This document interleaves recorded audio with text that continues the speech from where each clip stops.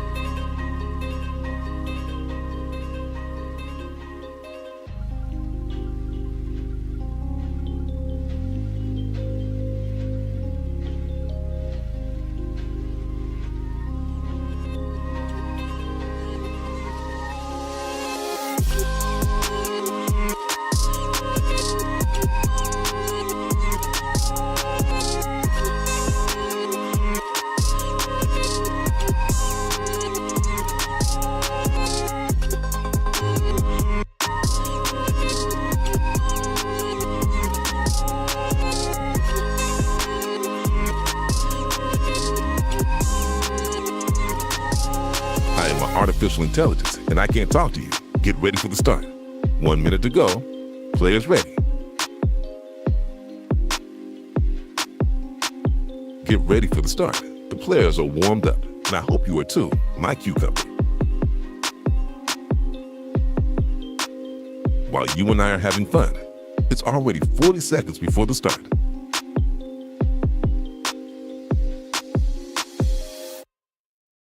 "30 seconds before start.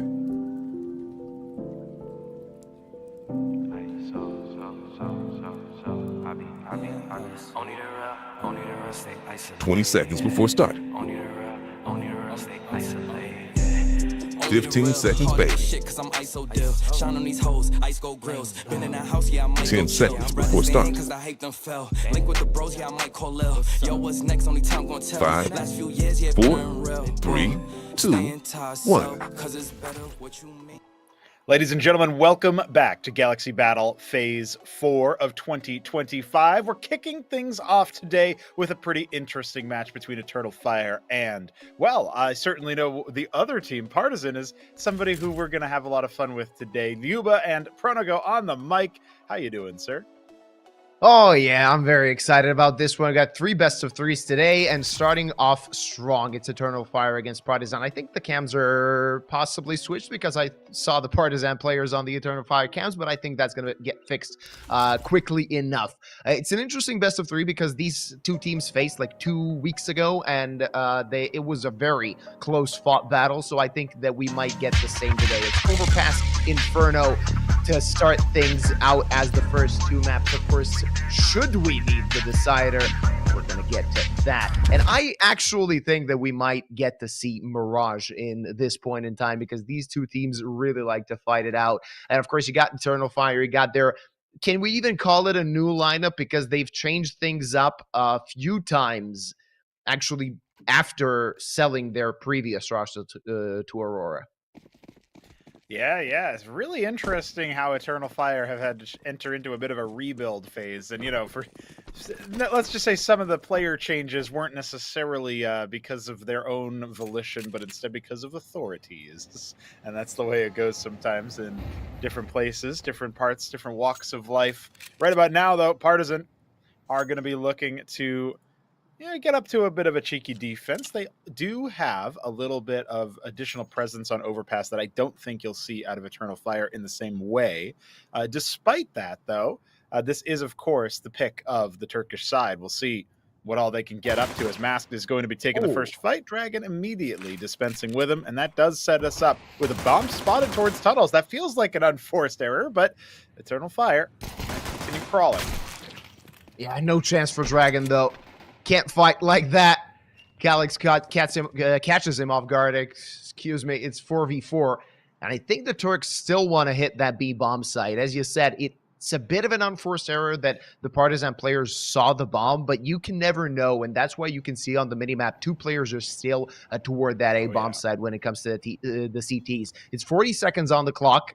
And there is no rush on the Turkish side. They're just waiting for a mistake. Not going to catch it, though, because the CTs are playing quite defensively. No utility left. Only 1 smoke for the attackers. So that is definitely going to be an issue when they approach this side. And you want to take these long-range duels on the USP. It's 8-Kit, the new player, gets the first headshot. Not going to find the second. It's Emor with the trade, and that's the site belonging to Eternal Fire. Emor wants more. Collins looking for something himself, but he needs to wait for the cavalry to arrive.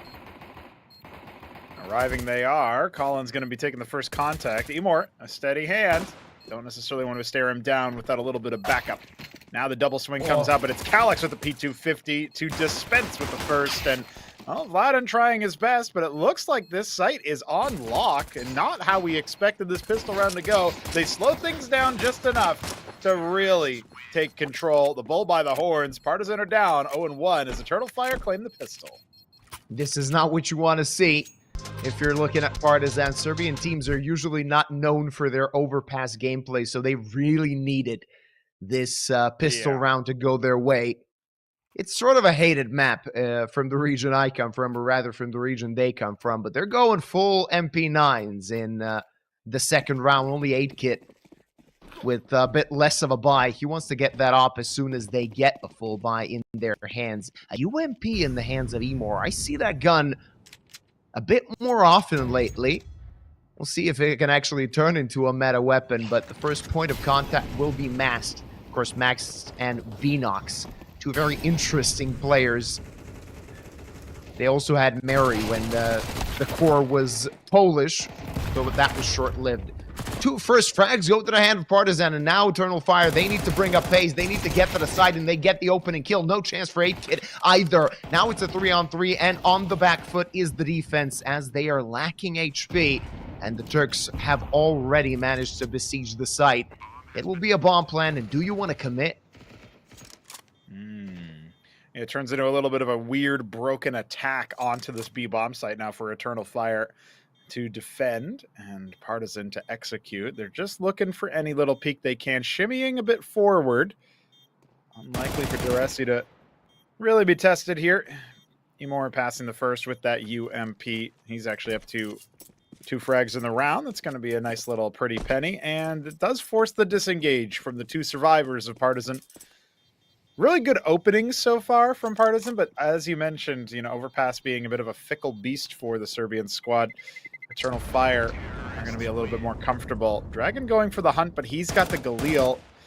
Oh no, it's so dangerous for him to be fighting in that situation. I know that this next round should, in theory, be a bonus, but you want to have a little bit of oomph, a little bit of punch that you can use to surprise them. And if you'd lost your 1 rifle that you're saving into the next round, that would have been pretty bad. So maybe a balls to the wall play, but Dragon is that type of player. As we get into this next round with almost no investment, we got 2 5.7s tossed over for Collins and Vladin. That'll be the only bit of extra resistance besides the 2 saved weapons. Calyx, that first early HE salvo. Him and Mast have been doing great here in Connector. Yeah, Collins on 24 HP. That's going to be a boost. Not going to catch anybody off guard from Connector. At least not yet. Still, the Turks, they got to be very careful in this round. This is one of those rounds where you lose a lot if you lose it, and the opponent gains a lot of ground financially and result-wise as well. Oh, yeah. And Partizan, they still have a few guns to play with. Of course, they have those 5.7s you previously mentioned. They have that MP9. They have a Galil.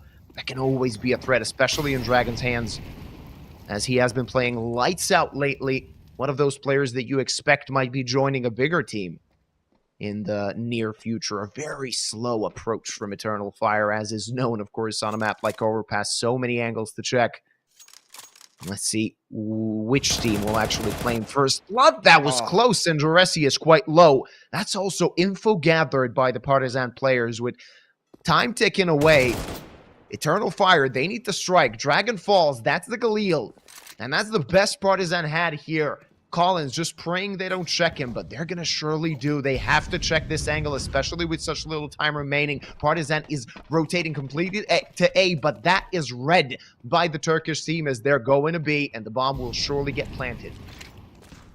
Not only will it get planted, it looks like there's a pinch being set up here by Masked. He's in a very advanced position. He'll knock Collins off, and they scout the bomb being put down as well with Kindo's jump. That is going to force the survivors of Partizan to fall back. Maybe they can extirpate Masked from the bathrooms and find themselves with a new weapon to clutch up with, but it would be the only thing that they can take into the next round as a bit of a consolation, and they're not even really searching for that just yet. Slow even in the save. Eternal Fire up to their usual antics, going 3-0 to start. You definitely had it right, Yuba, when you talked about the fact that if Eternal Fire dropped this round, it's a lot given over to the opposition. But it doesn't look like they're going to be taking much home at all. The hunt is on. The last 2 survivors don't find anything on the exit. That's Emor with 2 more frags to his name. An impact player indeed as we go into the freeze time of round 4. A little soul searching for the Serbian side required. Yeah, absolutely. But they're going to have a big green. Their new Operate kit is going to get tested right here and right now. Let's see what he's made of, especially on the CT side of Overpass. About this aid kit guy. Well, he's been here and there. International size. He's been on solidly famous Macedonian side. 4 or 5 years ago, they've been dominating the Balkan region. Couldn't do a lot internationally. Kiksan was actually a part of that roster at that time. A little bit of pedigree for the man then. Got this push through the side tunnels. Binox going to be getting up to dirty tricks there. I don't hate the idea from Kindo, but he was not supported by any additional utility, and that is allowing an attack through Monster. Bit of a committal here. Vladen down in water, but Collins goes home empty-handed. Problems for the defense. They don't get a single thing here, and this first gun round is a wash. 8-Kit and Dragon are going to have to save. Yeah, there's absolutely nothing they can do. Not a good start for the CTs here. We got Eternal Fire completely dominating their own map pick, and that is to be expected. Very little games have been played for Partizan. 20 matches in the past 3 months for Eternal Fire, and a 70% win rate. It is their best map in the pool, so you can expect a big difference between the two sides here, and we saw that in the macro, in the micro. Kindo, rather, dying in water. A very preventable death, at least from our perspective. Afterwards, the defenders of the B-bomb side, they were completely defenseless. We kind of glossed over the veto in the early stages of this match, but you're right to point out that Overpass is not a map that the Serbian side are very fond of. This might be a quick first map affair as a result. On the other side, they did need to remove Train, as it's essentially their other perma, if you will, or certainly their primary perma ban. And that did give Eternal Fire a nice spot into this veto, where they just end up having a squad that can play on a couple more maps than the side of Partizan. As a result, that is going to queue us up for an Inferno map too, where Partizan are a lot more better looking. But there's still time for them to avert the ongoing train crash that we're watching right now, which is Eternal Fire making sure to disassemble every little part of this defense. Binox is going to be helped out in a moment here by Masked. That looks likely that they're going to be peering over the sides. And as they set that two-piece up, should be Masked actually to be the bottom of the boost. Oh no, they're doing an HE set piece. Oh, that's nice. Brought down very low. Little artillery strike. Unconfirmed damage. Oh, well, that's confirmed. Kalex has found an opening into the bathrooms, and yeah, there's not a lot of default utility coming out of the Serbian side to try to keep them at bay, and it's showing now with 2 opening frags. Once again, a 3v5 for the Serbs. Yeah, Kindo praying. Maybe find a multi-kill. He needs it. Finds the first, looks for the second, but they're going to swarm him. No chance for him to survive here. At best, he could have found one more, and it was close. But in the end, not enough. 8-Kit, he saw the smoke. He didn't want to test it. He didn't want to go through it. He's just going to pull back. The A-bomb site belongs to Eternal Fire, and it's number 5 on the board, already set up and taken.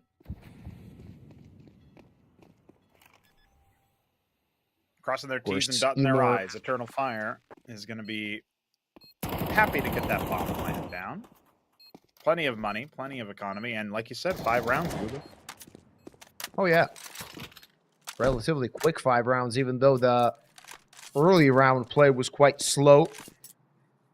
At the end of the day, there was very little doubt. Once they find the first kill, Partizan can tuck tail and run, and Eternal Fire just steamrolling them so far, but there is a lot more Counter-Strike to be played. 5-0 is a relatively common start. We see it in many more interesting matches, so there is still a chance that this overpass could prove to be interesting. Vladan, maybe I expected him to go for an exit frag. He just wants to keep that Kevlar for the next round. I even doubt that he's going to hold on to that MP9 unless they have a plan with it. Thing I wanted to mention, of course, you still have the old Eternal Fire spirit in this one, Emor and Calix. They have represented the organization even when Woxic and Zantaris were there. Actually, multiple times when it comes to Emor. I think this is his 3rd stint in the organization. I might be wrong about that one. Yeah, back and forth, back and forth. Doing well so far. leading the scoreboard and flashing directly out Monster. Nobody here to defend. Oh, Vladin, he wants to change our minds all the way back towards Graffiti. See how much damage he can end up doing. He's flushed out by utility, smoked off from being impactful, and Mask is infiltrating. You love to see the play. However, Collins has reinforced the position from the other side. He's going to flash himself in, looking for the fight. He finds it. Unbelievable initiative from this young gun.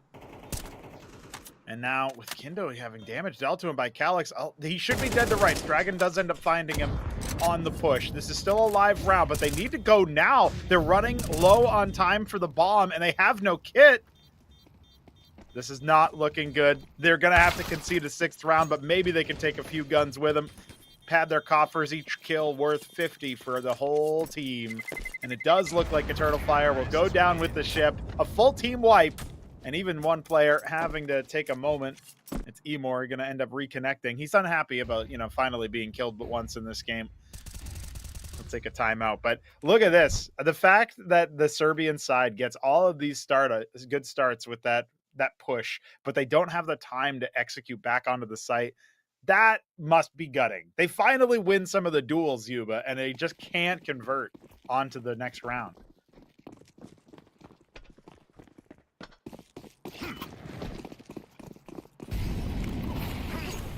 Straight back into things, though. More where that came from.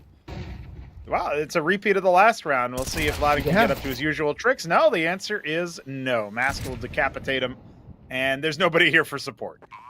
Yeah, again, just bringing in pace, as in the previous round, and Partizan getting caught off guard after the first 5 rounds were so slow. You don't expect 2 quick pushes to be.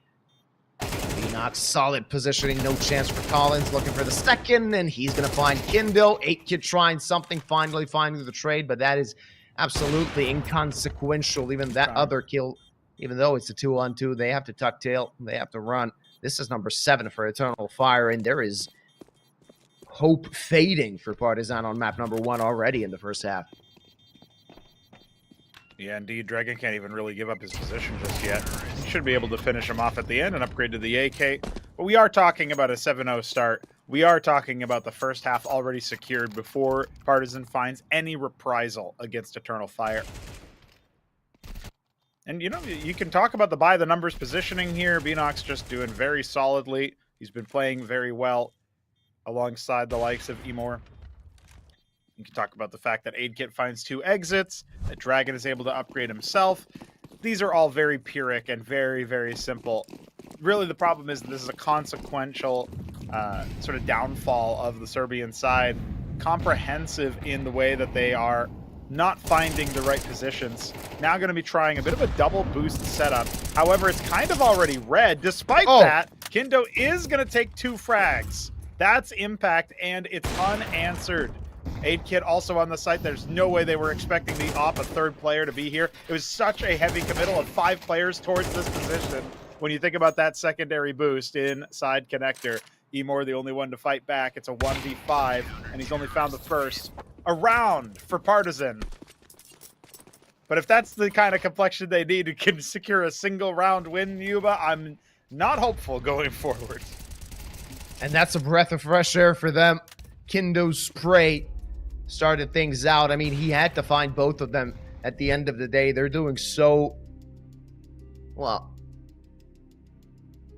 not well so far on this CT side. You need a multi-kill. You need some heroism to wake things up inside the team, and they did just that in the previous round. Already Eternal Fire reaching for that tactical pause. They want to speed things up on this map and get a very commanding lead at the half, and it's not yet secured, that commanding lead, but it seems like it should be very, very quickly. Partizan, at least, their financial woes are gone. They have a lot of money in the bank. They have good guns in their hands, of course, full utility and diffuse kits. Only one lacking is on 8-Kit.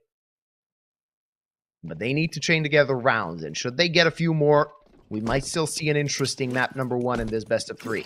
This is a winners matchup. Both teams have beaten their previous opponent, and they're looking to get to that 2-0 result in this Swiss stage, of course, afterwards needing only one more win to get themselves in the playoffs. Yeah, both teams also on a bit of a hot streak, particularly Partizan. Won 5 matches consecutively at this tier. Always has to find a way to close at some point. Eternal Fire only on a 3-match streak, but it's against the likes of Alliance and Johnny Speeds. Feels like a little bit of a higher bar of competition. That being said, BetClick and BetBoom have both been felled by Partizan in recent history, so not bad, not shabby at all. Bit of an upset in particular when it comes to BetBoom. Now, Emor. Ooh, not quite able to connect onto Dragon. That looked like it was a hook, line, and sinker setup. Well, he's going to have to cast his line another place after he retrieves his bait box, his tackle box, a.k.a. the bomb. Rotating over towards B now. I love that Eternal Fire plays such a different style from round to round. A lot of information for Dragon, though, might end up proving instrumental in this defense. Yeah, because they can allocate one more player to the B bomb site, and with 3 guys, it's definitely a difficult fortress to take. Completely blind, but gets back to the site, and now the attack commences. 20 seconds on the clock. Aiken with the off, finds the first, looks for more. Okay. Vladan takes care of Duresi. Finally, Partizan fighting back. That one kill from Mash was not enough to do anything, give them any hope, and Vladan with the spray down gets Partizan their second round. Really important kills coming out of there in the B bomb site. And you're right, they allocated that extra player. They had the backup. Even that with aid kit just sort of standing in no man's land on the bridge. Not at all what you're expecting coming into the site. And that's a sign that your play was red. It took a while, but Partizan have figured out a couple of things about the way Eternal Fire play this. They go from a kind of anomaly of a round with all 5 aiming towards that side tunnel and monster to a much more comprehensive victory in round 9. Aid kit jumping around for info. He's pretending to fall back. Now he actually has to. Bathroom smoke comes out to mask his ascent. Calyx, though, is able to find Dragon elsewhere, so that feels like maybe a little bit of nerves, maybe a little bit of jumpiness. Dragon didn't need to necessarily swing out there. Certainly didn't have the utility support, but felt pressured to find out where the next flank, the next prong of the attack was coming from. That's a whiff from Aid Kit.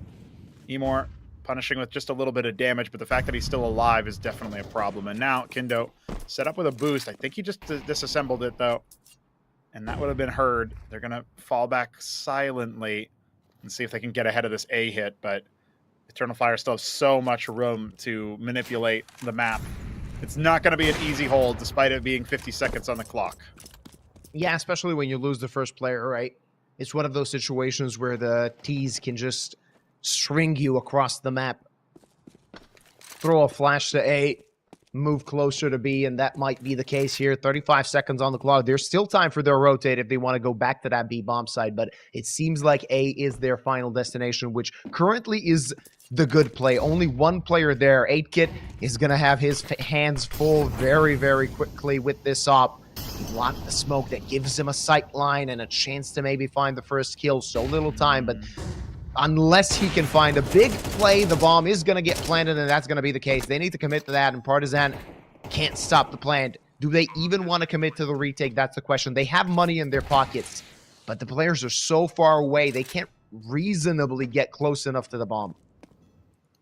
Yeah, that's a weird thing. They actually pulled away more farther than we were expecting them to before the bomb even went down. Like, they had already decided, resolved that they would not be participating in a retake here in round number 10. And that feels like desperation is going to strike soon. You can't be looking at a 2-8 start. You can't be giving up all of the chances, especially with money in the back pocket. And, I mean, what are you going to say that you came away with it from? You drop an AK, Collins not able to get a single frag on the exit, so he can't even pad the stats, pad the coffers even further. And the money is fine. The money is flush. I was going to sing Partizan's praises a little bit more after that last round, talking about their economic management, how they have this extra reserve of cash after winning 2 rounds in a row. But they don't even go for that despite having all the money they would need to reinvest next. And it's an investment in the future in theory, but unless you win these next 2 rounds, I think we can call this one wrapped up. just a formality in the second half. Looks like it. Definitely looks like it. Simply because Partizan, if they want to have a hope, they need to get the final 2 rounds of the half, and that hope is, well, really grasping at straws. And look at that. Calyx didn't even give 8-Kit a chance to react. Not even a left click from the Macedonian. Only one player toward that A-bomb site is Dragon, the secondary AWP, but they're getting around him, and they're already at the site.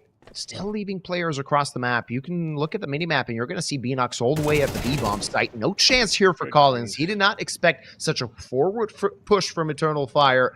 And this round is absolutely crumbling. Finally an answer, but now Dragon's position is known, and Beanox is collecting information as well. Yeah, and it looks like that's enough to convince some of Partizan to fall away, including Vladin, who gets domed on the approach to connector. Oh, only Dragon has found any impact so far, and it's very far away from where he really needs to be. Now locked into a 1 versus 3 as the last defender falls in the B-bomb site. And Duresi's not great in terms of his HP, but you can kind of just ignore that. There's very, very minimal chances here for an infiltration mission to come up successful. We've seen stranger things at this level of Counter-Strike. He ends up making the drop loud. Nobody in sight line. Mask is going to be the defender. He is taken out. Is there any support? No, it doesn't matter. Can't get to the bomb in time. It was scary for a moment, but even then, it would have only been a 3rd round. And now we can pretty confidently pass judgment that I think it was a pretty grievous error to avoid that retake 2 rounds ago. I think on round number 10, you had to go for the retake. You had the money to invest into the next round. If you then get wiped after that, yeah, you're going to have a really rough final round.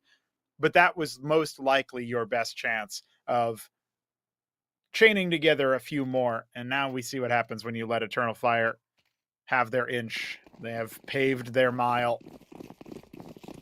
Double up setup in the last round and in this round. Dragon was able to find some value, but that's no longer going to be a surprise. We'll see if Eternal Fire even bother to anti-strat it, or if they're just going to play it a little bit more fast. It does seem like they're going to take their time out of playground. Maybe 8-Kit can set himself up for some success here in a moment as he rebolts. That's not going to be nice. That's a collat as Mask gets taken down to 17, and Juresi is on the floor, but 8-Kit's still in trouble. They want this up on the ground as soon as possible, just baiting him out, and they did just that. Ooh, that's a no-scope to Mask to get his second kill. Dragon now on the flank with the AWP, gets another frag. And just breathing a sigh of relief that they're finally inching closer to get another round, though. Dragon not careful enough. But Vladan from the backstab. It seems like this round is secure for Partizan, unless a frag can be found toward the site. Not going to happen. And with 50 seconds on the clock, it's only Emor in the last round of the half. But you can't really expect him to single-handedly get his team to double digits. Is it necessary, though? Their lead is more than enough after the first half. Yeah, it worked out just fine there for Partizan in the final round. But this has not been a competitive first half. We thought about how their first round win came after 7 consecutive. And what they were capable of doing, it seemed, was pushing for a huge stack towards connector, towards B. And it ends up working out for them. That's a rabbit out of a hat type of round. We'll see if we pull something similar here for the skin giveaway. First of the day. This is going to be a Tooth Fairy for Razzoni? I guess it depends on if you're counting that as an I or a 1. Gamers and their lingo. Yeah. Well, of course, he's going to be happy with that, but I did not yet see, though I did just catch yesterday and today, a solidly priced skin being given away. Not yet, huh? A little bit of a replay here on that aid kit push. Ends up being very consequential. And the fact that he ends up going away with a no-scope is really helpful as well. I mean, it wasn't a conversion for Eternal Fire, but you saw if Collins goes down on the site, this is a completely different story. The fact that Emor was able to refrag, albeit a bit delayed. Like, Eternal Fire could have still pieced that one together despite the op picks. So just a little bit of an underline of how effective the Turkish side can be. Coming in now on the offense is Partizan. Serbian side looking to find a bit more value. Maybe not a bit more pace, though, as they have indeed dialed up the ladder after going down to connector. I freaking hate overpass, man. Positions. It's been 30 seconds and they're basically in T-spawn. I hate this map so much I can't even explain to you. Yeah, man, they're just walking and walking and walking. No running. All right, Beanox. He might actually have some action ahead of him. Partizan still checking their backs, checking their 6. Looking for a backstab that might happen. Beanox, can he catch the right timing? Aww. Absolutely. Gets traded away right, but does it even matter? He got all the information necessary. Calyx, easy as you like, and absolutely simple for him and Emor to get the frags necessary to get this pistol round in their hands. 8-kit with an all to do, but no Kevlar. Really small, slim margins for him to get anything here. Checking his angles, but the Turkish players seem to be situated quite well. And a triple from Calyx, surviving on 1 HP to get Eternal Fire to double digits. Yeah, devastating there for another pistol round going the Turkish way. Beanox finding his way through the defense. The fact that Partizan aren't actually watching that is a bit criminal. And then, you know, all of these extra pistol frags coming in the way of the Turkish side. At some point, you're just kind of like, all right, man, go next. And it does feel like maybe there's a little bit of that energy going through the Partizan camp. No bomb plant. They still are going to force down to Tech 9s and Kevlar. A couple helmets as well, a trio of them. So we'll see if they can bulldoze their way onto the site. There's a boost set up towards Graffiti with Beanox on top of the tower. Oh, there you go. Oh, there's still a little fight left in him. Yeah, absolutely. But Calyx, he's going to burn it all down, though he just gets the double kill and Masters on 19 HP. This still gives Partizan a foothold to the site, but it's M4s against Tech 9s. They did manage to get one rifle, though, in the hands of Collins. We'll see if he can manage to capitalize with it. The bomb has been planted, a small victory for the Serbian side. They're looking for more, but the Eternal Fire players, they still want to get the retake. No kits on their players. A few grenades only to use. Dink this Juresi, and every step they make just takes more HP away from them. Now they need some heroism. Collins finds the kill. Emor actually gets the trade, but nothing else found for the Turks. It's number 4 for Partizan. Yeah, 4 kills from Collins, really impactful on the round. Just finding heads-up plays, heads-up duels. Of course, one of them was the HE dunk onto poor Beanox, and certainly a good option for Serbian side, able to find and dial in their airstrike. Not something you see every day. I know that Overpass is still kind of new back to the pool, but it's interesting to see people figure out those spots. And maybe it's a little bit too common, these boosts, but they're common for a reason. They're very, very effective. Now, controller of this central point of the map connector is the domain of Partizan. They've flushed out all the common ratty angles that currently are not occupied by this player from Eternal Fire. Instead, it's going to be this B stack. They've got just a couple of upgraded pistols and Calyx on an MP9. And if Partizan take their time, which it does seem like they will, it's unlikely that they'll end up at B. Oh no. That's dangerous. Yeah. Aladdin playing with his life, though. Even that one smoke is enough to give away some of the play. You know that there is some presence on that B-bomb site. You don't yet know whether or not there's anything on A, but you can send one of the players. Kindo is on the MAC-10. You can see him taking the forward position. Expectedly so, him just to scout things out. And this should be a surefire Partizan round as Eternal Fire, in case of a bomb plant, which is definite, are just going to save what they got and, of course, have this weaponry in the next round as well. Yeah. delaying what feels like the inevitable right now as Partizan crawl back to a 5th round. But, well, at least in this era of Counter-Strike, you wouldn't say T-side-oriented comebacks are common, given the fact that the CT side has been bolstered by not just the map pool of late, with Overpass, Train, but also the fact that all of those changes have come in from Valve. Somebody said, Valve, please fix CT side, and they did, apparently, with the $50 kill reward for your whole squad every time you fell one of the terrorist players. So, well, speaking of, there it is. Juresi finding some value with the Deagle. Doesn't feel like he can recover that weapon and doesn't want to give up his Kevlar, so some restraint there from him. It's kind of a quieter name on the roster for this map, but someone whose aim seems quite sharp, as that Deagle kill sort of indicates. And now we go into round 16 looking like a 10-5 score line. No weapons yet on the cards for Eternal Fire. They can still throw a spanner into the works nonetheless as Partizan starts to stack up the cash, looking for a comprehensive 6th round here. But we'll see. We'll see. Well, this gives them an opportunity. The fact that they managed to get the pistol and, at least so far, the conversion, it gives them a foothold to this map. So it might not be all done and dusted as we expected after the first half, or throughout the first half, mostly. Let's see if these Deagles can toss a wrench into their gears. As Juresi really wants to fight, just swinging the angles and hoping to catch somebody peek. Though he's going to get caught as A-Kid blows his head wide open. Vladan also catches a kill on Mast, and now the defense is quite spread thin, though situated as a fist on one part of the map, and that's the toilet. So no Partizan player is going to want to get there, as that could lead to their demise.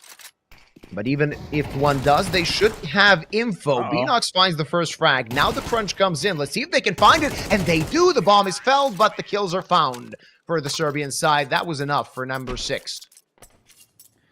Yeah, a little bit scary at some points, but really not ever in danger, as it turns out.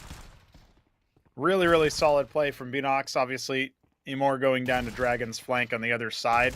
Definitely threw some flies into the ointment, but getting a little ahead of himself there was Calyx, trying to upgrade, only to find another Partizan player. So, very close to piecing something together there, Eternal Firework. But layers and layers of the attack made it much more difficult than they were expecting. As of right now, Partizan are going to continue their antics, and this is a full buy from the Turkish side. Emor on the op. Limited utility, and aid kit moving very, very fast. Juresi hasn't caught him yet. He's beat the timing. This is very advanced for a peek. This should be Juresi going down, but he plays it very, very safe by jumping across towards the little Kerrigan wee-woo spot. I believe that's the official call-out. Not a lot of nades left on Eternal Fire. Only one smoke to halt the attack. And Beanox is saving it for rainy days, it seems. There's still a minute left on the clock, so they have a lot of time they need to waste before the attack commences, and it's a lot on spearheading this assault through Monster. 3 players on the side. We spoke about this before, and now information is gathered. They can actually throw one more player there, and you can see the Juresi is on the rotate. This is not going to be easy for Partizan. They need to actually commence this assault. They need to manage to get to the site, but it's Calyx and Beanox cleaning things up and getting 4 kills in quick succession. Aid kit, nothing found. It's full house from the players on the Eternal Fire side. It is 11 for them. Wow, what a disastrous turn of events for Partizan. The fact that Calyx gets set up and then everybody else is playing anti-flash in the smoke, but no reactions whatsoever, standing still, lined up. And you'd never expect to come away with 3 there, at least not with a spray down in the same area. Good tracking, and Calyx very, very happy with that. Obviously had some rifle support. I was going to point out, Emor with the AWP was in no man's land, waylaid all the way to the other side of the map. And so that was going to be a little feather in the cap of Partizan that they didn't have to deal with a sniper, but it looks like they are not doubting themselves just yet. A 2-for-1 opening up here in favor of the Serbian side on the attack. And still advanced positioning with the infiltration. Kindo waiting for that walkout. Masked getting a little bit desperate. Oh, there's a little bit of a fight back from Emor. We're seeing a lovely shot of his ceiling, which maybe could use some cleaning or something. I'm not really sure what's going on there, probably. There's a pretty good spray you can buy for the mold. It just cleans things up, though you need to leave the house for a few hours. Yeah. Well, we know Counter-Strike players don't do that, so I think that's a problem. All right, this round is still active. Let's give Eternal Fire a chance, as you got Beanox on that B-bomb side. You got Emor rotating, so Partizan can still walk into a trap, and they're doing just that. Even though they have a man advantage, does it matter if somebody finds a multi-kill? Absolutely not. Utility used quite well. Both players now in water. The attack starts. Beanox trying to find his place on the site, but he has been seen in such low HP. No chance to find the kill. He is going to find two. Oh, he gave himself an opportunity, but 8-Kit snatches it away for number 7.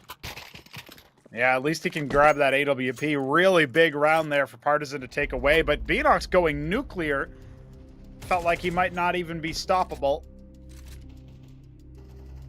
Very, very difficult hold, and he almost made it work. 8-Kit, the last left alive. And this is after a very disastrous opening for the side of Eternal Fire. The fact that they weren't able to take hold of it. They had to go a very different route. They had to gamble that it would be one spot. And it wasn't much of a gamble with how much information they were able to pull. Beanox hearing and seeing the utility, the flank coming in just in time with the AWP. Doesn't end up getting any kills, mind you. But it sows enough discord that Partizan have to try to put out all these fires, dodging op shots, and sets Beanox up for some very, very nutty headshots. All good for the highlight reel, but not good for the round win. And now the gap is closing. 4 rounds separate our two teams. Serbian side, not quite on a bit of a streak right now, but certainly winning a number of the last few. Looking a damn sight better on this side. Just about. Alrighty, Duresi. He's not going to be ready for that. Dragon was ahead of the peak, and that is going to be an opening frag found for the Serbs. That's not what you want if you're Duresi. It's one of the better guns they got, and very little utility left on them as well. Rotate quick to the A-bomb side, but Partizan, they're not budging. They're still waiting for a mistake to be made by Eternal Fire. Did Dragon see a player on site? Should have. Definitely Interesting should setup have. here. And the utility mostly unmasked. Okay, that's good. Sound heard. They don't react. Beanox is able to trade it out, but that feels like an unforced error right there. Now Emor. Who's the rest? Queued up with the AWP. Dropped. They're going back to bait. They need to get to the site quite quickly. It's Calyx trying to stop them. He can find a multi-kill. You got to be careful against him. Smoke on site. One freebie found. Looking for the other. Not going to happen as 8-Kit catches him with that op. And Beanox, he gave himself an opportunity in the previous round. Not going to happen here. Not quite so easy. 8-Kit lucky to escape with his life. But Beanox can't reasonably hope to get this round. No, and he's also in a really awkward position trying to fall back. He'll make noise, kind of signaling where he is. Best he can do is hold on to this A1S. Maybe I'll find an AK fallen somewhere further up this staircase, but impressive mid-round from Partizan to try to keep things tricky, keep things weird. And again, it feels like those more pacey, sort of reaction-oriented moments. We saw a little bit of Partizan falling down against Calyx's multi-spray down in the monster area. But this is another one of that. How do you not react to this kind of sound there? Masked still going for the jump, not moving whatsoever. And then Emor not ready for Kindo. The limited utility that you got, you want to use, but comes at the cost of his life. And you can see there, 8-Kit able to trade Calyx out on the site. Makes it not all too easy to get the bomb plant down. Tricky positions for Eternal Fire to be in, but they're still properly exfoliated. And right about now, CT side has been pushed away. They are on pistols and Binox's A1S. Boosted up in Graffiti. 3-man setup, 3-man tower. Not quite good enough to find anything. Jurassi's Deagle's already been dealt with, so it's just Calyx's 5-7 remaining as far as upgraded pistols go. Should be a nice and easy start here for round number 20. And we will definitely have a map on our hands after all. It's such a shocker for Emor to see 3 players so deep. He expected to gain a lot of ground, maybe even some intel. But they expected him as well. They're going to be, well, all of the remaining Eternal Fire players are on the A-bomb side. It's going to be round number 9, it seems, for the Belgrade boys. And this gives us a match on our hands. We really did not expect this to be so close. Oh, T-side comebacks in particular are just so uncommon. Eternal Fire they're a fairly solid CT team. We saw their T-side antics go very nicely as well. But typically they do some of their best work on this defensive side. So to see them falter like so, I think it's been a game of economy. You're trying to make sense of the situation here. Dragon making noise. That's going to advance Calyx. Yeah, easy enough kill there. Found over with an upgrade. But it is a game of economy, right? This is a situation where Eternal Fire have often not had enough money for deep sets of utility. They've invested into the rifles. They've invested into the snipers. Multiple rounds, multiple occasions. And just they haven't been able to take away anything else from the equation. Much like Masked in Connector, domed on his descent. You hope that Eternal Fire can right the ship. And it looks like Emor is going to be buying down with that AWP most likely, but that will leave him pretty light on the utility belt. Maybe the rest of his team can deal with that. Eternal Fire have used all of their tactical pauses now. Worth noting, Partizan haven't used a single one. They're just vibing. Is this one of those situations where the pressure gets to you? It's not a high pressure match. It's absolutely not. It's basically the beginning of a competition, so neither team are really stressing out, especially given the fact that they're in the 1-0 pool, but you're on your favorite map. You're in your map pick against a team that doesn't really play this map, and they're making the comeback possible. Do the nerves get to you? It's a reasonable question to ask because this squad has some young guns on it. And I'm sure the vibes in the camp are completely different than how they started after the very, very successful T-half. But Calyx is moving with pace, calling around his own forward position. Got a very heavy committal here, and 8-Kit not able to find that opening frag despite the break in the smoke. Mask is going to go ahead and get himself another grenade down there to block off the monster. A chain smoker, that monster is. Sometimes a pack a day.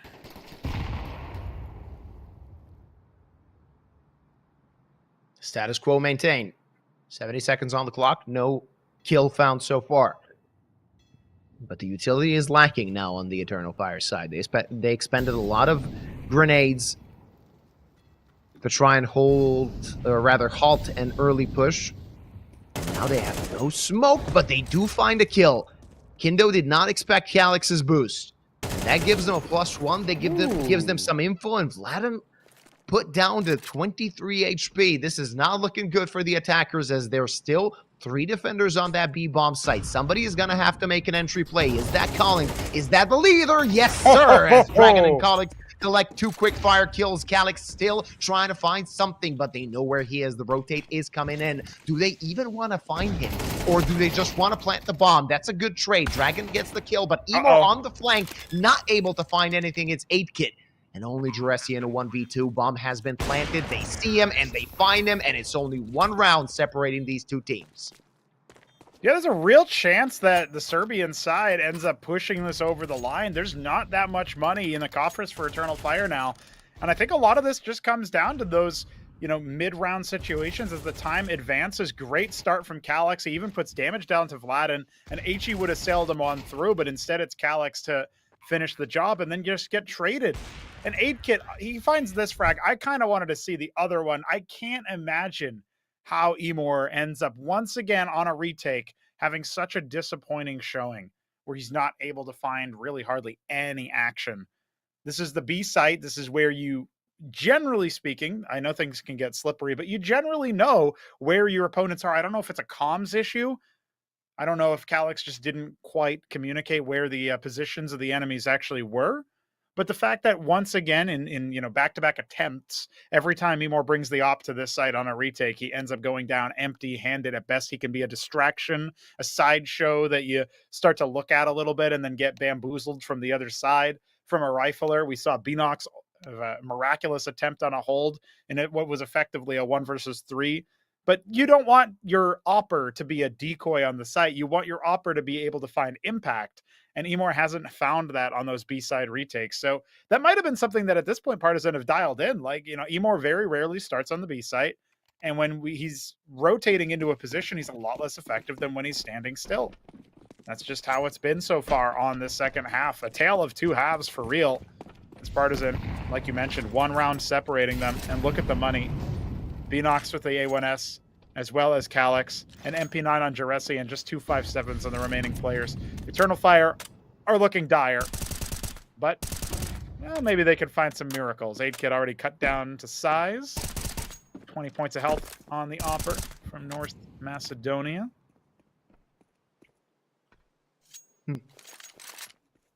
If there's any Macedonians in the chat, they'd be pretty mad at you. They don't like the north part of their name. Yes, that's Dragon. right. Big representation for South Macedonia in the chat. A bit of a trade there. That's 1 for 1.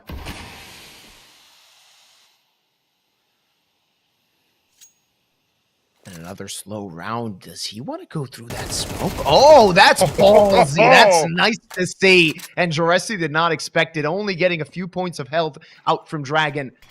And now this defense is really struggling to keep their line intact. Oh, you got Beanox on the flank. That's going to be a very slow flank, but Dragon could die from it. Now it's just a question of whether Partizan want to commit to the side. The answer is no. Beanox has a chance, and he has a good one at that. They're not checking him. They're not knowing what's going on. He finds one, and that's slowing down the attack. Maybe that's even more important when he finds the second kill. That is fantastic from Beanox, but at least Partizan can plant the bomb. Not the best post-plant, though. No, but Calyx only had 10 points of health, so he dives through the smoke, and that might be a little bit of desperation. Masked. Let Vladin get away, or maybe didn't quite see him through all the cover. He's going to see him the second time around, that's for sure. And look at this big flank from Beanox through this long position. Dragon has kind of slipped the net. They haven't really figured out where he is. Never mind, Masked! He knows where he is, and that's going to be map point, finally, for the side of Eternal Fire. It eluded them for so damn long. Big ups to Dragon, man. Pushing through the smoke, finding these cheeky angles in the way back of the A site. He made it very tricky. He made it very difficult. Some impressive openings. Obviously against lesser weaponry, sure, but just really solid play. Really solid timings. But Beanox, the hero of the side of Eternal Fire. And Collins was even looking for him. This is just 2 heads-up trades that he ends up pushing on through. One of them obviously assisted with a flashbang, but not too blind was Kindo. Certainly had the right aim, the right idea, but wasn't good for it at the end. So one more fateful CT round win, or we go extra miles here in the first map. That'll be 2 to secure overtime for Partizan. And not, that's a very slim margin. You look at how frequently Partizan have been able to chain together rounds on the T side on the second half. You are talking about strong odds for those overtime rounds. Didn't give himself too many opportunities, too much runway to win it in regulation, and now that option is gone from the boys in Belgrade. But will they mind going the extra mile on overpass? I think not. Let's see what they got. Do they want to speed things up? Vladan certainly does, as he gets a forward position quite early, taking control of B short water. An Eternal Fire, they're just waiting. With 4 players on that B-bomb site, it seems like they're reading Partizan like a book. Grenades are ready. They're not going to do a lot of damage to Calyx, not expected at least. And now the attack starts. Dragon finds an entry. That maybe gives them opportunity, but Beanox through the smoke takes down 2. And now this attack is falling apart. 70 seconds on the clock. Do they still want to commit to the B-bomb site? If they do, this map is done. And it seems like they're walking straight into the lion's jaws, the lion's den. And Eternal Fire is ready for them. With the 4th player coming in, Mass takes care of Vladan, and there is no chance for them to get to the site. Kindo, nice try from Partizan on the comeback, but they did not complete it. It's 13-10 after map number 1. Yeah, that last round must have been a heartbreaker. Dragon on the entry also had the bomb. When he goes down, it drops ahead of the deep smoke in Monster. And then the resmoke comes out. You have no hope in that situation, man. There's almost no way you could get anything done. So it comes as no surprise that Eternal Fire convert after that first half. But the way that we got here was just a little bit tricky, Luba. I don't think we were necessarily expecting that. So the fact of the matter is we do have Calyx finding the impact player. We got Beanox top of the scoreboard. And I'm just really happy to see Eternal Fire convert overpass after that first start. And I'm also happy that we got to see a little bit of action from the boys in Belgrade. Yeah, absolutely. At the end of the day, we can be happy with the quality of Counter-Strike that we've seen. I mean, it was messy. Let's be completely honest. Both CT sides were looking quite worse for wear, where Partizan basically didn't even show us anything until the second half, and Eternal Fire, they took their sweet time to get this over the line. But at the end of the day, we expected this from these two teams. I don't think there's a big rivalry going on, but they are both teams that are up and coming and trying to get themselves into a solid amount of BRS points, especially for next year when they can actually compete for the major, or should they continue with these good results. And both teams did manage to at least tie up a few good results lately, with Partizan getting 5 best of 3s, Eternal Fire getting 3 wins in a row, and that's really something that they're concentrating on to keep their form going steady. And I think that at the end of the day, that's what made Partizan still fight at the end of Overpass. But we got more Counter-Strike coming up. Inferno will be the map pick of Partizan Belgrade. We'll be back after 15 minutes.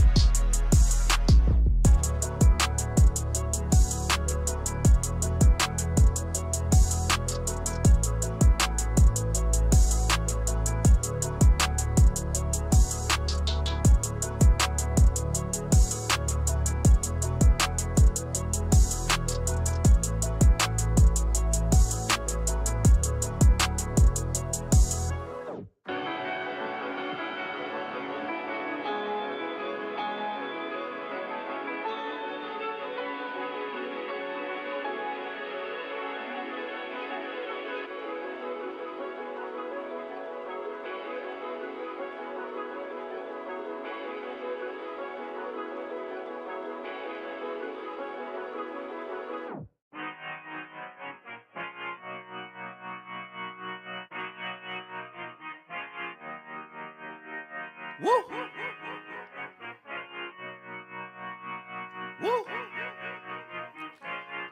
Look, I just been keeping my poise. Made by the million, but still unemployed. They text me about green, but not on Android. She not my shawty, she filling the void. I make the sounds that cut through the noise. He think he a man, but he chillin' with boys. Put down the liquor, start drinking LaCroix. The pain wasn't choice, but now I rejoice. My uncle had told me that I was the one. I played that shit smart, now my bragging and dumb. Lil' shawty had hit me, said she wanna come. Her dresses is black, but she not a nun. I'm so Pasadena, cause that's where I'm from. Some bangers, some hoes. Them with guns, they scheming for riches, they playing in numb. I'm second to wins, cause I'm second to none. Look, what the you think I do it for? Do it for? Ay, looking in the mirror, you the go, you the go. Ay, I've been out here grinding 24. So in the mirror, you the go, you the go. Ay, what the you think I do it for? Do it for? Ay, looking in the mirror, you the go, you the go. Ay, I've been out here grinding 24. So in the mirror, you the go, you the go. I ain't had to get snooze in a minute. Got the bag, then I took it independent. Model 3, you know it's not rented. Authentic, every vibe is cemented. Fresh J's, now we jumping out the ceiling. Tough times made a diamond out of feelings. All facts, they can't question what I'm dealing. Got house, we must focus on the building. Just some love, and now I'm feeling so prolific. Hustle loud, much you don't get it. Seen the highs and the lows, it's terrific. It's a job to hate, that's why I love the critics. Self-made, I ain't gotta ask permission. Turn my pain into fire, no ignition. Only when the money talk, when I listen. I put the city on my back and they're dissing, huh? Look, what the you think I do it for? Do it for? Ay, looking in the mirror, you the go, you the go. Ay, I've been out here grinding 24. So in the mirror, you the go, you the go. Ay, what the you think I do it for? Do it for? Ay, looking in the mirror, you the go, you the go. Ay, I've been out here grinding 24. So in the mirror, you the go, you the go.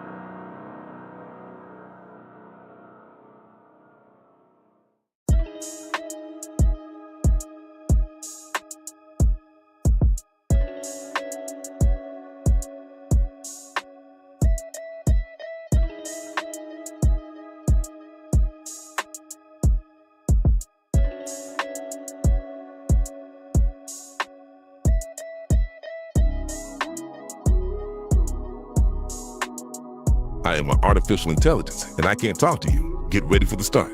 1 minute to go. Players ready. Get ready for the start. The players are warmed up, and I hope you are too, my cucumber.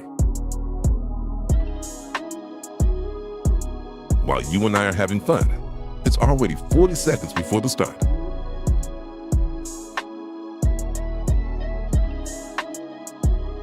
"30 seconds before start.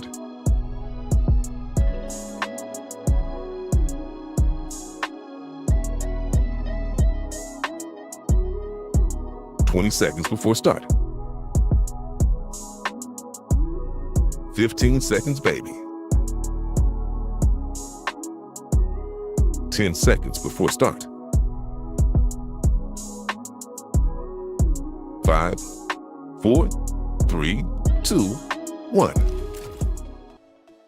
It's a bit of an early start for map number 2 here, ladies and gentlemen, in Galaxy Battle Phase 4 2025. Protogo and Yuba once again on the mic, but this time around we're coming in after a pretty hot start for Eternal Fire that turned into something a little bit more prolonged on Overpass, but they still converted.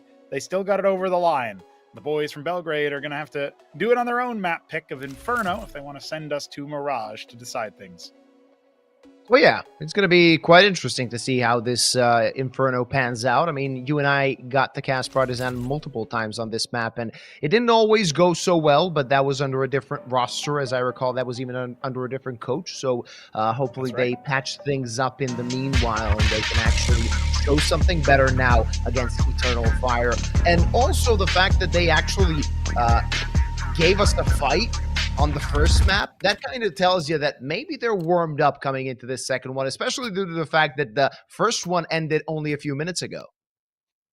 Yeah, that's right. That's right. Keeping hot, keeping going.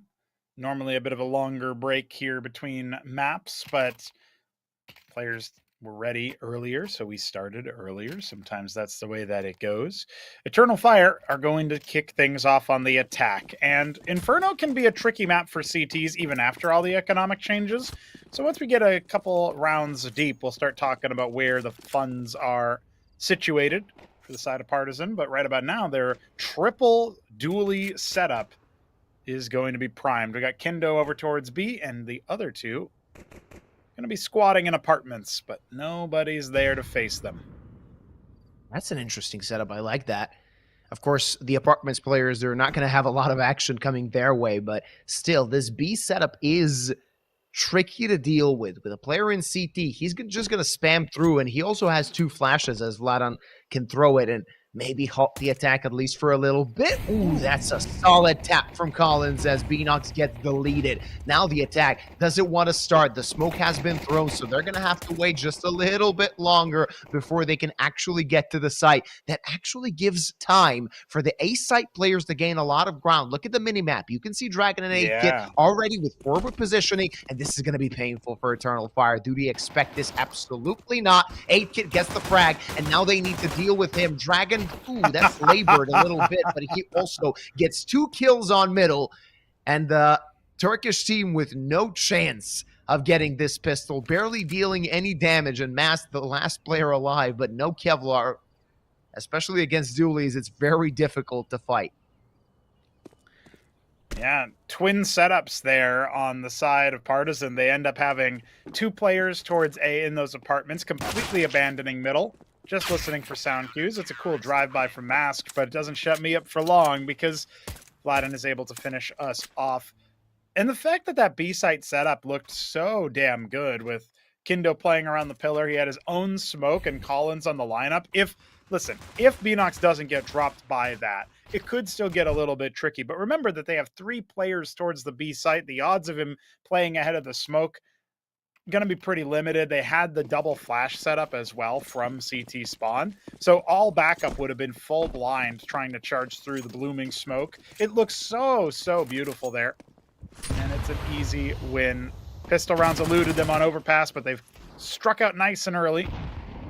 They're going to send some HEs for extra damage as well. Beanox cut down to 3/4 health. And we have an investment of sorts from Eternal Fire. a Tech 9, a Deagle, 2 P250s, and a Mac 10. All small guns to the side of the Turks as they try to press towards B site yet again. Well, let's see what they got. Kindle on the FAMAS. He's looking for a multi-kill. He almost found it. But still, there is presence of that one player on the side, and that molly will keep them at bay for a while. But Alex decapitates Collins. Kindo falls, or rather finds the kill. 8-Kit falls as well. And it's still a very messy round as it turns into a 2-on-2. The bomb is planted, but there is still a chance for the Turkish team to actually get this over the line. Is Duresi and Emor looking for something, and Dragon is looking for the next kill. He's out on the open. Easy frag first, not the second found. And Vlada, he's so far away. Fire now on triple box, but Duresi is taking the forward position. Not gonna pay dividends as Vlada clutches it up and gets the second for Partizan. Yeah, he also recovers the only premium rifle on the side of Partizan, so in theory you can say that wasn't too bad, but losing 4 players, including to a Mac 10 in a few cases, is going to be an undue amount of cash, coupled with that bomb plant for Eternal Fire to bring into the next round. It's not a victory, but it effectively feels like it economically, and we were talking about money management, something I mentioned going into this map, going into Inferno always, keep your eye on the money. There isn't that much left in the coffers for Partizan's war chest being drained those last couple of rounds. Something to watch for as Eternal Fire field 4 rifles and a Tech 9 on Vinox. Early damage dealt with those utility exchanges going the way of Eternal Fire. Collins dropped to 46 health, and it does feel like right about now it's a bit of momentum taken back despite losing the round. It was very close to bring it down to a 1-on-1 and potentially cataclysmic on the money side. We're going to see brackets control taken here in just a moment by Eternal Fire. Oh yeah, not going to be easy for Dragon to find anything there. Molly thrown just to keep them at bay for a while, but with 70 seconds on the clock, Eternal Fire, they've bought themselves so much room to maneuver, and having rifles in this situation gives them a very good fighting chance against 2 players defending that site. Though Vlada with the double kill completely alleviates the pressure, and the bomb has been dropped. This round is a dumpster fire for Eternal Fire as they're trying to find something, but spread so thinly, can't find the trades. And at the end of the day, they needed to do just that. It's Vladan on the triple, and Calix is found for the 3rd round of Partizan. That was not good for Eternal Fire. They find the opening kill, but it's like they were discombobulated, didn't really know what they want to do until Partizan was the one to put the pedal to the metal. Yeah, that round a mirror image of the second, because you look at the way Partizan lose only 1 player. They've got plenty of cash to invest into rifles, and they can really start to bed that in and bank up a little bit of money. On the other side, Eternal Fire, no bomb plant, and only 1 kill means that they are down to pistols yet again. Emor is going to be saving a bit more than the rest of the roster, looking for that sniper later on. T-side off can be impactful. Somehow Binox finds Kindo. I don't know how that's even possible, given the rifler's position, but Tech 9s can reign supreme, and it looks like pace is the name of the game, as an HE will break the smoke, but is it enough to save Collins from shore? Disaster, he is dead, run down in the back of the site, and it looks like some rotates are coming in, but really, I don't think you bother going for this one, not with the limited funds that you have in the coffers for the side of Partizan. They should be looking for a couple of exits here and then just peel off. Yeah, but they still have so much utility to use. Though that smoke is going to keep them on hold for a while, and the bomb has ticked up to half already. If they want to do something, they got to do it now, and they got to do it quickly, decisively. First frag found. They're looking for more, finding the other end. They know where the 3rd player is. Vinox needs to get some heroism in, but he misses the shots. Flat out on low HP. They're defusing the bomb, and Partizan somehow get that retake, get that round.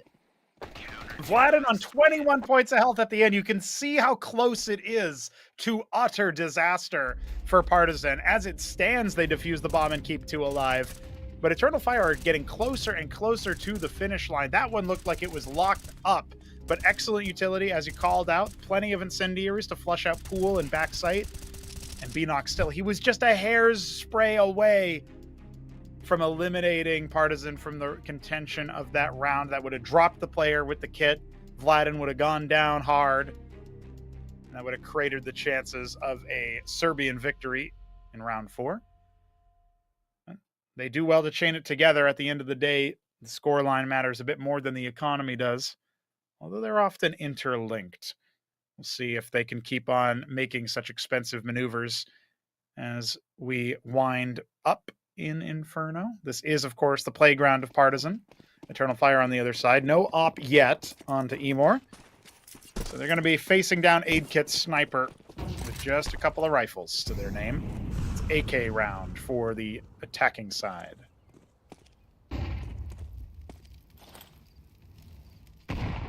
Three players on that B-bomb side. It's like they're expecting something quick. Not going to happen just yet with the rifles in the hands of the Turkish.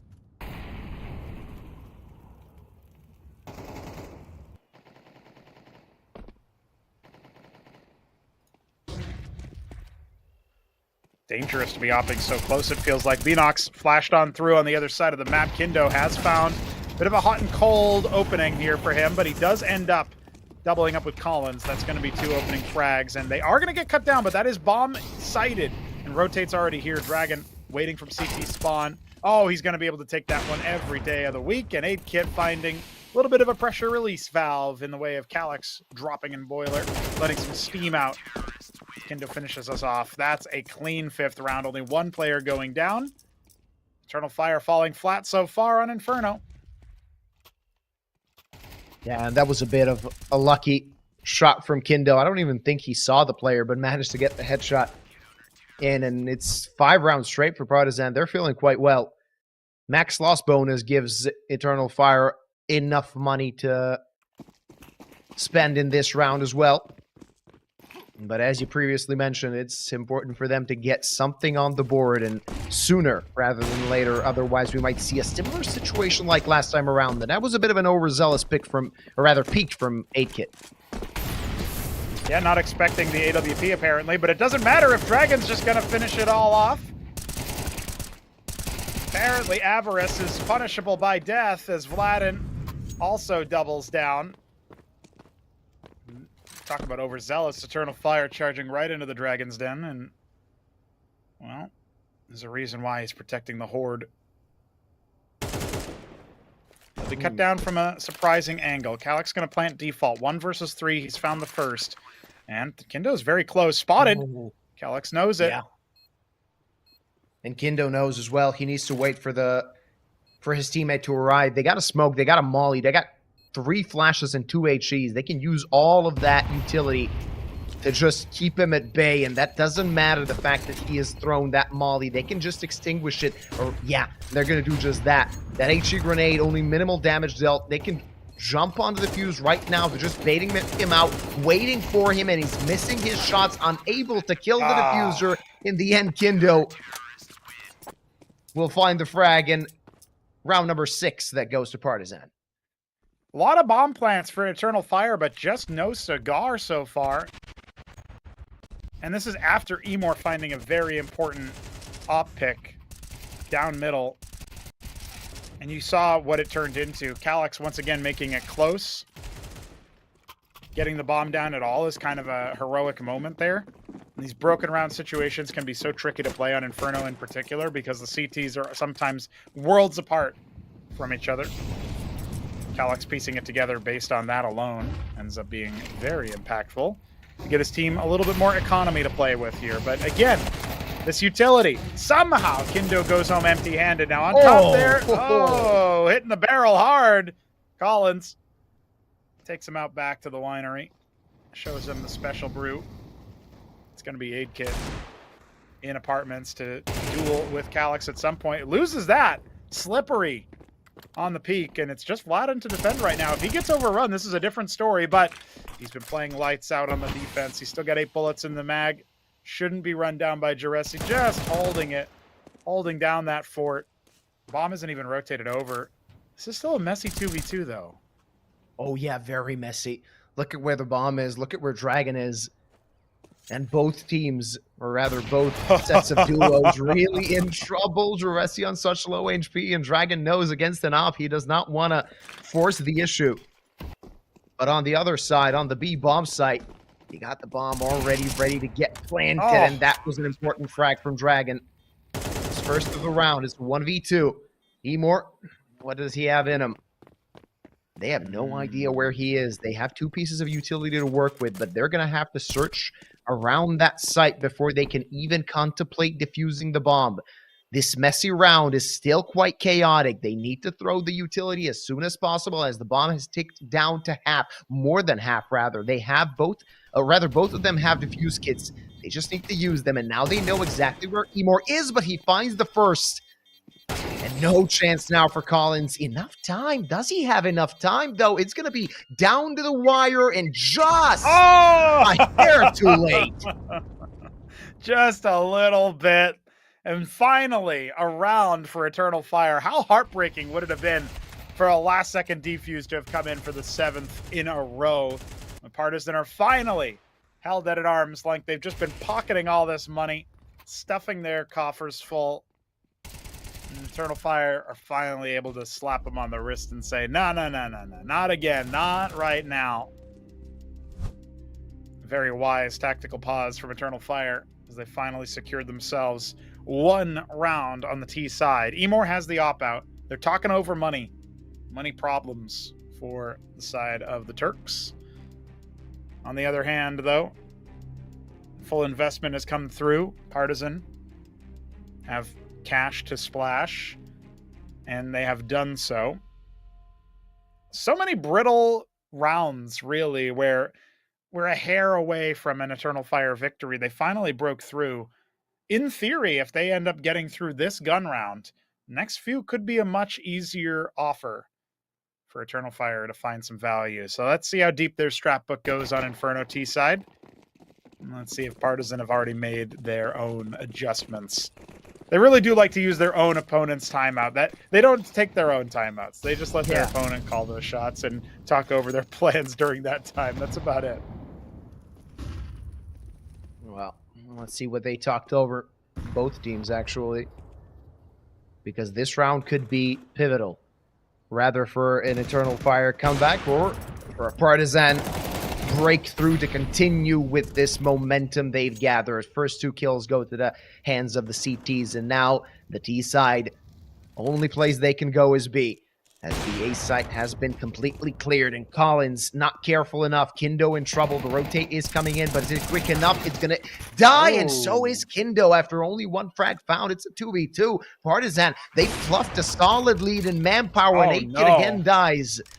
And it's only Vladan remaining with a long rotate to get near that site and try and clutch this out. Yeah, Vladan's been quite impactful. He's already considering whether or not to just grab that AWP and fall away. 8Kid hasn't necessarily found the most impact of the lineup from the boys from Belgrade. It feels like he's a player that needs a little bit more time to warm up, perhaps. Despite having all the resources sent his way, he's had the op more often than not. Yeah, but as of right now, this is going to be a 2nd round for Eternal Fire, and they're going to be sitting very pretty with that. Remember what I said about the money. This is not going to be a full buy going around this AWP. They just don't have the cash. 8Kid had some solid performances so far for Partizan. Most of his maps were looking good. But playing against Eternal Fire might be a different beast, at least on Inferno so far. Map number 1 was solid for him. He was one of the reasons they managed to make it so close. Of course, excluding Dragon, that was actually their standout player, if I recall correctly. Another tactical pause, this time from the hands of Partizan. And as you mentioned, their money is not looking as good as it did 2 rounds ago.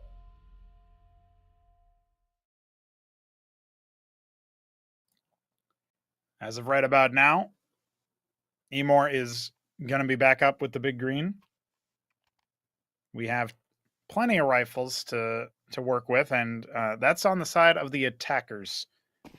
As you mentioned, the money not quite spectacular here for Partizan. They have themselves 2 FAMASas, an MP9, an A1S, and 8Kit still has that saved sniper. So it's not as bad of a buy as you might initially think. But when an artillery strike takes out your sniper, the premium investment of the round is gone. Beanox will take a few bullets to the back, but that's all right. Spine of steel as he pushes forward. Eternal Fire already knocking on those B doors. And this round could be done and dusted. A few more steps left to be made once they figure out the B-bomb site is available. It's round number 3 for Eternal Fire, and it seemed like a very commanding lead for Partizan. Now, not so much, as a 3-round difference is not really that dominant of a performance. Yeah, it's not as much daylight between these two teams as you might have initially thought. At the very least, they'll save the majority of their weapons, so Aid Kit will only need to buy himself something, but it won't be an op. So whatever their game plan is on the defense, they're going to have to make do without a sniper rifle. Eternal Fire slowly clawing their way back into it. They lead in the series, 13-10 over Partizan in Overpass. Definitely a bit of a barn burner of a map towards the end. The fact that Partizan had that T-side comeback gives us a little bit of hope as well for their Inferno gameplay in the second half. And clearly, they've come into their own map pick very, very warmed up. We'll see whether Eternal Fire can snuff out that flame or if they're going to fall to it in the dying embers of this map. Because we're almost to that second half. We'll see if either team even has a lead. Eternal Fire can't get one, but they can at least tie, and that would feel like a lot of momentum on their side. It would require them to win the next 3 in a row for a total of 6 consecutive. And this round looks like it could be good for it. 3 more chances for Partizan to extend their lead. Oh, solid nade, chunky on the head of Collins. Vladan also taking a lot of damage. It's not looking good the way this round has started for Partizan. They might try to risk play to rotate most of their players to that B-bomb site. It seems to be the case. You can see Dragon and A-Kit already on CT spawn, and that might be a good call, simply due to the fact that Eternal Fire, they're heading that direction. Collins is the first to die, not able, the Partizan side, to find a trade up until now, where Kindo actually takes care of Beanox, but there's still 60 seconds on the clock. Eternal Fire can rotate back. It's actually Partizan doing that.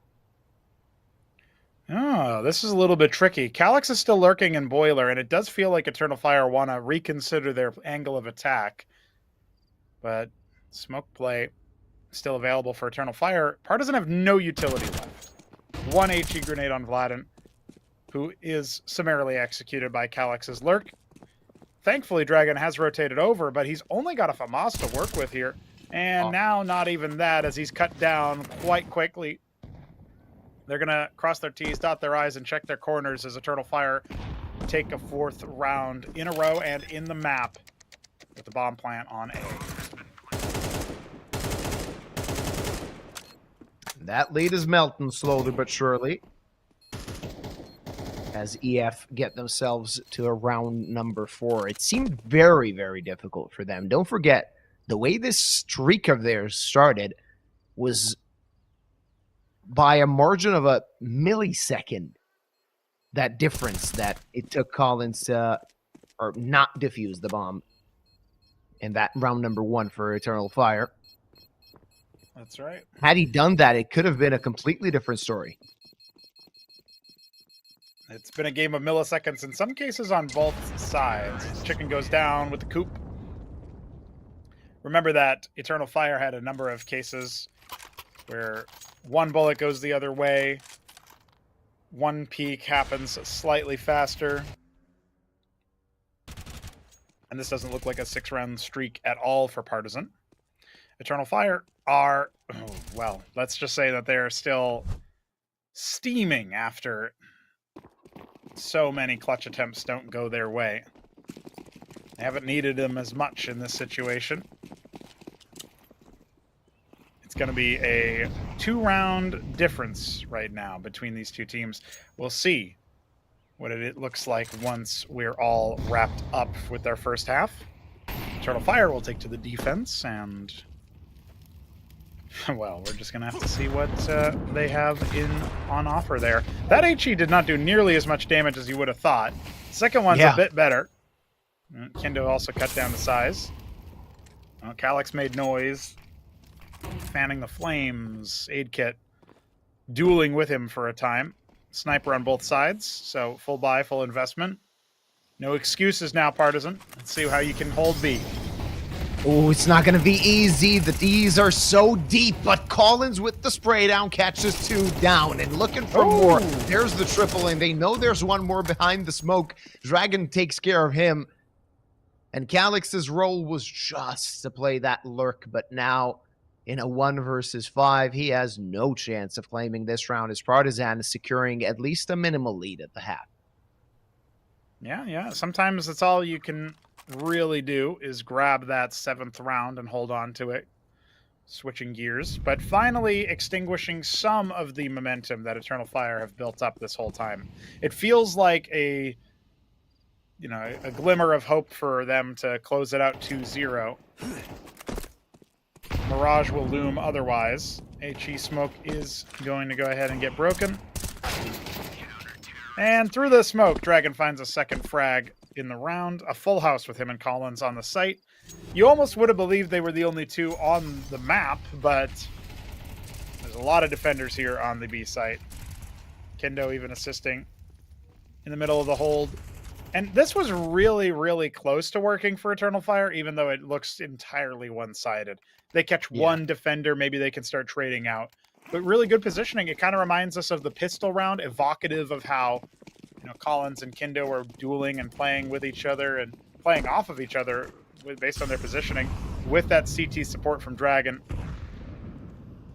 That ends up finishing off another of the attackers. The 4th kill in that round. Very deep smoke, very deep position. Dragon is, well, he's dueling in second mid, and Calyx is cut down, and that is already an interesting position to be in. He'll find a second frag onto Beanox. The off of Emor still threatening. He dealt damage to Mask. He wants more, but there's only so much fire a Dragon can spew. That was really gutsy. He could just be huge here. Oh, yeah. That's an easy kill. That's a free beat for him. He loses a lot of HP in this, but he wants to fight, or rather Collins does. And this is so messy. This is so dirty. The Partizan are making it work somehow. From that Dragon mid push to the banana push coming in right afterwards, completely catching Eternal Fire off guard, and it's only Emor trying to get number 5. Not going to happen. It's a 4-round difference at the half.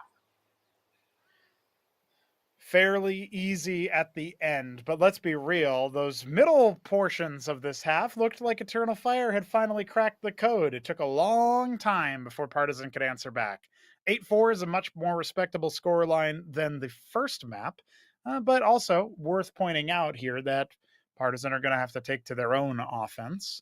After this little skin giveaway, we'll see what the complexion of their attack looks like and how Eternal Fire plan to hold them at bay. Oh, it's going to be something a little bit more mundane, isn't it?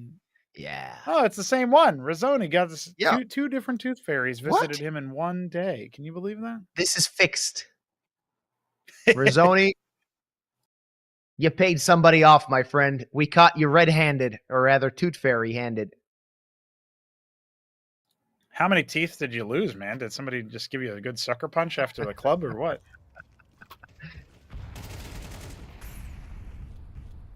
Congrats to Rizzoni. He can now dual wield those M4s. And sucker punch at the club, but enough about config, you know what I mean? No. What's that guy up to? Clubbing? I don't know. Certainly not playing Counter-Strike. Maybe he's considering being a bouncer. Maybe walk the other guy's shoes for a bit. Man, walking after he broke his leg. Jeez. Brutal. Well, it's been a long time. I think his leg is healed so far. Yeah. It says no team on HLTV. He was last seen wearing the NIP jersey. A solidly long time ago.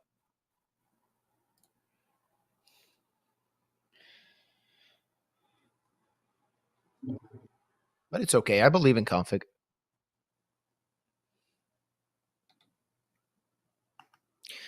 All right. It seems like we got another technical pause here, though the ones that happened so far were quite short-lived.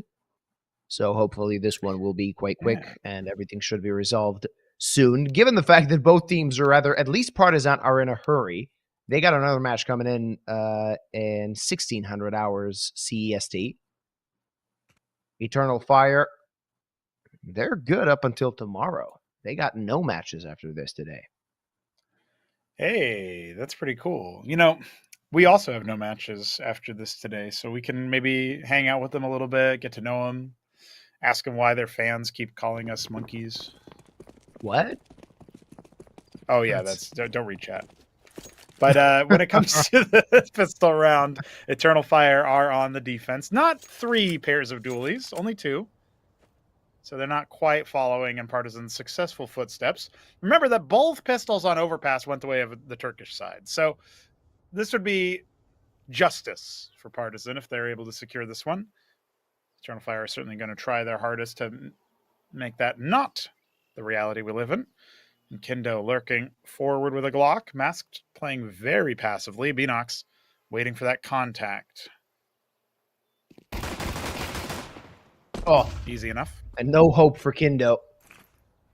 Now the attack should come in towards A. Kindo's role was maybe to make her rotate, or rather force her rotate, but that did not happen. Still 3 players on that A bomb site, and Juresi is going to have an easy kill on mid. Now the attack commences, but can they break open the defense? The answer, absolutely not, as Emor fires away a triple and gets number 5 for Eternal Fire. We're going to have a match on our hands here. Yeah, feels that way, Luba. You're talking about the 3rd pistol in the series going the way of EF. And only first of this map, but that's all right. Looking very, very nice here. Juresi falling back after that opening kill is exactly what he needed to do. So let's set our eyes on the future. Round 14 is coming up here, and we have 2 rifles, 3 MP9s. I love this. You know your opponents haven't gotten the bomb plant down, so the likelihood of a full investment with a lot of HE, a lot of helmets, is pretty limited. That being said, this is that low percentage play. Partizan have 5 armored pistols with head armor, with a helmet. So those MP9s are going to have a little bit less power than they normally would. Yeah. It's an interesting read, a bit of a gamble if Partizan don't convert on it. Well, they're going to be back to a very, very clean bonus round there for Eternal Fire. You got to respect the mighty Tech 9. Partizan buying a little bit of space on Banana.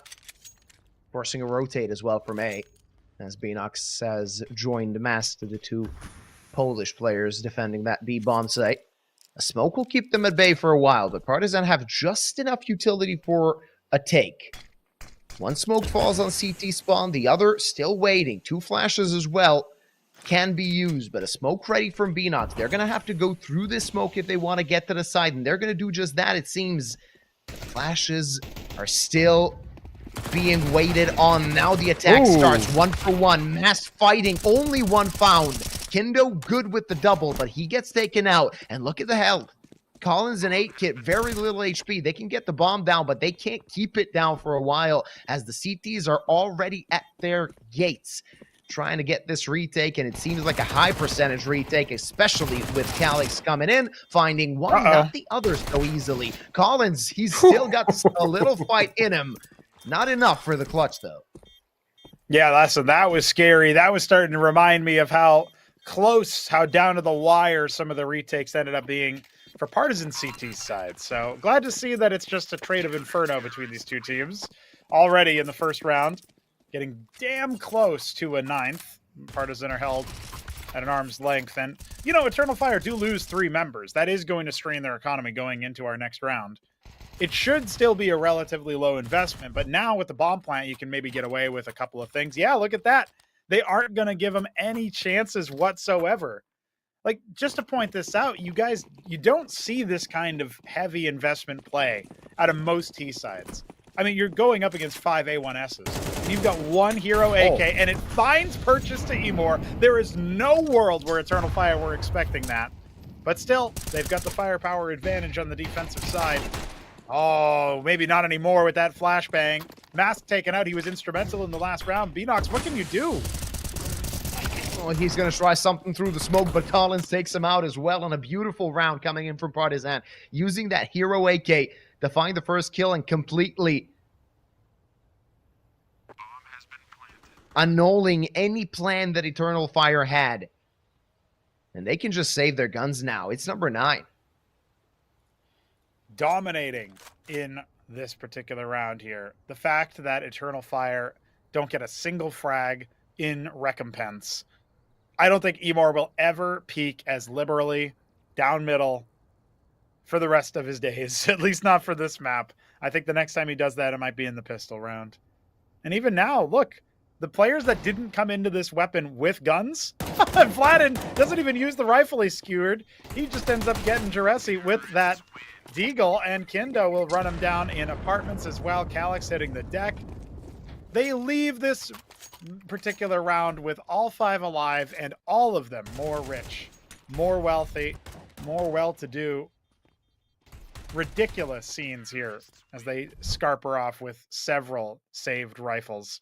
Several, rifles that were failed to be saved by Eternal Fire.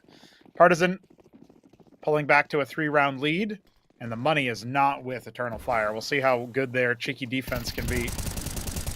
Now, Mask is hitting the deck nice and early. That's information. He's normally towards B.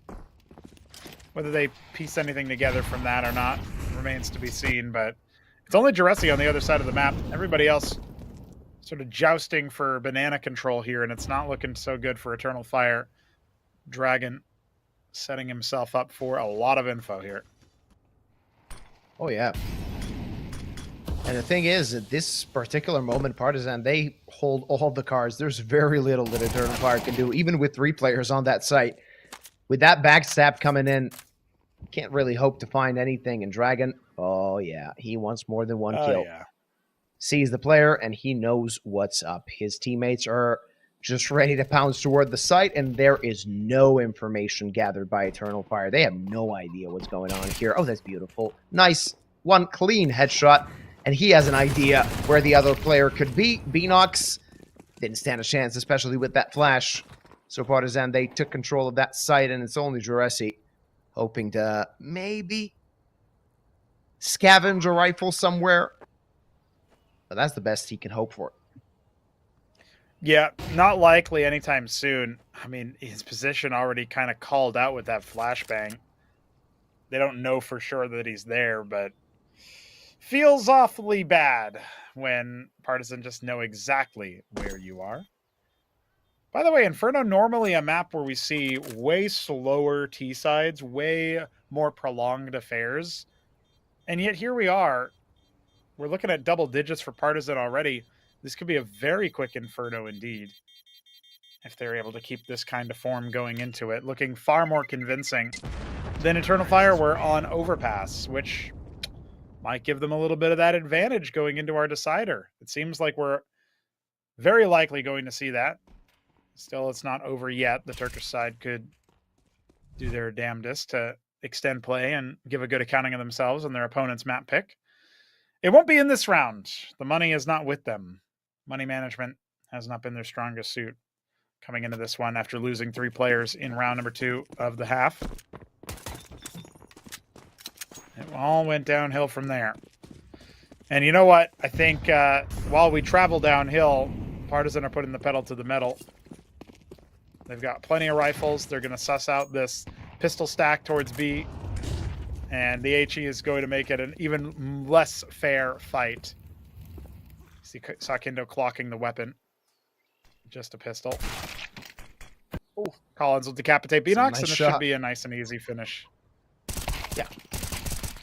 No problems. Vladin cleaning up the apartments, and Kindo cleaning up the round. It's 11 for Partizan. 2 rounds left to take us to Mirage. Yeah, feels academic now, Yuba. Much better showing from Partizan.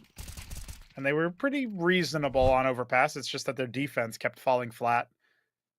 When they took to the T side, they found their own little ways to be chaotic in a controlled enough sense that gave them some serious look-ins. Eternal Fire finally fielding weapons. 5 rifles on both sides.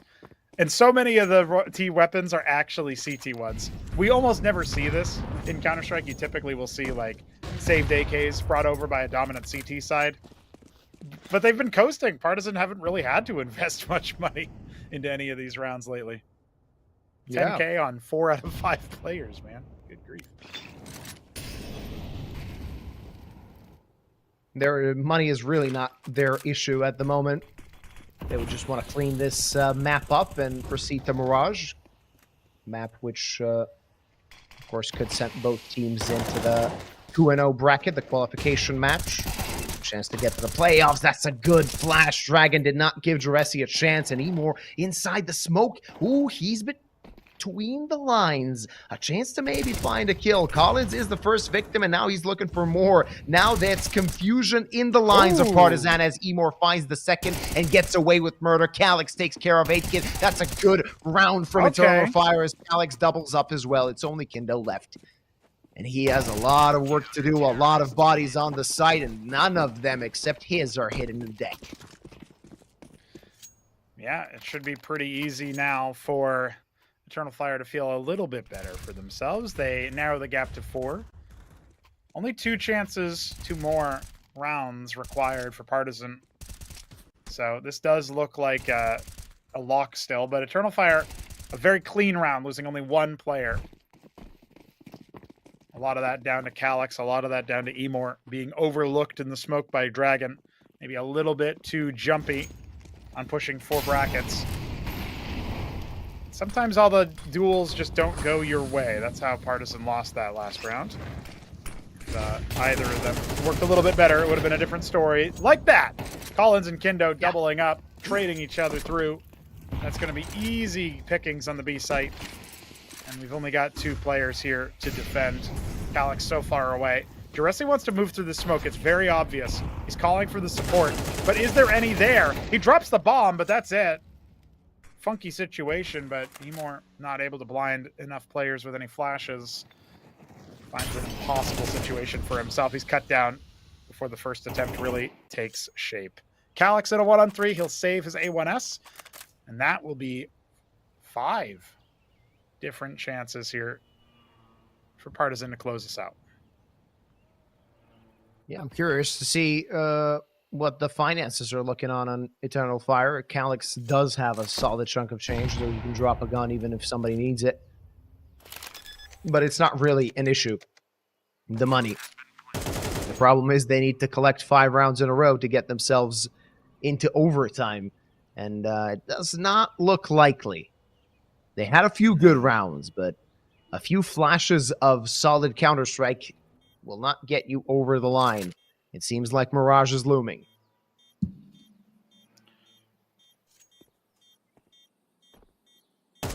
Looming in a big way. Looks like we're going to be going back to basic here. You had Inferno with its big makeover. You had Overpass with its own little revision. And then we go to Mirage. Map's still stuck a few years in the past, shall we say. Yeah, 2013. That's right. It's been a long time. I mean, they have the Bubsky spot that they added, that bench in like 2016 or something. Yeah, that's sort of one of the newer additions to Mirage, but the thing is, you can't really... People have been asking when is Valve going to take Mirage out of the pool. That's never going to happen. I'm telling you. People play it so much that it would just be like shooting themselves in the foot if they took it out of the pool. I don't know what I think you it's think about still the best optimized map as well, and you got to think about all the people who are using potatoes to play this game. Yeah, those Look, people you can know, buy best skins as optimized. well.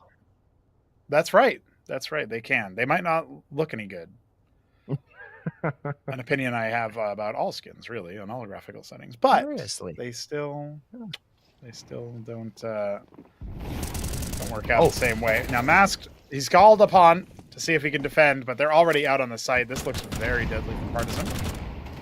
Oh no, Juresi alleviates some of the pressure, finding the first frag. Dragon with the trade, but Calix takes care of Collins. And look at the HP on Partizan players. AK was only good for one, and he was the high HP player on the Partizan side. And Beanox, right place, right time. Kindo with an all to do. And, Oh no! what? Emor, that should not have happened. And he knows.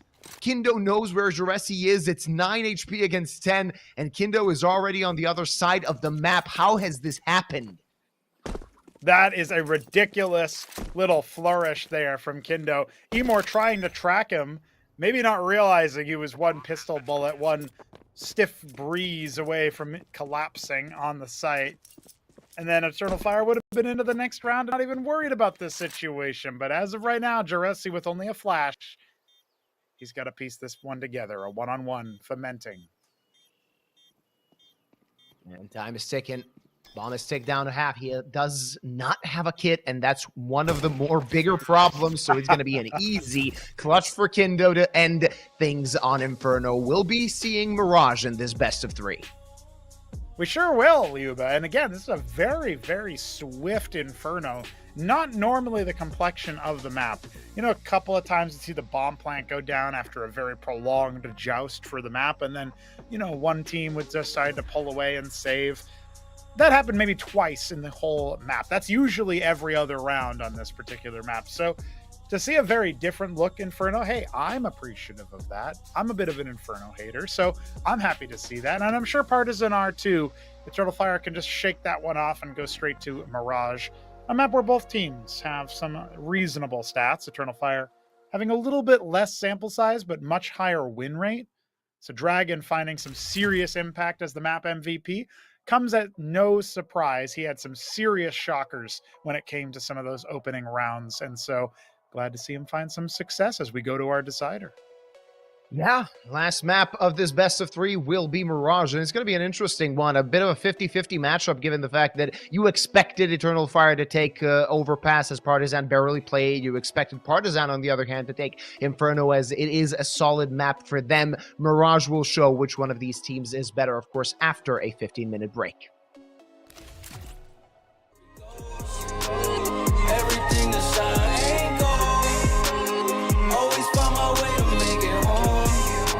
But all on my own. And that just been the way the story goes. Everything that shine ain't gold. Always find my way to make it home. But all on my own. We was young, I'm looking back on how life used to be. You were mine and I was yours. I feel like you glued to me. Ripped apart my heart in two, I gave it for you to keep. Broken pieces all over the ground, I'm losing sleep. Take me back to how it used to be. We all say that, but the past always seem to play these tricks with me. Suffocate and need room to breathe. Take me back to how it used to be.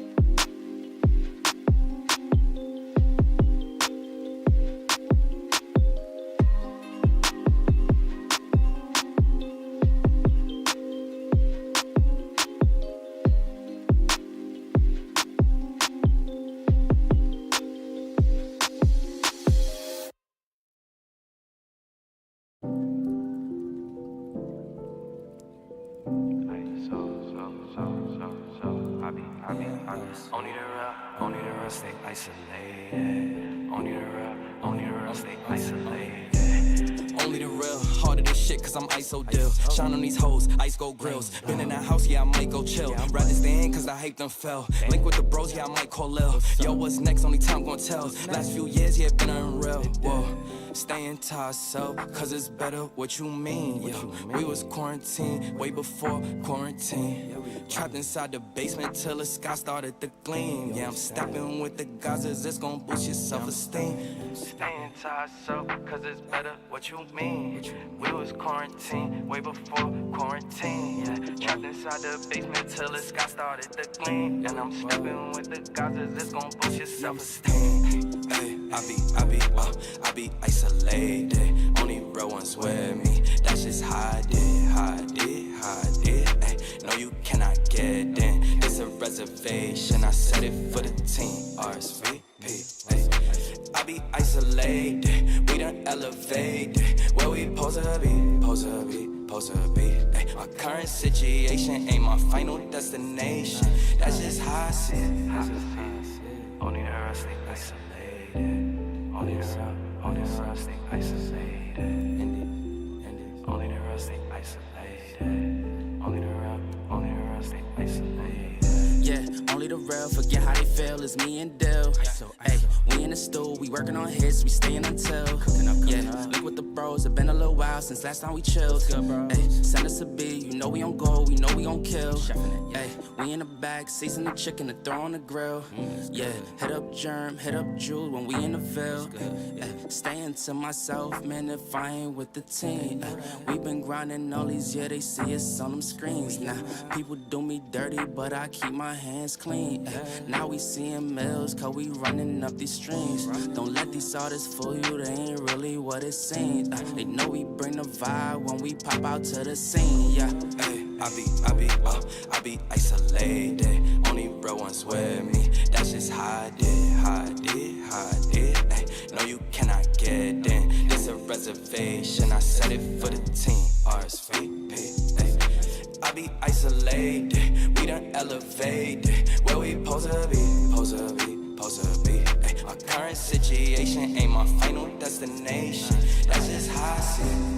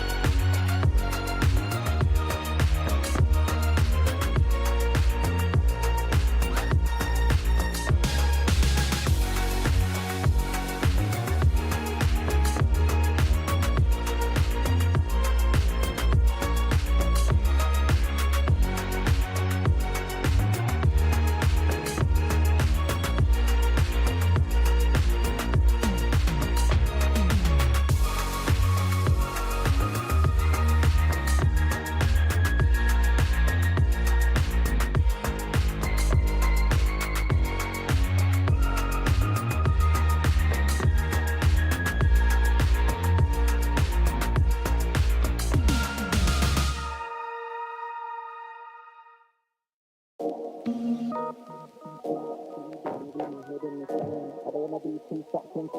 I'm not tempted to empty my hand. Rising above and below, flying above what was planned.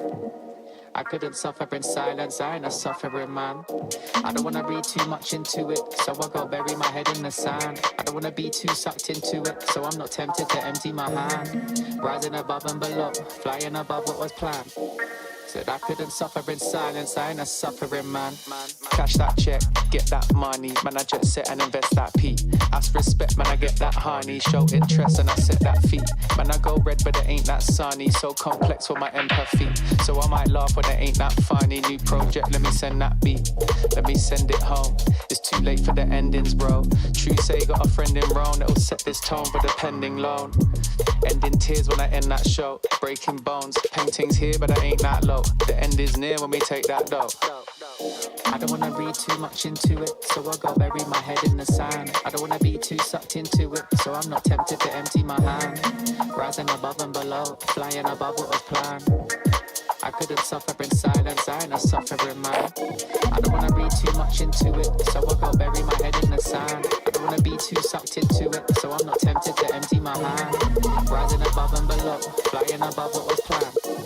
Said I couldn't suffer in silence, I ain't a suffering man. I'm a man of my word and a man of my pride. I put that in reverse and put that on my life. Shit, I don't wanna talk too much, but now is the time. I can never be right back, I'm out with the tide. Riding the waves, boy, surfing the web, man, I'm balancing mine. Hiding away won't serve you respect, boy, damaging ties. So I wouldn't wait, I deserve my respect, boy, I'm out for the night. Finding the time and the place for this next dynamic of mine. Shit, I don't wanna read too much into it, so I go bury my head in the sand. I don't wanna be too sucked into it, so I'm not tempted to empty my hand. Rising above and below, flying above what was planned. I couldn't suffer in silence, I ain't a suffering man. I don't wanna read too much into it, so I go bury my head in the sand. I don't wanna be too sucked into it, so I'm not tempted to empty my hand. Rising above and below, flying above what was planned. Said I couldn't suffer in silence, I ain't a suffering man.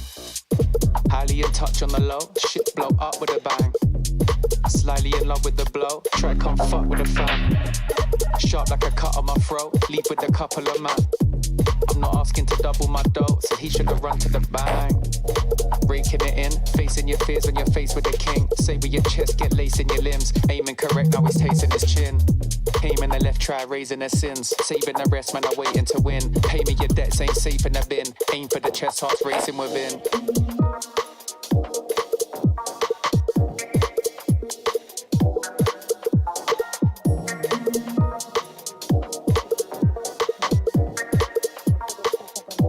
I am an artificial intelligence, and I can't talk to you. Get ready for the start.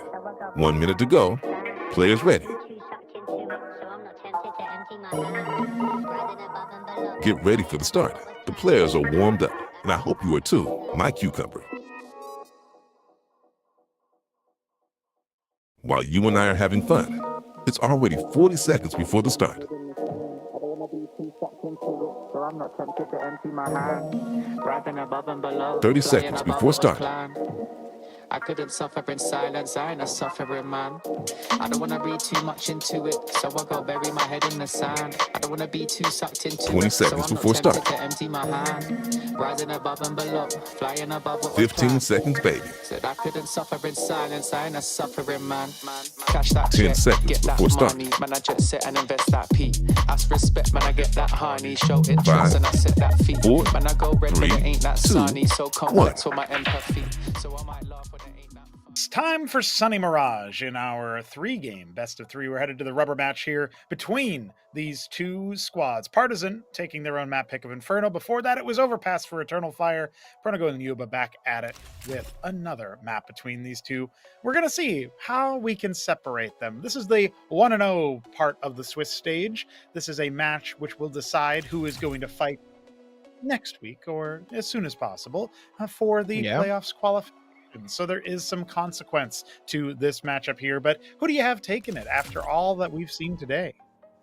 Honestly, I couldn't really know. I mean, my guess is that Partizan is coming in as slight favorites, but I wouldn't really put my money on it, given that Internal Fire is very solid on a map like Barrage. I think Partizan maybe had a few tougher opponents on it, so that could be their alibi, that sort of their percentage is a bit less. And the fact that I mean, you spoke about it. Yesterday, they beat Bet Boom, so that maybe sends a message to all the other teams that they'll be playing against on this map. But every time you go into a decider, especially with two teams that are relatively evenly matched, you can't really be completely certain who's going to take it. The thing is, I did not see it. I mean, you can correct me if I'm wrong. I did not see any Eternal Fire players really pop off throughout this best of three so far. Yeah, there hasn't really been a steady hand, solid performer. Even Emor cooled off after his 6-0 start on Overpass, and for him to obviously not find nearly as much impact on the CT side was a bit of a worry. So the fact of the matter is, Eternal Fire do lack a little bit of a current superstar for this map alone, for this series alone. Who's going to be the top dog? Masked has been good.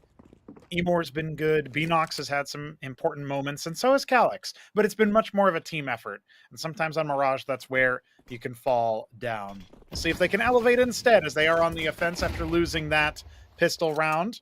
Aidkit and Collins going to be here to defend this A site. Oh, that's a pretty strong attack, though. Aidkit starts off quite well. Emor good on the trade as Kindo falls. That's a big player out of the picture, and now the attack continues. Though Partizan players manage to find that +1 each and every time Eternal Fire get a kill. Collins, next point of contact, or rather Dragon. They're trying to double up these Ts, but not be too uncareful, because one kill could tilt the complexion of this round. Calyx needs to find some room, and so he does with Juresi. It's only Vladan now remaining. For a moment there, it seemed like Partizan is taking this pistol, but a lot of pressure relieved, as now it's a 1v1, and Calyx is such low HP. One bullet to the body could be enough from Vladan. Jump shot not hitting anything else, and Calyx in the end claims the round for Eternal Fire. 1 HP clutch. No dreams here, only nightmares for Partizan, as they've lost the 4th pistol of the series out of 5 played, only securing the opening pistol on Inferno. That was it for the boys from Belgrade. Turkish Squad is going to have a lot of joy throughout the crowd from that one. That's a nice moment when you think about the LAN play. That's what they'd be saying to each other over on TeamSpeak. So great play there from Calyx to wait until Vladan baited out all of his USP shots, and some consternation towards Vladan as well for why did he do that? Why did he dispense with all of his weapons bullets? Well, we'll ask that question later, as right about now, Juresi swinging into a double MP9 stack. Dragon is going to reveal his position as well. Oh, that's a little bit too easy there for the 1-for-1 trade after Dragon falls. Vladan goes down as well. And this is just a forced buy from the CT side, exactly what you would expect after losing the pistol round, but not able to find too much purchase here. Maybe Aidkit can be deadly? The answer is no. Dead is where you can finish that sentence. Kindo gonna see if he can maybe surprise Beanox and steal away the Galil. It's about all they can do as the bomb is about to go down on B.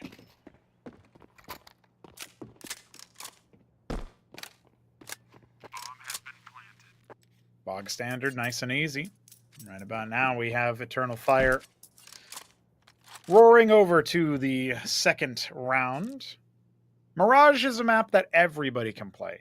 Yuba, earlier you were talking about how Partizan have maybe a tougher opposition in recent history, so that's why their win rate might be a bit lower. While that's absolutely the case, you also have to think about the fact that Eternal Fire and Partizan both play it fairly frequently. It's 20 maps played for Eternal Fire, 22 for Partizan. These are pretty significant stats in recent history. And so the teams are going to be very well drilled and well practiced on it. But also, they've got lots of officials to fall back on.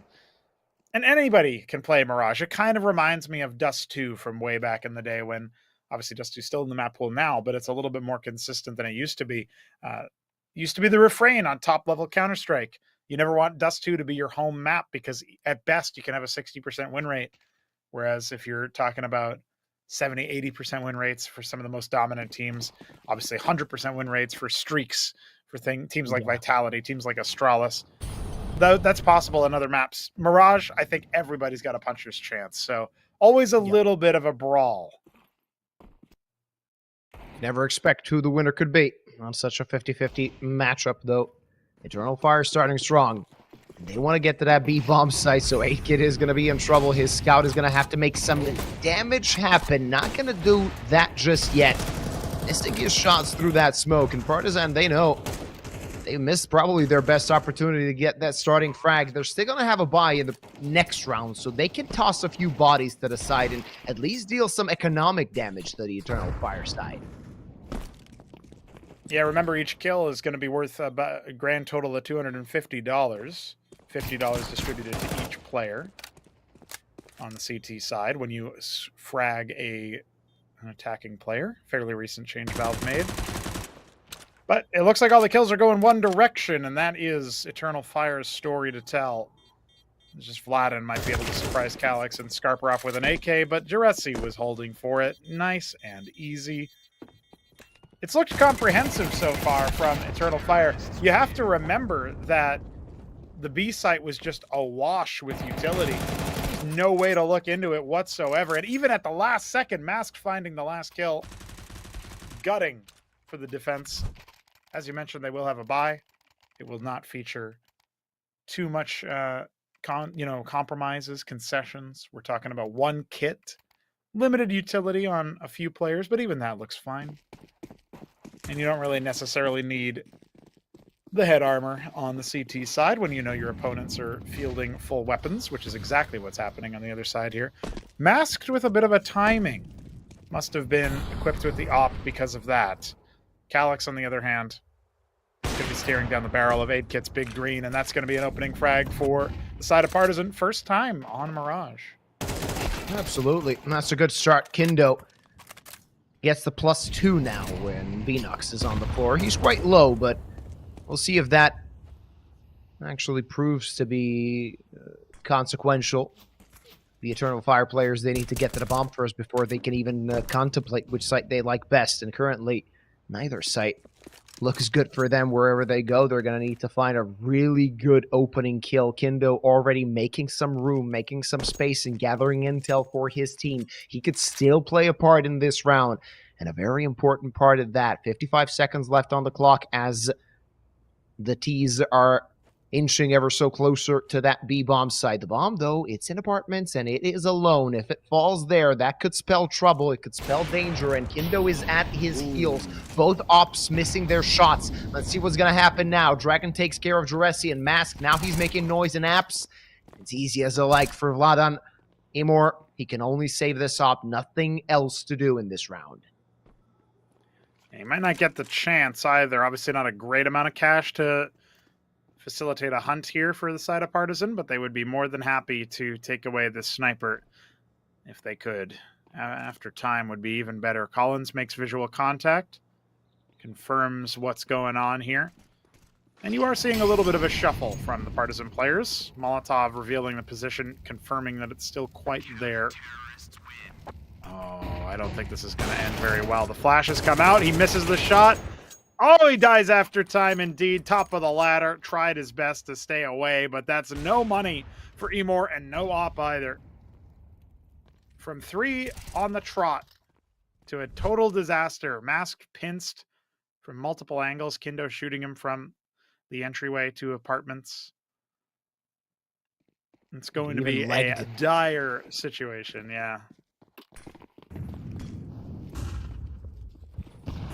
Only a deagle in the hands of Mask. A Galil as well. Many concessions made for the side of Eternal Fire, and they lose the aforementioned player holding that hand cannon. Now the attack wants to start towards A. The rotates will be quite quick. Look at the minimap. You can see Dragon already on T-spawn, but is he too late to the party? That's the question. Kindo tucked in and finds the first frag. That's very important, though. Beanox gets the trade. There's so much chaos on the site. So many smokes to block vision, but not only that, to hide a potential player that could pose a threat. Now the backstab comes in, and Dragon manages to get that kill. Look at that. That's a burning HE, a burning M4. Beanox wants to get that frag. He needs to alleviate some of the pressure, and he does just that. But he's tagged to half HP. Still 3 full HP CTs are coming to the site. Calyx needs to play a big part in this round, and he takes care of 2. And 8 Kit is too late, too far away. It's 4 for Eternal Fire. Yeah, very, very good there is Eternal Fire's defensive hold on the A site. We thought that they'd be run down. Dragon only getting 1 kill is a bit of a surprise. And look at that. A little fire breath happening over there. It's contagious. You touch the dragon and you get yourself a little bit of extra flames. Yeah, do you think it bit of deals a more rough start there. Yeah, you know, it should deal some damage over time. Just set you on fire. Incendiary rounds. Well, right about now, yeah. Kindo only getting 1 also is a little bit difficult. He didn't have the support with his teammates, utility. Flashbang's not quite blinding anyone. And Calyx was set up for success just playing around the boxes there. And you said it earlier, chaos on the site. Exactly how you describe how that site take hit. So that's a 4th for Eternal Fire, extending their lead, setting it back to 3. Partizan want to find an early answer. Already drained in terms of utility. But 8 Kit still has his sniper that he saved in the past round. Not much money for a reinvest after this. Suppose you can say that for both squads, though. A boost in window. Will he expect it? Okay. Oh, he did. But Dragon still claims him, and that's a +1 for Partizan. They had a +2 in the previous round. They couldn't use it. Or rather, they wasted it. Do they want to bring up some pace, the side of Eternal Fire at this time? The answer is no. They're going to disengage from that B-bomb site, leaving Juresi on mid. Maybe want to slink back around and take care of at least this part of the map. They have time to still contemplate about their decisions. They left Calyx as well as a lurk on B, and he finds a kill. That's a tilter for Vladan. Yeah, trying to get a little too active. Too big for their britches. Partizan looking for more information when they already have the man up. Emor, Shadow disadvantage. He's dropped by Kindo, and that'll be 2 very important frags. Try to reclaim the advantage here a little bit. Collins, oh, he almost got domed there. Juresi not able to connect through the wall, and that'll be 20 seconds left as this round is driven to extinction for Eternal Fire, dying out on the vine. Calyx is left alone. He'll keep his AK. Unlikely to ever be tested in time. And there you go. Partizan up to 2. Feels like a bit of a hollow victory then for Eternal Fire, as now their 1 player left alive is saving. Rest of them, not great cash, as you can see here in the replay even. Not able to add too much to the tally. Should be nice and easy now for Partizan to at least chain together a few rounds here. It's going to be 3 pistols. Last time this kind of situation happened, it was a conversion for Eternal Fire, which was very surprising. Surely Partizan will have learned their lesson. 8 Kit garrisoned in mid. Looks like a B lean. They're leaning strong. Is Vladan the only defender of that side? Of course, Dragon is going to be a quick rotate, but they're not going to commit to B, at least not yet.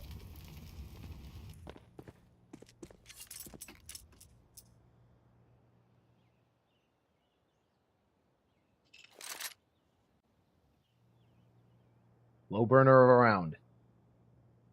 Nate Kit, he might be in trouble here when the boost happens. He's going to see ahead, but is he quick enough? Yes! And Calyx did not even spot him. Now the attack needs to come in towards B. They know that there's only 3 attackers here, so it's easy to handle unless Beanox can make a play. But there's so many CTs just waiting for him. He finds another frag, and he's looking for more, though. Kindo quicker on the trigger finger. And the bomb is in no man's land. Well, at least in no land of Eternal Fire, as Mask needs to get really close, really deep to get even close to that C4. And Kindo waiting right behind that smoke. Oh, no that way. timing. Why did he look away? That's the question. I think they knew that Short was under control. Now Mast might even have a chance, though. 8-Kit, he's going to peek him. He's going to swing him. And there's Collins on the support to claim round number 3 for Partizan, but that could have been cleaner. Certainly could have. Obviously, they got plenty of money, so that's not really much of a concern despite losing 3 players. But God, we were so close to seeing it. Eternal Fire potentially clutch that one out, or at least get a bomb plant down. 8-Kit plays a little bit more passively. Something that I think Partizan could take notes about in general. We saw Vlad and we saw Dragon both very quick on rotations, and then ends up delivering unsatisfying results some of the time. So what we probably need to see as this continues to develop is more calculated aggression from the side of Partizan. I don't hate a little bit more active play, that's for sure. It's just going to be 2 Deagles and 3 Glocks on the side of Eternal Fire, unlikely to get anything in this round. And Partizan can stretch their legs a little bit more liberally here. And this should be a tie game at the end of it. We'll see if Eternal Fire can maybe score a bomb plant, despite not having a single piece of utility to their name. That's what they're looking for. Find that first kill with these Deagles, and that might open things up. Partizan players seem well positioned. Now the attack begins. Kindo struggling with that spray, but Collins with the spray down, collect 3. 8-Kit there on the support, but 2 players lost. It's not going to pose a big threat to Partizan's bank because they already have a solid chunk of change, but that was a bit strugglesome, right? Yeah, in a big way, too. And it's really funny to me that the kills come out from the Glocks and not the Deagles. Juresi and Emor keeping their status as solid on this map. It's been Calyx leading the charge for his team, as those mid-smokes are once again earmarked for action. 8-Kit is actually pushing in. There you go. There's some aggression. Not a spot that you normally see, yeah. Oh, that's smart. That's quick. But now he's got nowhere to run. He's going to have to fight. One more player on top mid, one on bottom mid. 8-Kit is dead to rights, but they don't know, and he's going to be quick enough. And with Dragon on the support, Juresi is felled as well, and it's a 5v2 now. Oh, Beanox answers 1 back, but yeah, this is almost impossible for Eternal Fire. Well, maybe it's a little bit easier when 8-Kit's full bore running, but even that is not enough. The Deagle shot as Dragon finds Beanox elsewhere on the A site. Man, what a goofy round to end up playing out, really, at the end of the day. This is just silly. And Eternal Fire are going to feel silly for dropping to it. The fact that Emor doesn't frag 8-Kit there for the prolonged trade. And then, of course, that he gets away with that Deagle frag and T-spawn. Like, difficult to watch. But Eternal Fire had to. Now they're on upgraded pistols, once again trying to make magic happen. And they only have pixie dust.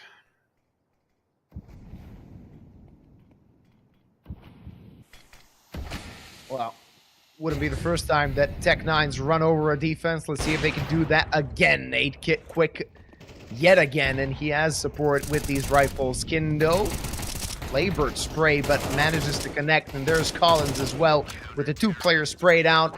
An easy cleanup in the end, losing only 1 player. Money is not the issue for Partizan. They want a strong CT side half, and they're coming in closer to do it.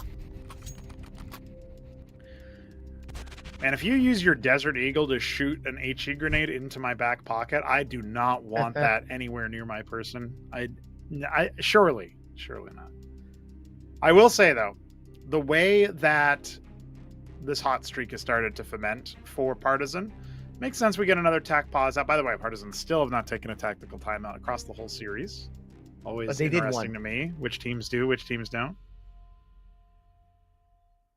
I think they took 1 on Inferno, and that was it for them. Oh, okay. Maybe I missed it. Yeah. Generally speaking, they're a team that seems to like letting their opposition do all the talking. Just do what you like. Very casual. The coach is like, yeah, I can't be bothered, guys. Like, You're doing well. You guys got this. It's fine. You guys are fine. That's probably what he says on the comms when the other team, calls it. Is just, yeah, keep doing what you're doing. That's fine. Shoot him in the head. Left click. That's right. Aim and up. Kindo got higher. The message. That's right.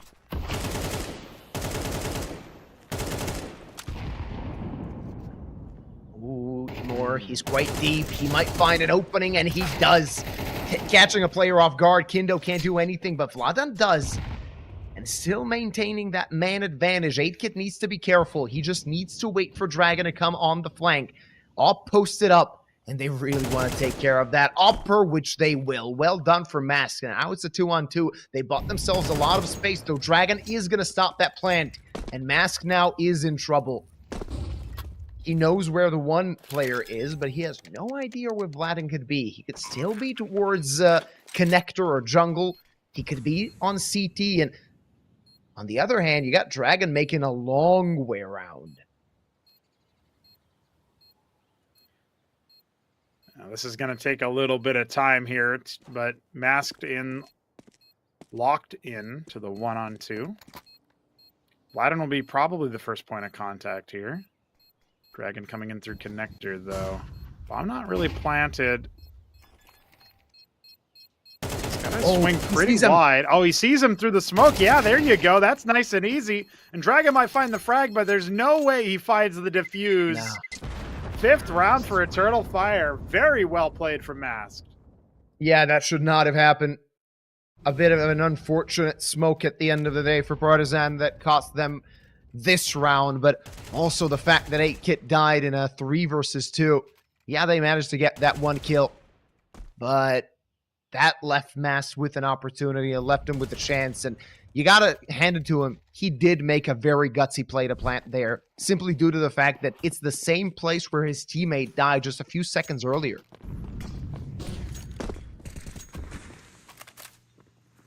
Calculations missed, it seems. Now we're in our final round of the half, and Calyx has found the opening. I repeat, Eternal Fire have found the opening frag. Partizan haven't always converted when they're the ones on the beneficial end of that. +1, sometimes +2. Not quite sufficient. But as of right now, it's Eternal Fire on the prowl. They're securing mid, lock, stock, and barrel. Collins gonna be doubling up with Kindo. Once again, looking for that boost before the mid-window smoke comes in. Don't be surprised if Eternal Fire themselves start to infiltrate this position. As the round slows down just a little bit, we've got 8-Kit pushing so deep through apartments, he's going to end up on either bottom middle or all the way through T-spawn. As the A hit is coming in, Masked is going to go ahead and get the bomb down. This is a very messy situation. Yeah, this is not a spot you want to be in. So many Eternal Fire players spread across the map. Even when you get to the bomb, you have no idea where they are, and it's planted quite well for them.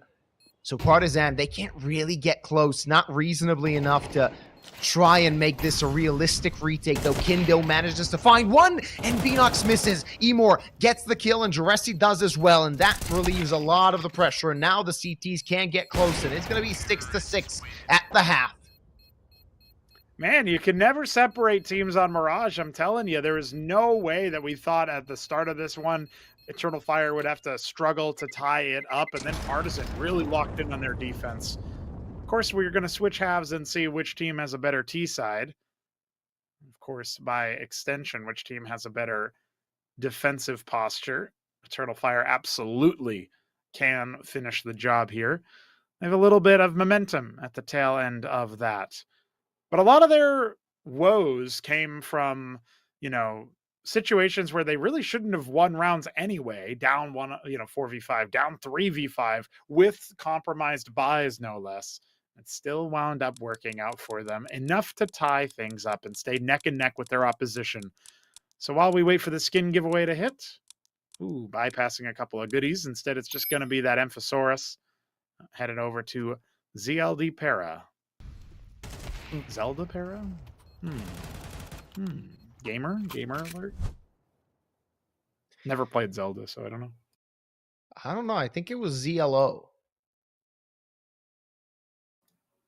Font issues. I might be. Yeah, I didn't really pay attention to the name. I always like to see what skin is given away, and I gotta say I've been a bit disappointed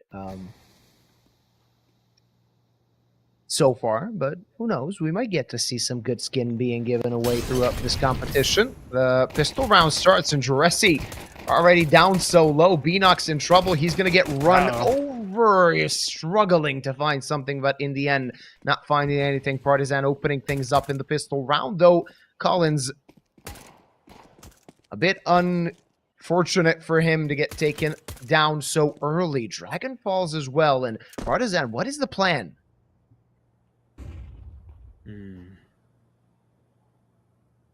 Well, it feels very difficult right about now for Partizan's attack to finish the job. They are going to be piecing it up on the A site.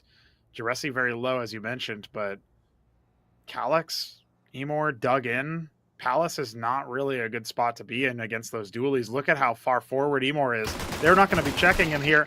Even though they were thinking about it, the 1-for-1 trade is one thing, but the bomb is spotted. Rotations can come through. Juresi dropped by 8-kit. That's a little bit more power. And now they're actually going to switch gears. 40 seconds on the clock is more than enough to rotate. Calyx, Yeah, he's going to be burrowed into that A site. He needs to join up with Masked.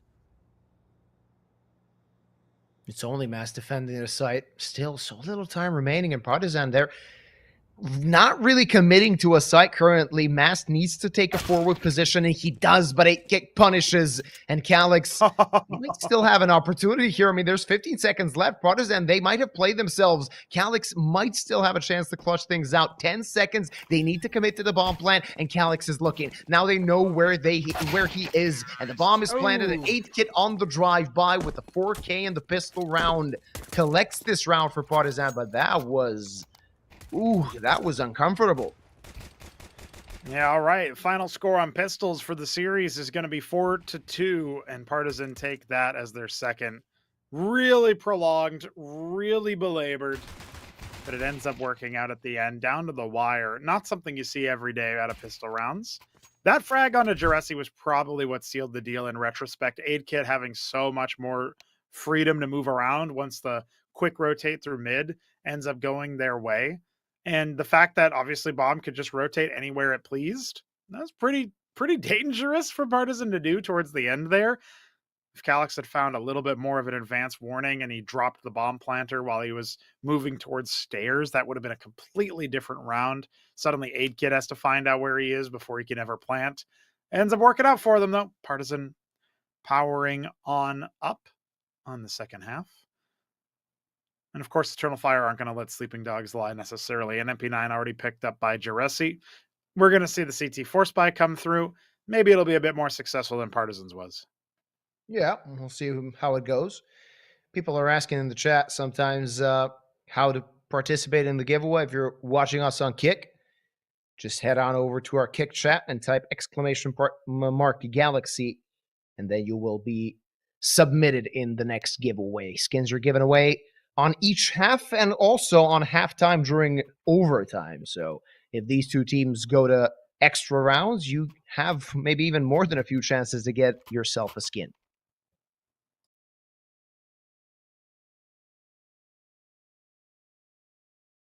Or MP9s. That's going to be fun. If they can get themselves in good positions, close range duels, Partizan might still be in trouble. Yeah, we'll see how separable these teams truly are, because overtime might be a bit more commonplace, a bit more likely than we think. Despite it, though, this has been quite the series between these two squads. Partizan almost able to fight back on map 1. Ooh, and Emor, he's pounced on the dragon. Not really offering up too much on the other side. Kindo, oh, he's bombed out. Hold on. Suddenly, things are starting to show a different layer. Now, remember, B-site completely open right now. Partizan will have the bomb plant. Utility, just a smoke and a flash on the side of Emor and Calyx. We'll see what they can paste together, but Vladin is so far forward already. Yeah, but they have an extra man, and they have a rifle in Calyx's hands, and he's going to use it to the extent. Ooh, gets dinked by the teammate and killed by Collins' nade. That makes it a bit easier for Partizan to keep this bomb down, but Collins on the open, finds one, looks for more, can't do it. It's 8kit's time to clutch up. He's in the smoke, and they have an idea. They know where he is. They're searching for him, looking for him, and Beanox, easy as you like to tie things up. Oh, kind of bungling that defuse. There was no kit, Oh, so no. he's not going to have the time and has to bounce away. So heartbreaking for Eternal Fire. I'm not sure they had the time anyway, but at the very least, Calyx, scrapes by with 1 health to clutch up onto that AK. 8kit bought enough time at the end, just filtering through the smoke. Yeah, don't be a loser by a diffuser. That's how that happened. Maybe. I was sure that there was enough time, but as you said, a bit fumbling that diffuser. At the end of the day, they're going to be relatively content with 2 AKs saved and 2 M4s bought, so they can still have a solid buy heading into this one, especially given the fact that Partizan had no players alive. Their buy is not looking all too well, and this is a very important round for both teams. Both of them are facing a reset. Yeah, this is the rubber round for the rubber match. But now, Partizan going to be attacking towards the B site. Let's see how it develops. 3 players on the side already, and rotates are coming in. This seems like a toothless attack from the side of Partizan, as they're losing players left, right, and center. Finally an answer, but is it too little? Okay. Is it too late? Finding another kill, that helps them do something, and also having the C4 is very important. You also have a player that's cutting any rotation in Vladan, but Dragon has a long way to go to get to that A-bomb site, and the side of Eternal Fire, they know what's going on. Oh, yeah. They can only be bamboozled so many times by the bomb movement, or so we think. Vladan holding the murder hole. No opportunity for Beanox to dive through that just yet, but maybe now. The timing will favor him. There's both T's egressing onto the site. Dragon is going to drop the bomb. Vladan is going to let his flash announce his presence. Calyx might be swinging over here. Spots one player. The other one they know because of the bomb plant. This should be an easy enough retake. Pins from multiple angles. Jungle now activated. Vladan has his back turned. This is not going to be easy for Partizan, and it looks like he should be dropped nice and quick. Heard the sound cue at the last second. Emor will drop the last of them. Dragon hits the deck, and it's going to be a defuse with plenty of time this time. And some AKs picked up as well. Yeah, more than enough time this time around. The fact that they had 2 kits, I mean, that did not really play a part in this round, but they didn't want to risk it. And how did this connect? That was a stray bullet in Collins' head.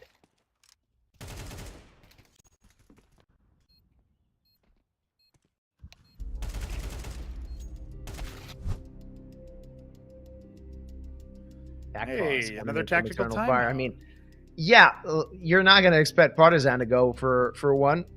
They still have all 3. They know what's going on. It seems like everything is going according to plan, right? Seems that way across the whole map, but Eternal Fire are clawing back and keeping that lead very, very minimal. They've got the full buy. Partizan are grateful for the opportunity to talk over their purchase. It looks like it's just going to be flashbangs. Yeah, this makes sense. Partizan basically just want to flash themselves onto a site, get a couple of Glock kills, and plant the bomb. They're not really looking for a round win here. That's best case scenario. Very ambitious even with such a minimal investment, but we've seen stranger things happen before. The AI prediction putting this at 4% victory for Partizan. I'd say it's probably even lower than that, but we'll see. AI will eventually replace all of us. Not this AI, I think. As, I mean, I've been casting Counter-Strike for a while, and it's been very few times, few and far between, where I've seen this kind of a buy get any result more than possibly a kill, maybe a bomb plant. And as you said, that's what they're hoping for, especially when an airstrike like this comes in on 3 players, losing so much HP. And Maz, he's going to have a chance to improve his statistics along with Beanox. And they're just shooting ducks here, though. Vladan connects a kill, and 8kit finds one. I'm sorry, I spoke too early. It seems like they still have a fight in them, even though they have no guns to fight with. No chance of planting the bomb. He's going to try, but he's going to die. Masked with the 4K. And we got ourselves tied up on Mirage. Tied up indeed. And yeah, I think a big portion of why that kill comes through is I missed this. A P250 was equipped by Dragon. That's a lot more punch to the attack than you're necessarily expecting. Kind of a cheeky play if Dragon's kind of middle or back of the pack, because you're hearing all the Glocks and you're just like, okay, they don't have any weapons. It can be a nice little spanner in the works to suddenly get domed by a P250, which just clicks harder than the Glock, especially at range. So good to see there. I remember Steel, NA Steel, was once talking about how the P250 is the most OP pistol in the game back in the CSGO days. Juresi, though, wants to make us forget all about CSGO. He's burrowed into the smoke.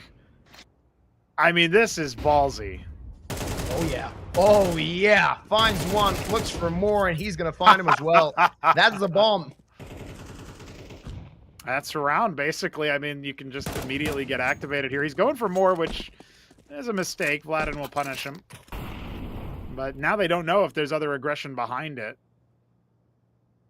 Recovery of the bomb is complete as Kindo will strap that to his back. Calyx going to burrow into the palace. Emor watching for connector. Current blind spot is ramp, but that's not where anybody's going. Vladin's lurking towards palace, likely to be domed by Calyx later. And that leaves the other two T's pushing it towards B. Oh, that's oh my God, I can't believe he gets that. That was pretty. And now maybe it's time for himself to activate here.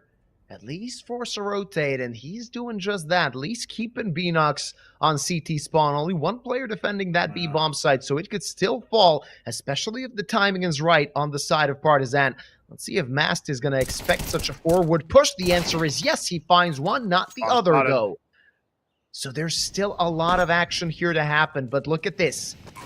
Kindo, he needs to stay alive for a long time because that's a very long Vladan flank, but maybe he's not even going to need any support. Emor looking for him through the smoke, gonna find him in the end. And now what's the play? You have no idea where Vladan is.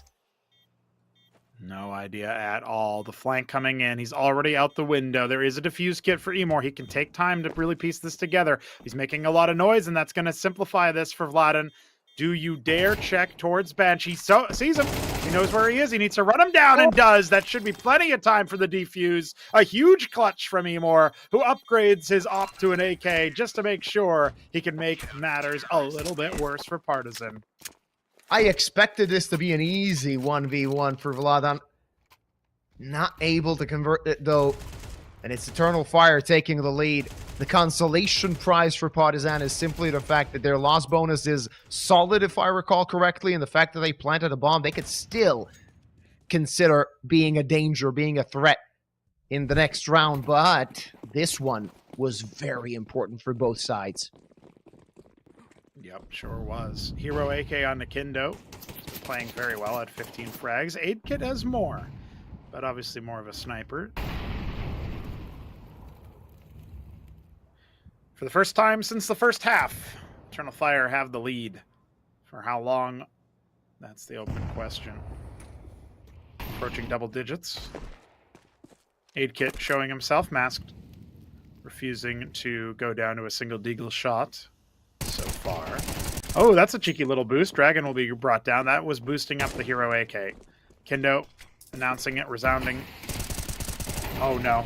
Yeah, he's basically dropped to nothing. And the HE, the Incendiary, they're all earmarked for him. He's not getting away with that move. Collins will recover, and that's basically where we find ourselves now, a 3 versus 5, with only one rifle in the side of Partizan. Looks like a cleanup job for round 18. Yeah, seems like a simple affair, though we've seen simpler rounds being fumbled throughout this best of 3. Let's see if Collins can get some of his old flame back. The answer is absolutely not. He did not expect Beanox in that position.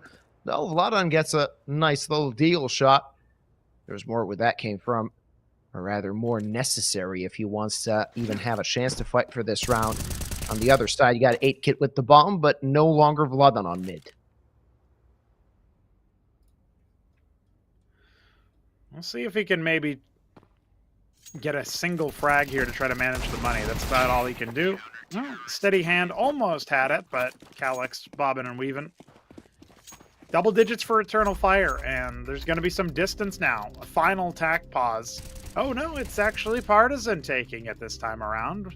No bomb plant in the last. Their loss bonus obviously going to start to get maxed out here, but is that going to be enough to afford them the proper buy they want? They're starting to sweat a little bit.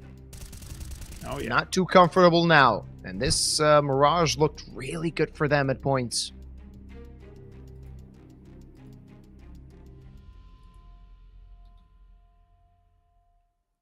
Now 4 in a row for Eternal Fire. They have the rifles. Partizan going to be doing their best to run over one site or another. Biggest problem is, where do you even start to look for when it comes to Eternal Fire's weaknesses? They've been very mobile, but not aggressive, with the exception of that top mid play. Pulled off by Jaresi earlier for the opening, and apparently he doesn't even need vision.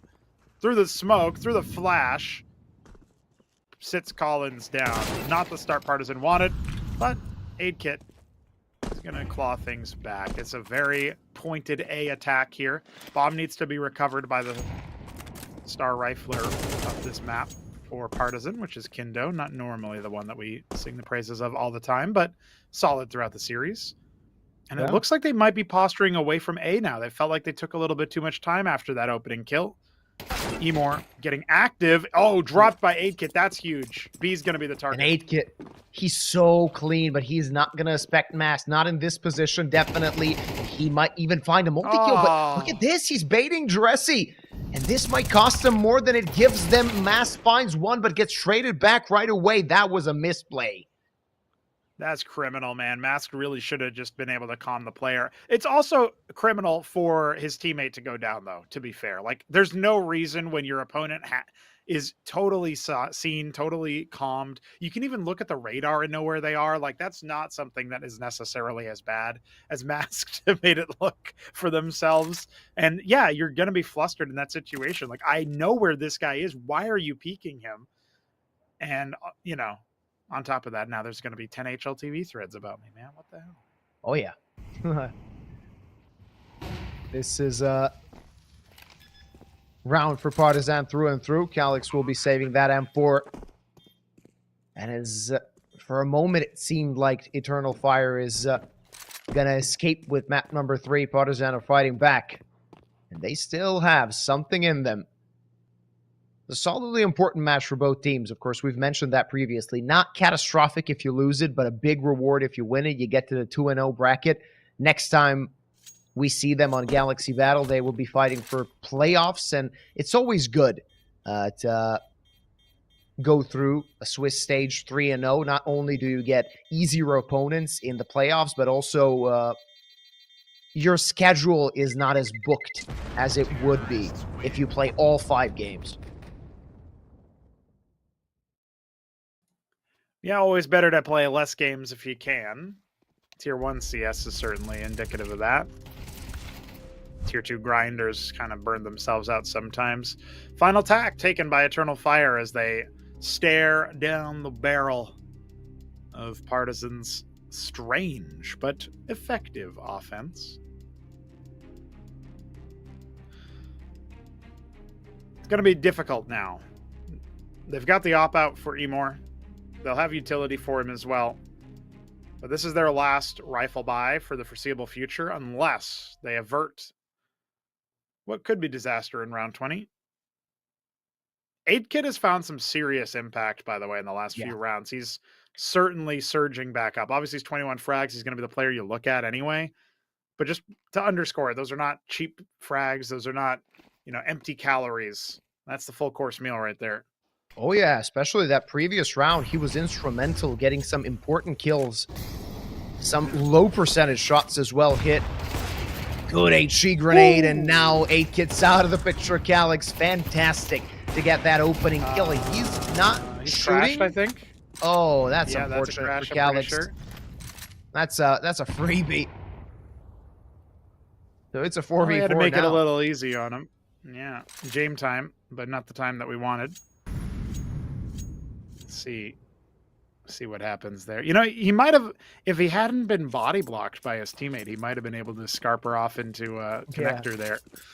Not the situation you're typically finding yourself in, to be fair. So yeah, it's one of those situations. I think that's, I don't know if they fixed that bug, but you can't see anything on your screen. I think it's frozen, but you can move actually in game. Can't do anything else. Just move around. So he probably knew what was going on, tried to get the connector, but unfortunately enough for him, that did not happen. Partizan going to that A-bomb site, defended by 2 players. Let's see what they got. Emor on the op. He had a few whiffs with that AWP, so he's moving to that AK. The attack commences. They're already on the site. Emor, he wants to go through the smoke. Good flash, not finding the kill so easily. Dragon with the trade, but Dressi takes care of Kindo. Still a man advantage for Eternal Fire, so Partizan can't really get to that bomb plant soon, and they're going to have to do it really quickly, and that's why Dragon's looking for a kill.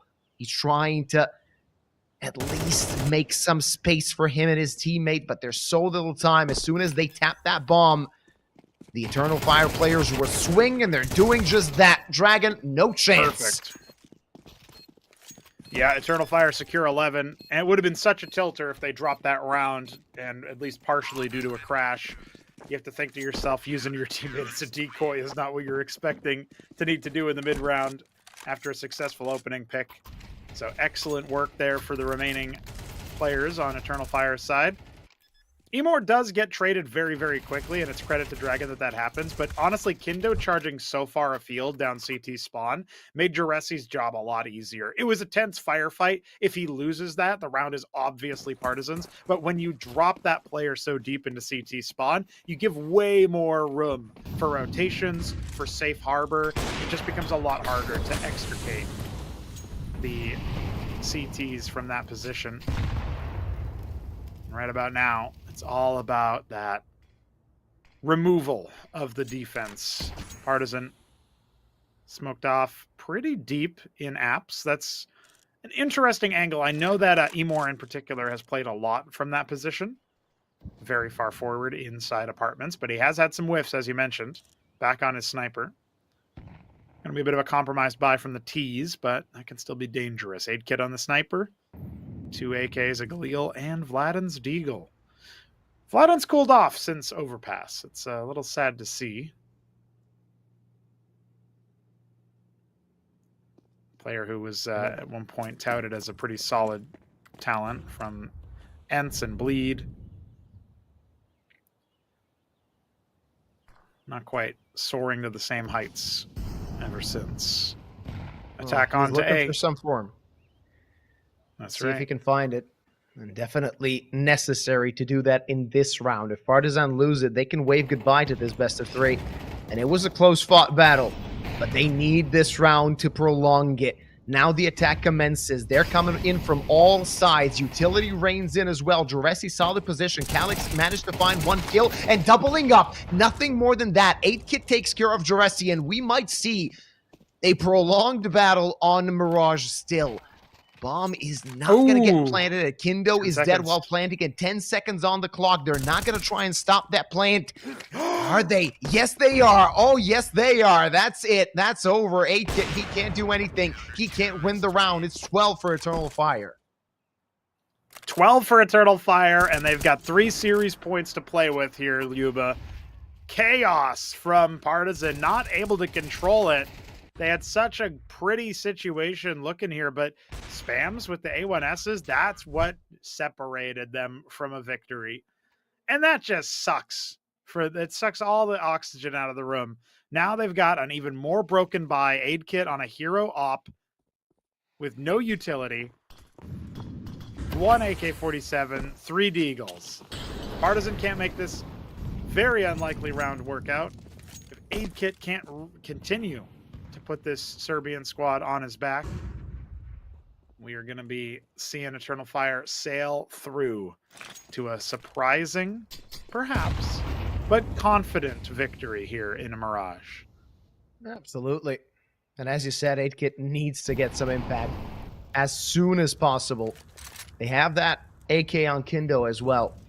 It's necessary to find something with it, but 8-Kit is out of the picture, could be out of this best of 3 entirely. And now Eternal Fire, they're feeling it. They know they got all the control necessary. They don't have control of mid, but do they need it with 60 seconds on the clock? Partizan are the ones that need to get in their faces. Still utility available for the T's, but only one smoke. And is one smoke enough to get to a site? It's Mask and Beanox waiting at this apartments. They're pretty deep. There's no utility being thrown out just yet. Masked on the jump spot. Beanox on the angle very close. Partizan lost 8-Kit in an untradeable position with nobody there to support. They can't allow that to happen again. They are going to need to finish the job, and even before the players are seen, the smoke is dispensed, and Beanox ready on the swing. Vladin finds the first frag, but it's 2 to trade back, and now we're once again in a man down for Partizan. Oh, it's even worse than that. Lots of fire on the feet of Jaresi and Emor, but 16 seconds. He can't get to the bomb. What can Kindo do? He needs to recover the bomb. He needs it right now. 10 seconds. He's got to plant the bomb, and he's got a full commit to it. Yeah, there's no chance. They're rushing straight for him. He's trying to find the kills, but that's not going to happen. That was so unfortunate. He couldn't find the bomb on time. Had he had a few seconds, maybe there was a chance, but it's Eternal Fire that go to the qualification match while Partizan are slumming it out in the 1-1 bracket. A heartbreaker, a stinker of a final round. 8-Kit with the sniper, one of the only premium weapons on the roster for the T side, and he just dies out over in the A ramp position. There's no hope for a trade. There's no activity from the rest of Partizan to try to find something else at the same time. Very well played on the CT side. Obviously a competitive first half as well on the attack for Eternal Fire. We give a little bit of a final parting gift to Kindo and also 8-Kit for their heroics and their attempt on Mirage. But it is, as you mentioned, Eternal Fire to secure the map and the series, moving up to 2-0. They might end up making it through the Swiss stage flawlessly.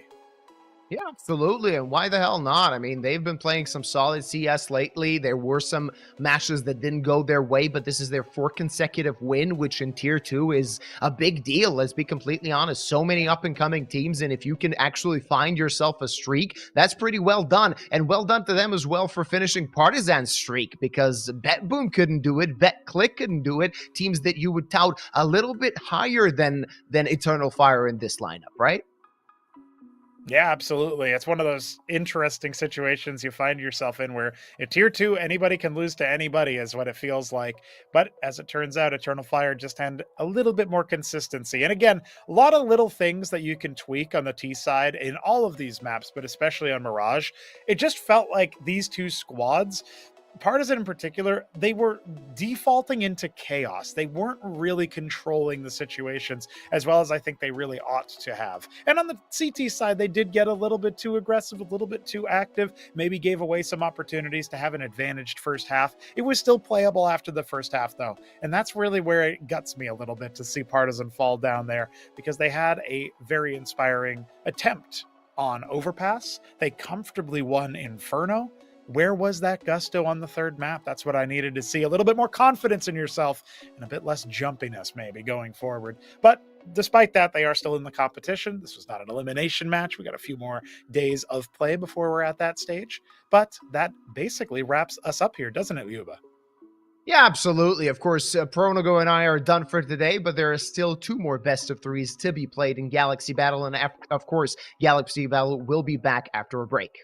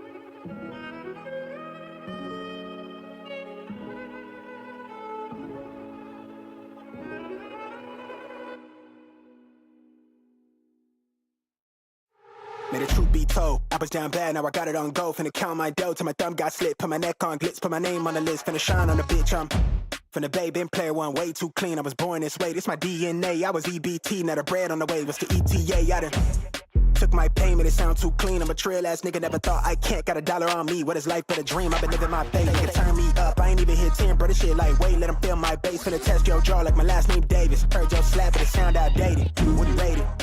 I got a 10 in the backseat, peeling off clothes. I'm 5 from the crib, and she putting on a show. Tell him eat my dust when the green light show. I'ma peel it off, niggas don't want this smoke. Little nigga, y'all want this smoke. I'ma spark that shit, I've been feeling on edge. I'ma burn that down to the ashes cold. More fire, more fire, more fire, more fire. I'ma spark that shit, I've been feeling on edge. I'ma burn that down to the ash get cold. More fire, more fire, more fire, more fire. Spark this shit, don't fear no death. I'ma burn that down to the ashes cold. More fire, more fire, more fire, more fire, more fire. I'm mine, I'm on fire, I'm mine, I'm on fire, more fire, I'm on fire, I'm on fire, more fire, more fire, more fire. I'm mine. I jump up and count my blessings. Yeah, I ball out so hard, got 'em thinking I'm mad with the pictures. Yeah, look at me manifesting. I'm in love with the bread, and look at the spread. I'm thinking I'm blueberry central. Sign on the dotted circle the amount. Hella O's like I went running routes. I wanted this since I jumped off of the porch. I've been in free since I lived on River's couch. Gold frames on me leading the charge. My eyes is open, I can see it to Mars. I'm Steve with the Max serving up genius bars. Reach for the ceiling, nigga. I'm the same little nigga with a gap too smile. I never backtrack. I'm a long way from home with the block too hot. I ain't touching on road, break ground when I grow. I was kissed by a rose. Niggas wouldn't go a mile if they lace my souls. I could walk on air like I'm stepping on stone. I'ma spark this shit, don't fear no death. I'ma burn that down to the ashes cold. More fire, more fire, more fire, more fire, more fire. I'm mine, I'm on fire, I'm mine, I'm on fire, no fire, I'm on fire, I'm on fire, no fire, no fire, no fire. I'm mine, I'm on fire, no fire, no fire, no fire, no fire. I'm mine, no fire, I'm mine, no fire, no fire. No fire,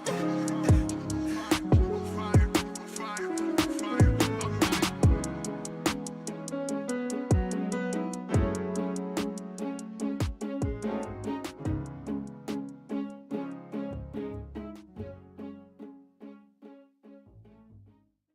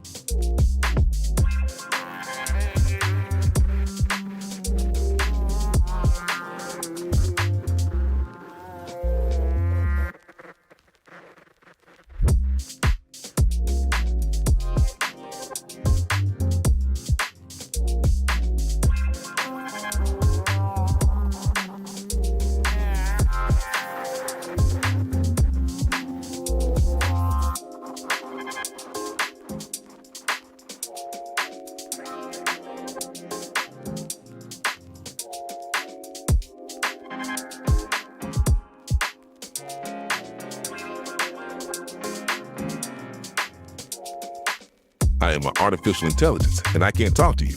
Get ready for the start. 1 minute to go. Players ready. Get ready for the start. The players are warmed up, and I hope you are too, my cucumber. While you and I are having fun, it's already 40 seconds before the start.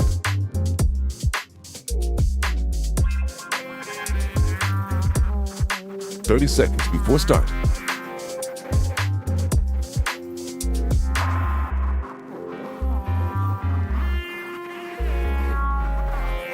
"20 seconds before start. 15 seconds, baby. 10 seconds before start.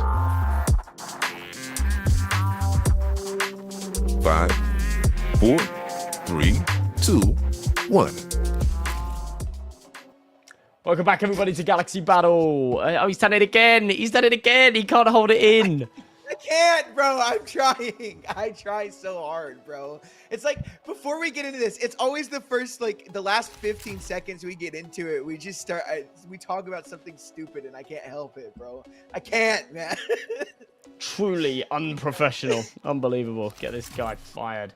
All right. Well, we've got a couple of banger matchups coming your way tonight. Of course, the first of the two being GUN5 taking on FAVBET.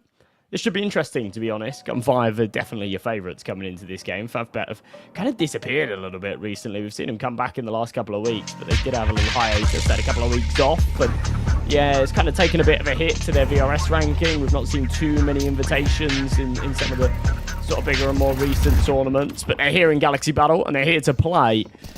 As we'll be kicking things off on Train. We've got Ancient up next, and then Inferno as that decider. Yeah, as I say, I think this could be a good match. I think it could be as well, but I wanna like kind of just acknowledge how good GUN5 have actually been. Grix and this Yix Rezo guy have been absolutely insane. They were insane yesterday in the 500 match, and I don't know if you watched the Fnatic match at all, but they actually played a really, really close game against Fnatic. It was 13-9 on Ancient and 13-11 on Train. Two maps that we have up first are map 1 and map 2. So GUN5 definitely are feeling good coming into this with this map pool. These two maps are very, very good for them. But FAVBET, definitely not a team to be underestimated. They've taken down some titans of their own. As you said, it's been a minute, but maybe they'll be able to get back into the swing of things here very quickly. Yeah, and they're a very good Train team, as you say. And to put it quite bluntly, GUN5 aren't. So there's that. A lot of their games have come close, and to be fair, they're against a higher caliber of opponent. You know, the losses are against Fnatic and BetBoom and Iberian Soul and some bigger teams, but yeah, this still doesn't take away from the fact that they've struggled to find wins. As we get underway, though, they are going to start on the CT side, and they've got the added superpower of Grix coming back into this roster, who hasn't been crazy since joining, but maybe a bit of a chance here as a lovely headshot. Julie's follow-up. Texi goes cowboy mode. Yeehaw. And sends him all the way to the Wild West. Yeehaw. There's one player left at Fondic. He's got no shot at this. Maybe a couple of kills would be great. He does find that one on the Texi, but everything at this point is just a little bit of extra money and some damage. He'll try and work his way through the smoke, but he's got a lot of problems to deal with as soon as this smoke fades. Mainly 3 from the back of B Halls. Yix Rezo still trying to find him with these dualies. He'll try and run him down. He does. Gets a second kill, but Selter has no problem putting him down. Texi, the round MVP with 3 kills. No surprise there. Nasty, nasty stuff with those dualies. And we got to watch it all, too. Great observing. Damn. Yeah, bit of glaze. Who's on the cams today? It's Anton. Anton. Mr. Anton. Oh, yeah, look at that. Now he's showing off. So, he's yeah, showing off. Ooh. Pan. I prefer pods, but...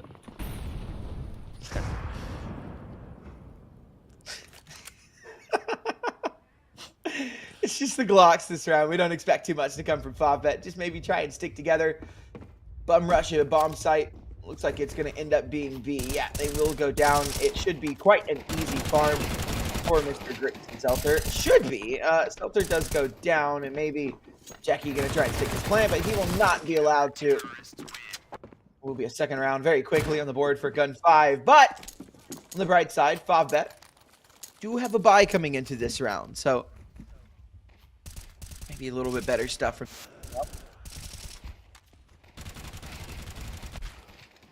Yeah, just comfortable stuff, and I think most importantly, denying that plant.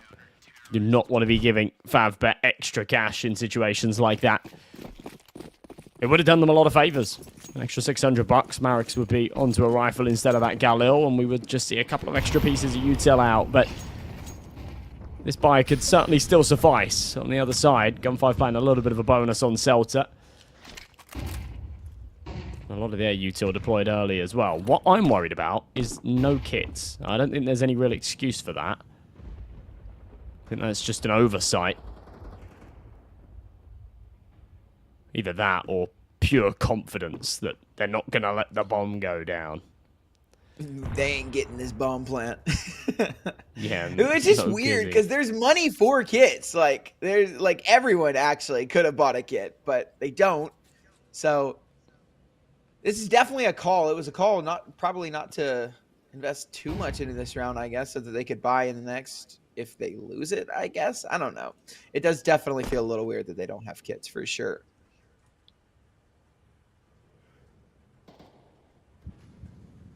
It kind of sucks losing that pistol round on your T side. You know, one of the bad things about picking into this map is you have to start out on the T side. That is the weaker side by far. Train is extremely CT sided, and if you come into this map, you pick this map not expecting to play a good T side, then your chances of winning it slim to none.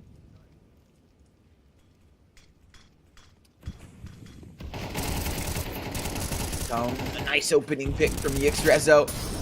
And a follow-up by Taxi. A nice trade, but it's actually his teammate that does it to him.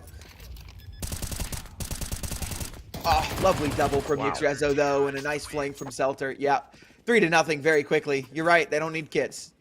Just don't let them plant the bomb. Yeah, it seems to be the plan all along. Why question it? I hope they buy kits this round, though. Otherwise, I'm going to be having some strong words. Some strong words. I'm going to say, "Oi, you, Antelope. GUN5 fellas, and Antelope what?" I'm just trying to think of like, I don't know. I was trying to think of like long, complicated English words, and antelope was the first. You said antelope. Dude, oh listen, God. I just that is woke the most up American maybe moment 40 I've minutes ever ago. heard in my life. Listen, bro. Onomatopoeia. Oh my! You know, I was literally about to say that exact word. We could have said it at the same time. You know how cute that would have been. Yeah. We might be on the same wavelength. That would have been kind of cool, actually. That would have been crazy. Good Now Twitter people have just got to take my word for it. People have just got to believe that's what I was going to say. I promise. I'm a man of my word. Not always, but I am at the moment. You can trust me for realsies. You can trust me. I am not from the government. Oh, man. Little extended tech pause, so we get to tour around the train bomb site. Mr. Observer is showing off his skills a little bit. What's the problem? Is us being on stream, like, technically makes us the media, right? We are the media. The stream is a form of media, and therefore we are the media. I don't trust the media. Fake news. Fake news. I don't trust us. I don't trust us. I don't trust myself because I am the media. Shit, guys, I'm having a crisis. Austin, take over for a bit. Yeah, I've got it. It's just pistols here for FAVBET. We don't really expect too much from them. Just kind of going to slow things down. Hope that GUN5 overplay the cards that they've been dealt and maybe make a mistake early, but I don't think that's going to happen. GUN5 are usually a pretty solid team. You know, not one known to make silly mistakes, at least not too often, you know, maybe once or twice a game, but no more than that. I do not think they have any interest in overextending here against an eco that they know FAVBET have. Now the bye next round will be a little bit better for FAVBET, but this round they'll just have to take the uppercut as it is and play this one out.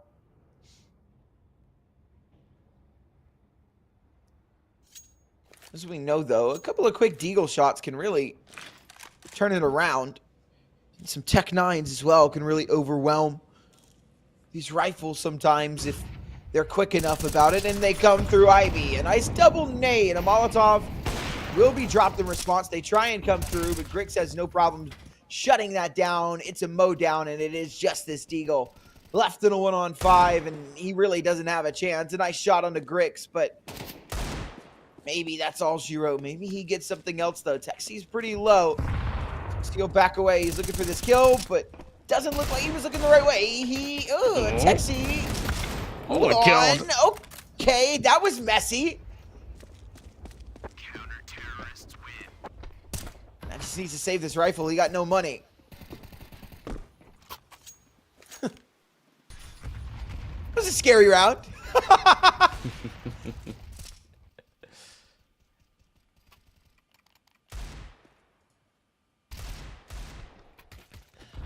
Yeah, I mean, I can't believe Texi doesn't finish him there, but, you know, you shrug it off. I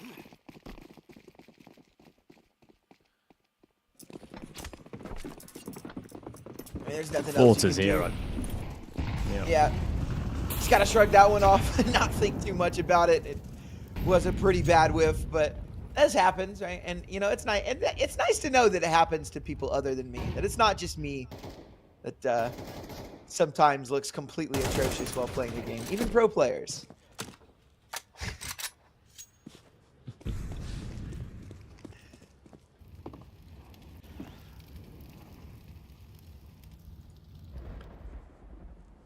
All right, well, much better buy this round. Yeah, they do. They've found no success whatsoever so far, but this absolutely could be the one where they turn it around. They've got the rifles in place. Soltovsky's got that AWP. It's still very slow. And all these little spams and whatnot are really paying no dividend. GUN5 are very passive at the moment. Happy to just give this up. What is the spam that Bondic's trying to do through the floor there? That's wild. Is that, I mean, that must be something. Is that like it's gotta in be the corner something. of a Yeah, main? I don't think I've ever seen it. I've never seen that, yeah. I want it to work. I want him to do it again later and it to work. That'd be insane. Ooh, that works. Nice double opening. Yeah, and now they've got control of the B bomb site, and I don't think GUN5 are going to go for this. They are already positioned to go ahead and just get out of this round with 3 alive. So FAVBET will take their first, and you know, I think it comes at a good time. It was beginning to get into like that scary territory where if GUN5 keep converting rounds, you know, it gets a little problematic, right? You need generally probably 4 or 5 rounds on the T side of train to feel a little feel comfortable. I've seen some comebacks from 2 or 3 for sure, but you know, you want to take as many T side rounds as you can, and if GUN5 are just allowed to walk away with this half, may not have went well.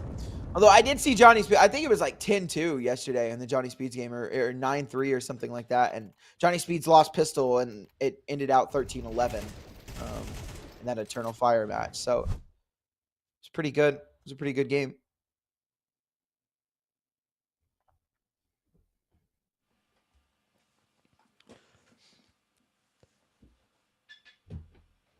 Well, first on the board. Yeah, both all of these teams are like absolute round. I was going to say both, but FAVBET haven't been playing all too much recently. But yeah, so many of these teams at this kind of tier have just been absolutely rammed with matches over the past few months. It's kind of wild, especially like going into the tail end of the year, post-player break, pre-major. A lot of these sides have got sort of 2-3 officials a day. Oh, pretty taxing, pretty hard to squeeze in. Smash pretty much had a freebie there, but kind of messes it up. It's not going to matter. Celta will be swarmed from both angles. A nice shot from Soltovsky. It might be a save again. I think it will be. I think they're just off. They realize they can't get back into this. And that B bomb site has been identified as a weakness now from FAVBET, and they're going to continue to hit it as long as they're giving it for free. So somebody's going to need to come back and help out Selter. I understand what GUN5 are doing, right? You know, they want to take a little more aggressive stance towards A and want to try and take that space. But right now, your B player needs a little bit of help because he's been caught out both rounds. You've lost 2 players without taking down a single T, so Behold becoming a little problematic. Terrorists win.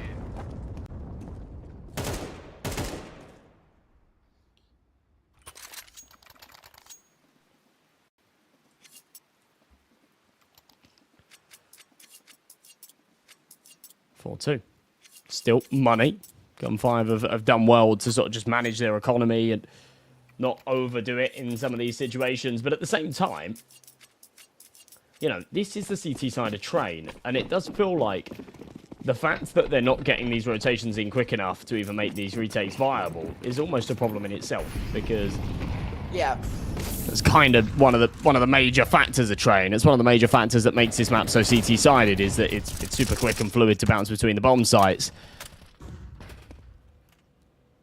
So I'm not a fan. Like, I'm a fan of the saves on the basis of, you know, round doesn't seem all too winnable, but the fact that we're constantly finding ourselves in these save situations where there's like clearly no other option is a little bit problematic. Either way, it's 4-2. It's boost. He's going to see the foot. Gross. That is filth. And Selter knows that there's too many. He's not even going to peek for the trade. He's just going to try and play his life. His teammates are locked out, though. It's a good smoke. They're going to try and play through it. Here we go. Here's a bit more initiative. This looks a little bit better. They've got Selter. Can pounce from heaven as well. He should start to move in quickly, but he's lost his entire team in the process. Now he's got to do a lot more work. Expresso will start to work out. He's got to worry about smash up close. Selter's got to worry about Merrick's, but down he goes. It's all on the Expresso. He's out onto the site, but he's whiffed his first fight. They know exactly where he is. And although he's able to take down the first, Merrick's has the trade, and FAVBET very quickly recover, 1 round away from tying it up. And GUN5, they don't have a ton of money coming into this round. It should most likely end up being a half buy. This kill from Soltovsky was nasty. A perfect read, a perfect pre-aim. Absolutely lovely opening onto that B site. But I think Selter just took a little bit too much time to get activated from that heaven position. I know he didn't want to give himself away, but, you know, we saw 2 of his teammates fall before he was even able to get anything going. And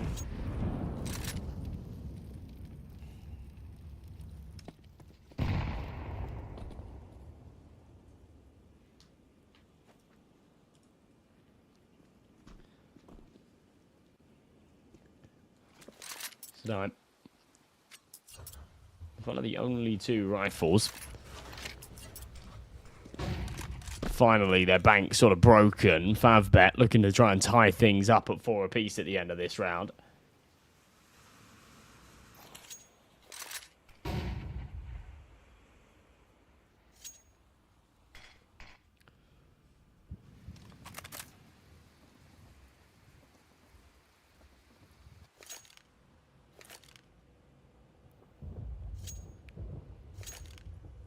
this is just a little half investment here. Yeah, much slower. It's so much quieter. And it's crazy, right? Because the B bomb site is open, right? They've loved to press this B bomb site. They've done it 3 rounds in a row at this point. And now they've slowed down, thinking that GUN5 may try and play into the stack, but they've actually just still stacked A. Selter. Oh, nice shot. He takes Bonding down to just 1 HP. Drix will be able to find that kill. Soltovsky versus Drix. Soltovsky wins it out. Texi, though, with a couple of quick kills on that P250. And Soltovsky throws that Molotov, forces Texi into an awkward angle and should be able to close this one out. 51 HP. Quick. Oh my God. Texi is what it would have to be. He tries. Keeps mobile. Soltovsky with 27 HP closes it out. And we'll tie the game up 4-4 now. And another buy coming in from GUN5. I don't know, crisis averted, but oh my god, that is a round that they should never be losing.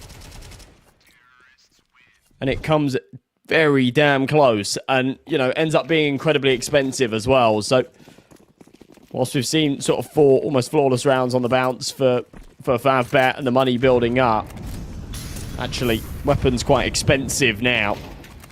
Soltovsky's still got 10k in the bank, so they do have a little rainy day fund, but certainly could have been more if they'd have kept that cleaner. Into round number 9 we go. GUN5's hard work's really starting to unravel a little bit here. They've got the luxury of, you know, being the favourites in the series. And this sounds weird, because I don't think many people would consider this a luxury, but I do. Being the favourites in the series and starting on your opponent's map pick, right? So you can kind of put your foot down, take your opponent's pick, and then you have the comfort of your own map pick to close it out. Getting off to a good start, winning the pistol and the follow-ups should do them a lot of favours, but yeah, they've quickly found this form of uncomfortability here on their CT side of train, and it's kind of the worst place for it.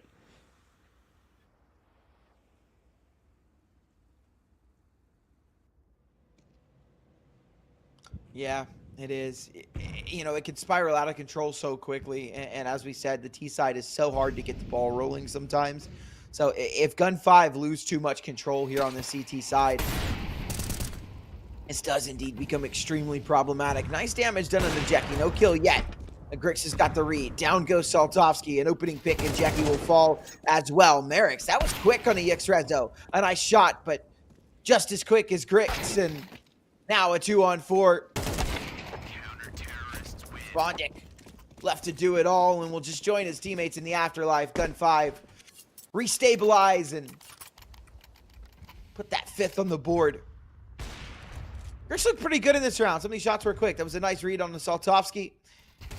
And then that follow-up kill as well on the smash. 8-4. He does lead the server right now in frags.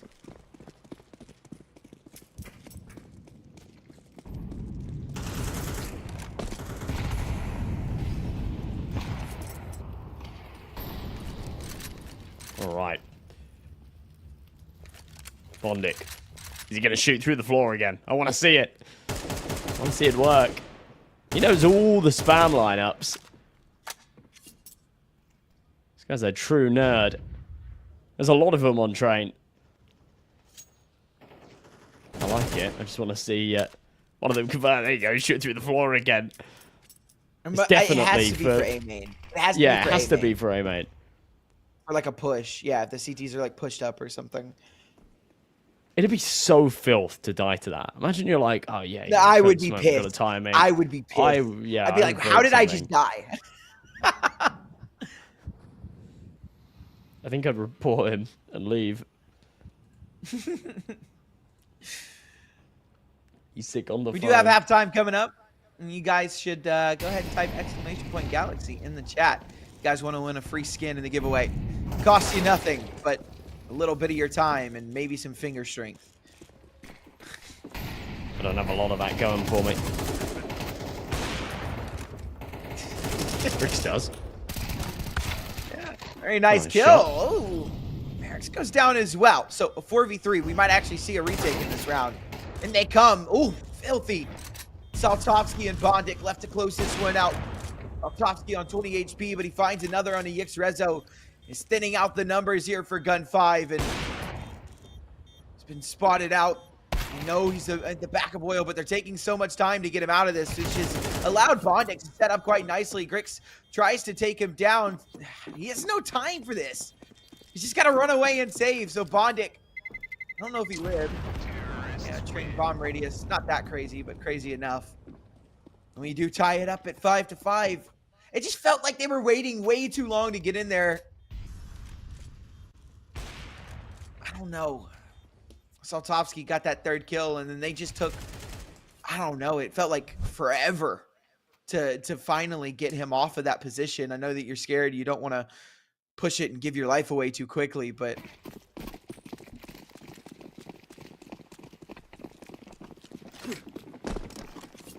Yeah, this I feel like is maybe a little bit of a symptom of it being your opponent's map pick and one that you don't play all too much of. Just some of these timings are off. The retake protocols are a little bit sloppy. Ooh. Yeah, very nearly losing the early fight, but it's Grix aggressive into heaven. Does draw first blood, however, they go right back the other way. Celta takes Bondic. A lot of damage has been inflicted. A hell of a lot of it. It will still be a man advantage as FAVBET work their way over towards A. They got a free bomb site, an open plant.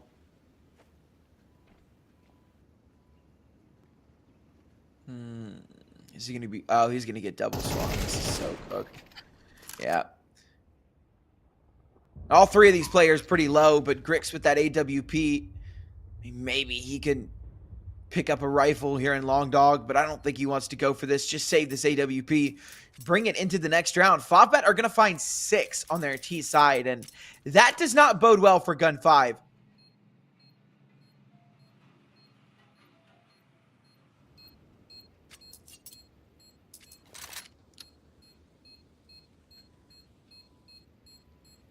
It really doesn't.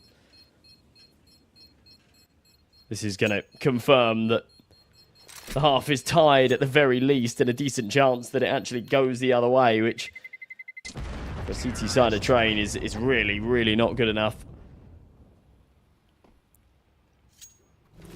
The one crutch that they have to lean on, I feel, is their individuals. And that could definitely come into play. You know, they move over to their T half and Grix just starts popping off and Texie starts smashing heads with a rifle. And maybe the sides don't matter all too much. Maybe just give him an AK, wind him up, watch him go. But yeah, this is not looking so good for them so far, especially considering this was a 4-0 lead at the start. Going to round number 12.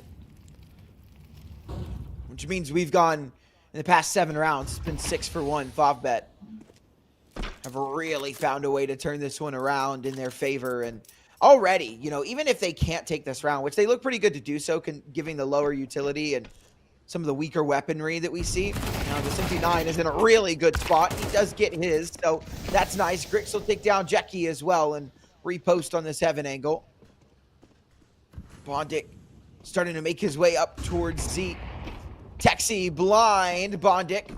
Oh, this is going to be so good. Works his way through the smoke. This is never going to be known. He's escaped the eyes of 3 CTs and has made his way into the smoke. This could be round ending. Saltovsky gets a kill, but now Bondic plays his hand. They know that he's Z, and these last 2 players are panicking. They have no idea what to do. Merrick's trying to work his way down from stairs. Texie is just sticking this defuse. In he comes. Merrick's will pull him off. And it's all on to Grix trying to duel back and forth from the top of Thomas. Needs to hit this shot quickly, but he'll miss. And FAVBET win out on their T side of train. And things are looking up for them as we swap sides. This is really good. This is a very ideal start for your T side on train. Yeah, this has been exceptional. Especially losing the pistol round. Normally that's a bit of a death sentence in CS2. They've made it no problem at all. We got our skin to give away. I did see your name. Get excited. Did you? Yeah, I see it a lot actually. Must have been imposter, man. Oh, okay. All right. Nice. Noah, congratulations on the In Living Color. That's a pretty nice skin. We'll take that one. Very, very nice. Exclamation point Galaxy if you want to be entered into the next giveaway. It costs you nothing. It'll be at the next half, but if we go to OT, then yeah, it happens there as well. So you got to start crossing your fingers for some long games. Galaxy Battle veteran knows that. I don't. I had no idea that we did an OT too because I haven't seen an OT yet. Oh, yeah, wow. I didn't know. I haven't seen an OT yet. I think all my games but one have been 2-0s. I think one of them was a 2-1. Huh. Yeah, no, we do it in OT.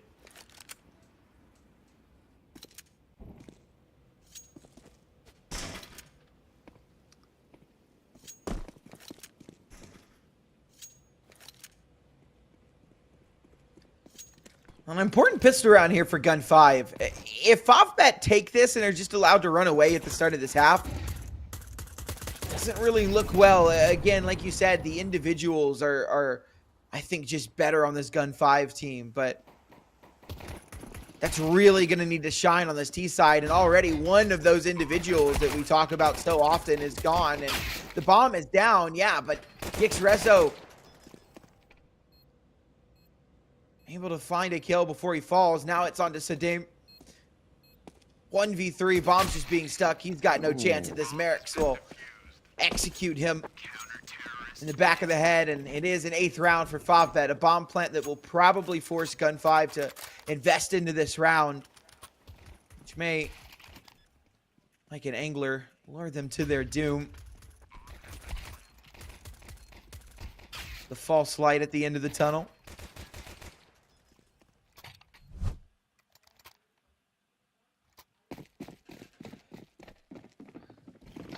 It's a pretty decent force buy, though. 3 Galils. It's not too bad. Yeah, this could certainly suffice. But, I mean, FAVBET have also kind of bought into this accordingly as well. You know, you got the 3 M4s out. You've only got the 1 MP9. So they're not approaching this with the idea that they're going to be against pistols and this is going to be a breeze. I think they're sort of very aware that, you know, there's going to be a decent buy from GUN5 with the bomb plant and a couple of kills that they found. And they need to have the rifles out as well. So it's a very util light round and very focused on the firepower instead.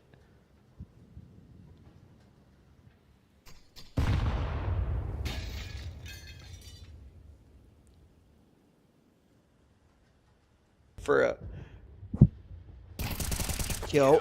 He won't find it. Saltovsky instead decides to look up into the heavens and finds Mr. Grix. So a good round for FAVBET. They find a 9th. GUN5 are broke. Have to save for the next round. It should be double digits before GUN5 are even able to invest again.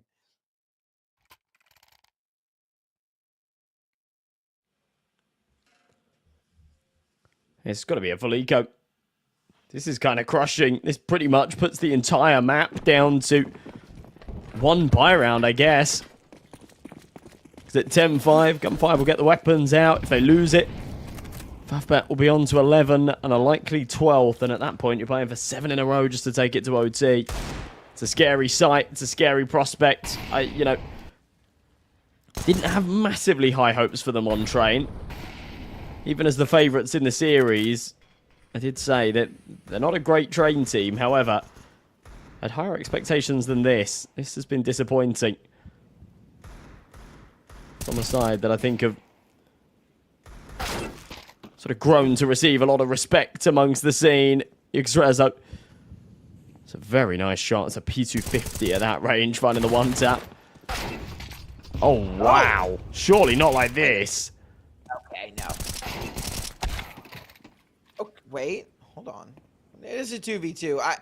You know, part of me wants to believe that this is possible, but I think Smash has got the right read on this. They should maybe possibly get the bomb down. Jackie.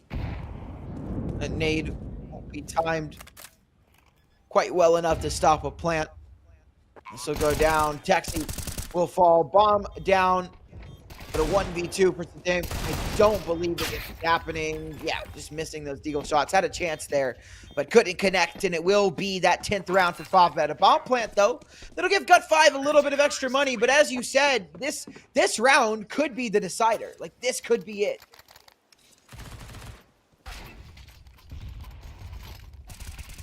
Yeah, it kind of does become that.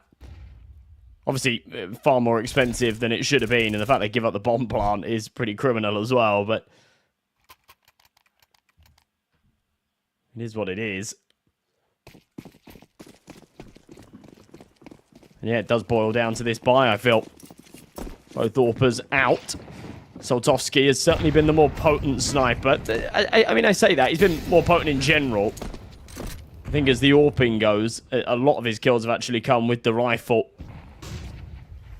We saw some eco frags in the last with him on the M4. A nice shot from Sadim to get things started, but yeah. Doesn't expect the second to be coming in and peeking. Bondic follows. And the numbers just go in their way, but it doesn't last long. It's all on to Smash. Yeah, Grix and Texie do a good job of bringing this one back. Grix with a double kill already in the round. Smash looking to isolate these 1v1s. He'll spot out Texie, and he's just trying to run him down now. He does so effectively. That nade tags him down a little bit, but he is into the one-on-one. It's all onto the shoulders of Grix. 15-9. He's done pretty well so far this game. Can he close it out? Smash has struggled a little bit, but Grix looking towards A main. There's a timer on this, and if Smash starts to work forward and just peeks now, but he's taking time off the clock. He's ready for Grix to push into him. He doesn't know what's going on, so he might lose his gap. He won't, though. Catches Grix with his back turned, and Smash has never had an easier clutch. It'll be an 11th, and things are just looking more and more grim for GUN5 as time goes on.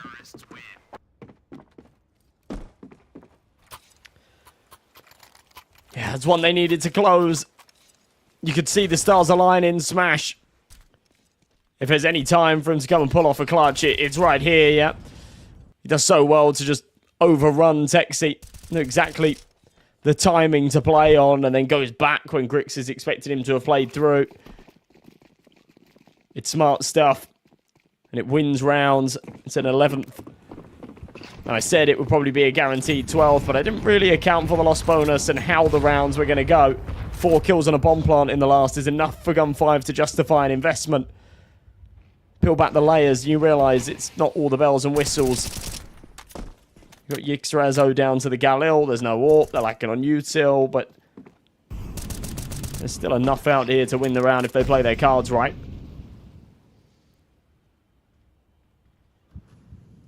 They're going to once again try and hit his sight. A Molotov that forced his Smash backwards, but his own Molotov in response. So he's isolating this. A nice shot for Saltovsky. And out into the B site they go. Seltzer trying to catch him on the fallback, but Saltovsky has looked so sharp time and time again. He continues to hit his shots. He'll miss that one. And Yixrazo with the 3K has been given a chance. So as good as this looked for FAVBET, now things get a little dicey. A smoke drop for the top of heaven, and I don't know how much I like this one, Josh. It's kind of made things awkward. He has slipped the gap. Can he find it? He can't. He needs Merrick's.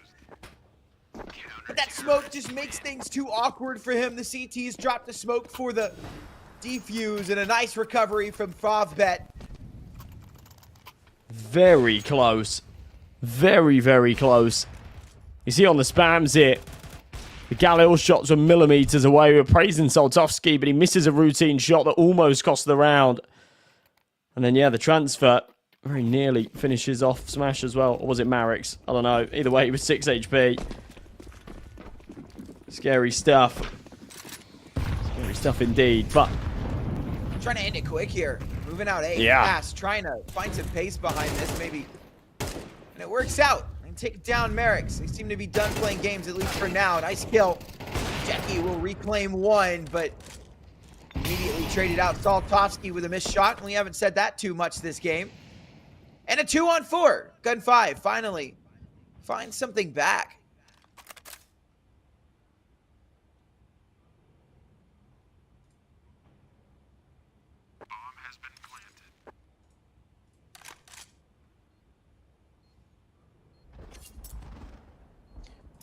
These rounds have been so close that I never really expected FAVBET to try and go for this with the 2-on-4. They're going to need to save these guns, this utility. Saltovsky will be able to drop in the next round, so they'll be able to make something decent out of it. It won't be great. Yeah. If this was still, like, economy carried across from the first half, right, then I think they have a little stab at this just because there was tons of money in the bank. But since the side switch, they haven't rebuilt those finances to any crazy degree, so... they'll just sort of sat with just about enough, as you say, to pull out something in the next, but it's not going to be a full investment, far from it.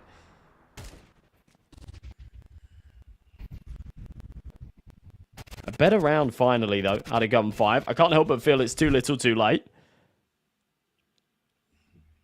But better late than never. Okay. Actually, a better buy. Better buy than I was thinking there was going to be, to be honest. I thought we'd see a couple of SMGs. There's only the one. They've done well with what they had.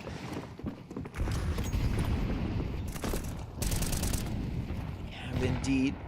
It's still considered a little bit of a weaker buy. Saltovsky missing another shot. Smoke that'll stop that Molotov from flushing him out. He will be able to get away, but just barely. Left limping now on that low 35 HP, but it doesn't matter, right? You know, he's your AWPer. If there's a player you don't mind being that low, it is your AWP, as he can still find impact. His gun only takes one shot to kill.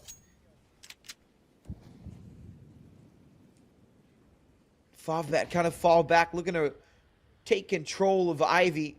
Start to move towards outside, giving up this A space for a little bit. They believe that smoke they've thrown will give them enough cover to do this. And they believe right, but if they push out too far, Grix is kind of holding for this.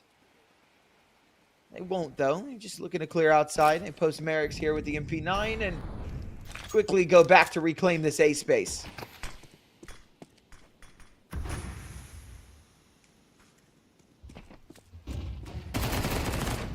Oh, wow.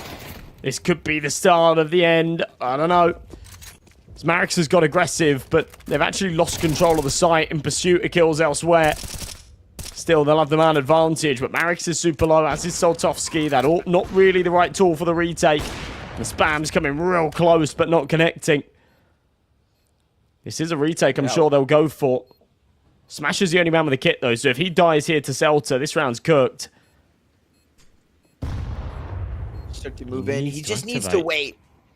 I think he needs to wait. I think he needs to wait. Give it a little time for his team to pull. Yeah, and that's perfect, right? They pulled the distraction. They get him off. That's absolutely perfectly played from Smash. Plenty of time on the defuse. Isn't going to matter, really.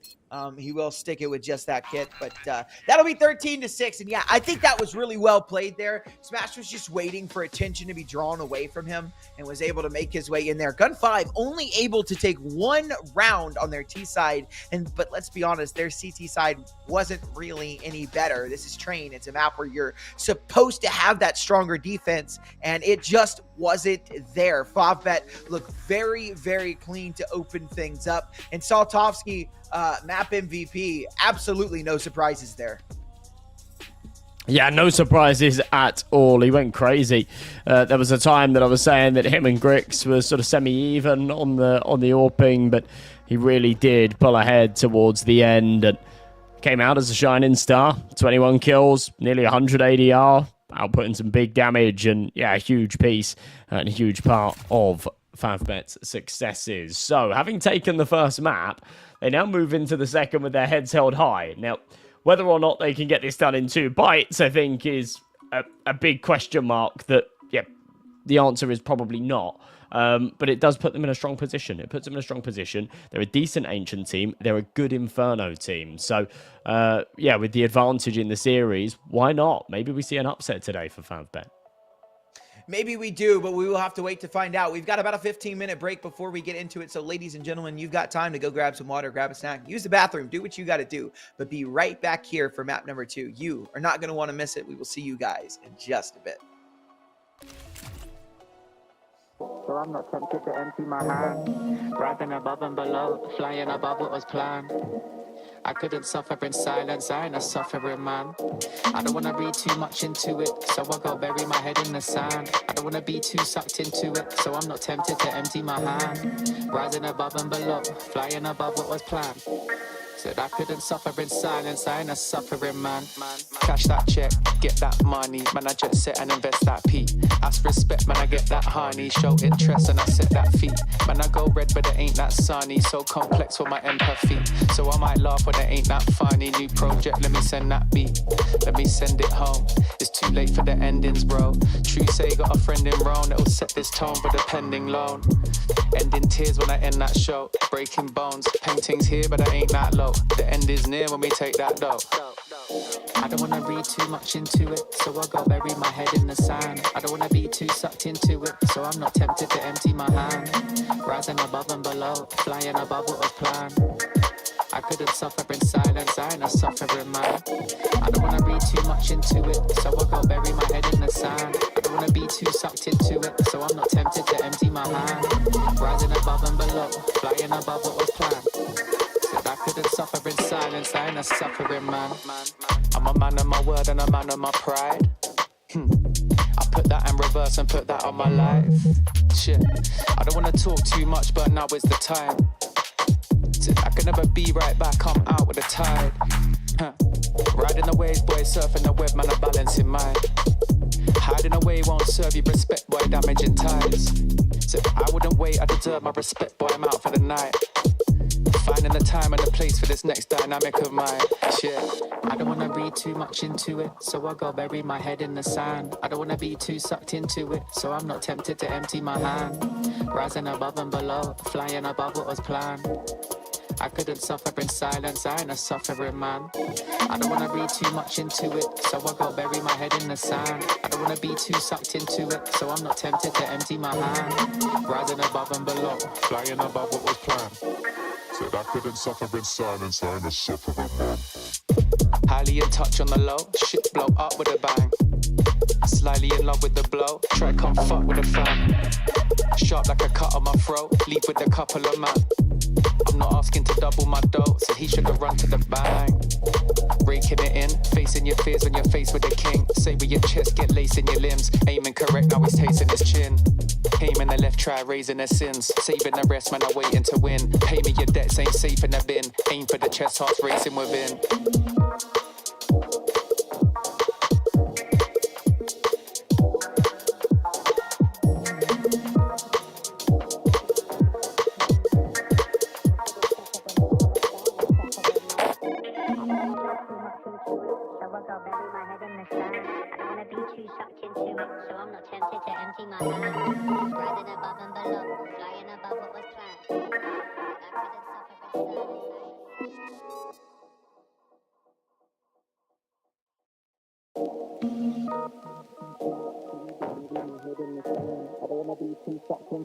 So I'm not tempted to empty my hand. Rising above and below, flying above what was planned. I couldn't suffer in silence, I ain't a suffering man. I don't wanna read too much into it, so I go bury my head in the sand. I don't wanna be too sucked into it, so I'm not tempted to empty my hand. Rising above and below, flying above what was planned. Said I couldn't suffer in silence, I ain't a suffering man. Cash that check, get that money, man, I jet set and invest that P. Ask respect, man, I get that honey. Show interest and I set that fee. Man, I go red, but it ain't that sunny. So complex for my empathy. So I might laugh when it ain't that funny. New project, let me send that beat. Let me send it home. It's too late for the endings, bro. True say, got a friend in Rome that'll set this tone for the pending loan. Ending tears when I end that show. Breaking bones, paintings here, but I ain't that low. The end is near when we take that dough.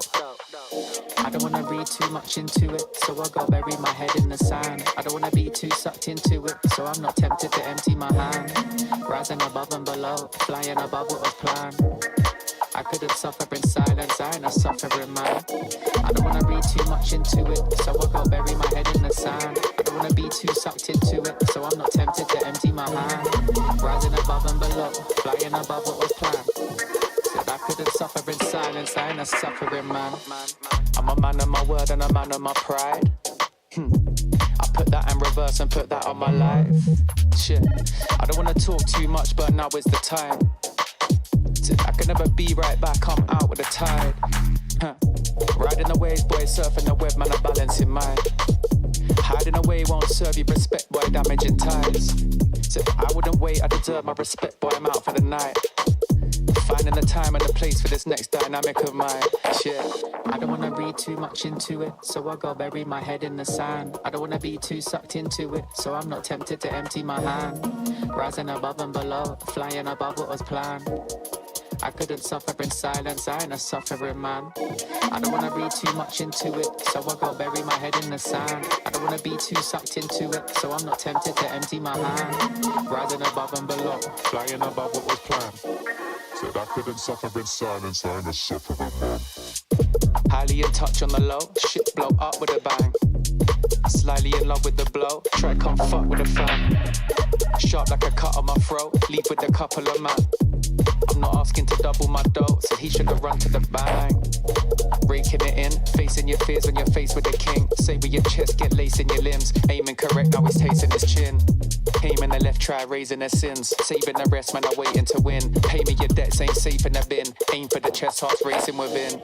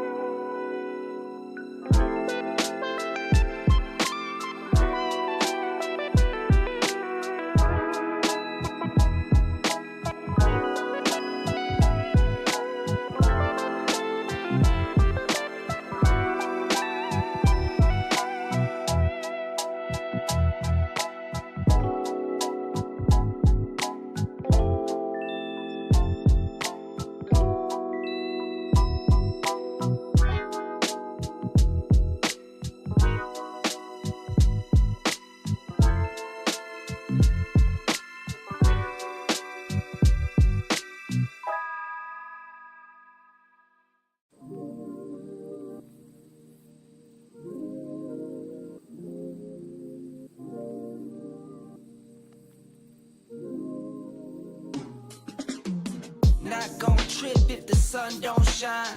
Not gon' trip, you know I get mine. 2020 vision, I want all the loot. 2020 vision, I want all the loot. Not gon' trip if the sun don't shine. Not gon' trip, you know I get mine. 2020 vision, I want all the loot. 2020 vision, I want all the loot. I'm talking be my all clean, fit too mean, finger all shiny on my baby's diamond ring. I was on a high till I caught onto the scene. Swear I lost my heart when I fell in love with things. Rookie year went broke like Jalen Rose. Got the price, sold my soul to the things I own. Switched up, locked in and got my mind right. Prioritizing, got my business and my time right. Wristwatch, no TikTok, you know the crown. I get guap, then flip stocks, you know it now. My baby's loyal and she holds it down. Play with my fam and I might blame you, but it's going down. Not gon' trip if the sun don't shine. Not gon' trip, you know I get mine. I am an artificial intelligence, and I can't talk to you. Get ready for the start. 1 minute to go. Players ready. Not gon' trip if the sun don't shine. Not gon' trip, Get ready for the start. The players are warmed up, and I hope you are too. My cucumber. 2020 vision, I want all the loot. 2020 vision, While you and I are having fun, it's already 40 seconds before the start. Numbers up and we need no recruits. Leather loafers for the tailor suits. Making moves that you 30 can seconds never do. before starting. You sure I'm cool, but I'm never amused. When I cop it by the tools. The weather change, I change the views. I drop a record and I watch it boom. You see me working like one. 20 seconds before starting. I left the womb. I'm staying silent when I'm in the room. From 15 seconds, baby. baby. See me bloom, zoom, and it's to the moon. Stop making promises you never keep. 10 seconds before starting. Never out of reach. Dot the eyes across the T's. Not gon' trip if the 5, sun don't shine. 4, Not gon' 3, trip, you 2, know I get 1. mine. 2020 vision.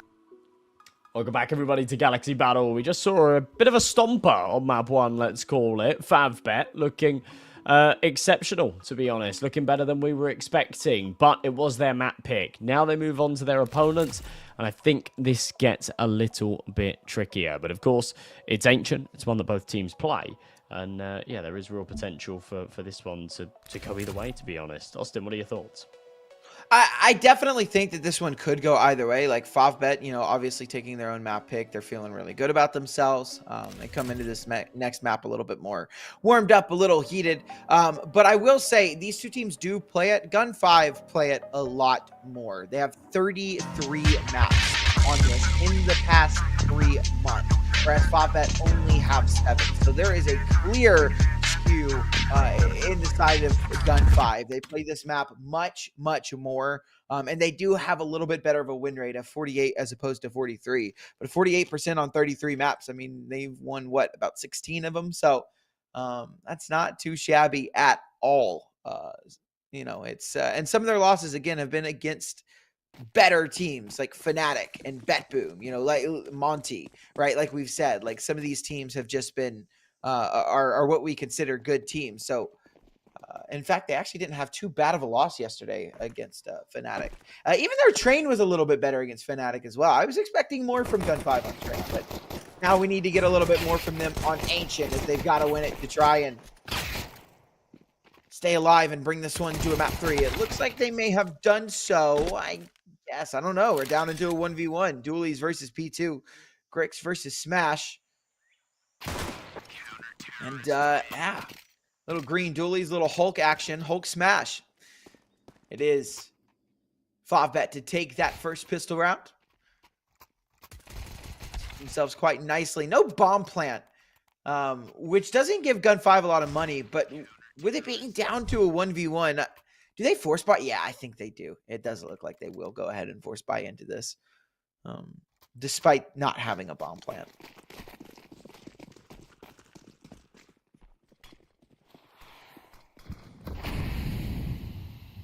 Yeah, makes sense.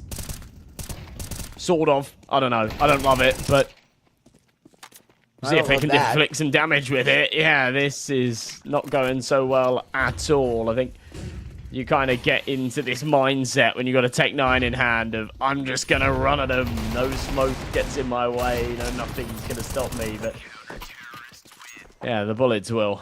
The bullets certainly will. That is a flawless round out of FAVBET. The Tech-9s just fall on deaf ears. That investment was completely irrelevant.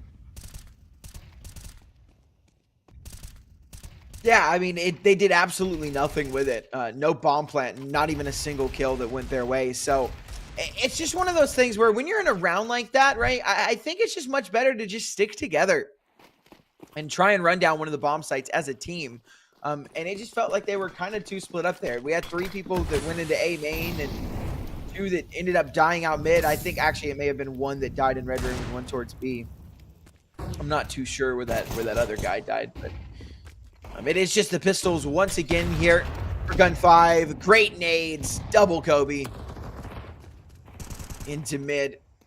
And already this is shaping up to be a 3-0 start, as we kind of expected, but I feel like I expected GUN5 to come out with a little bit more fire, especially on that last round.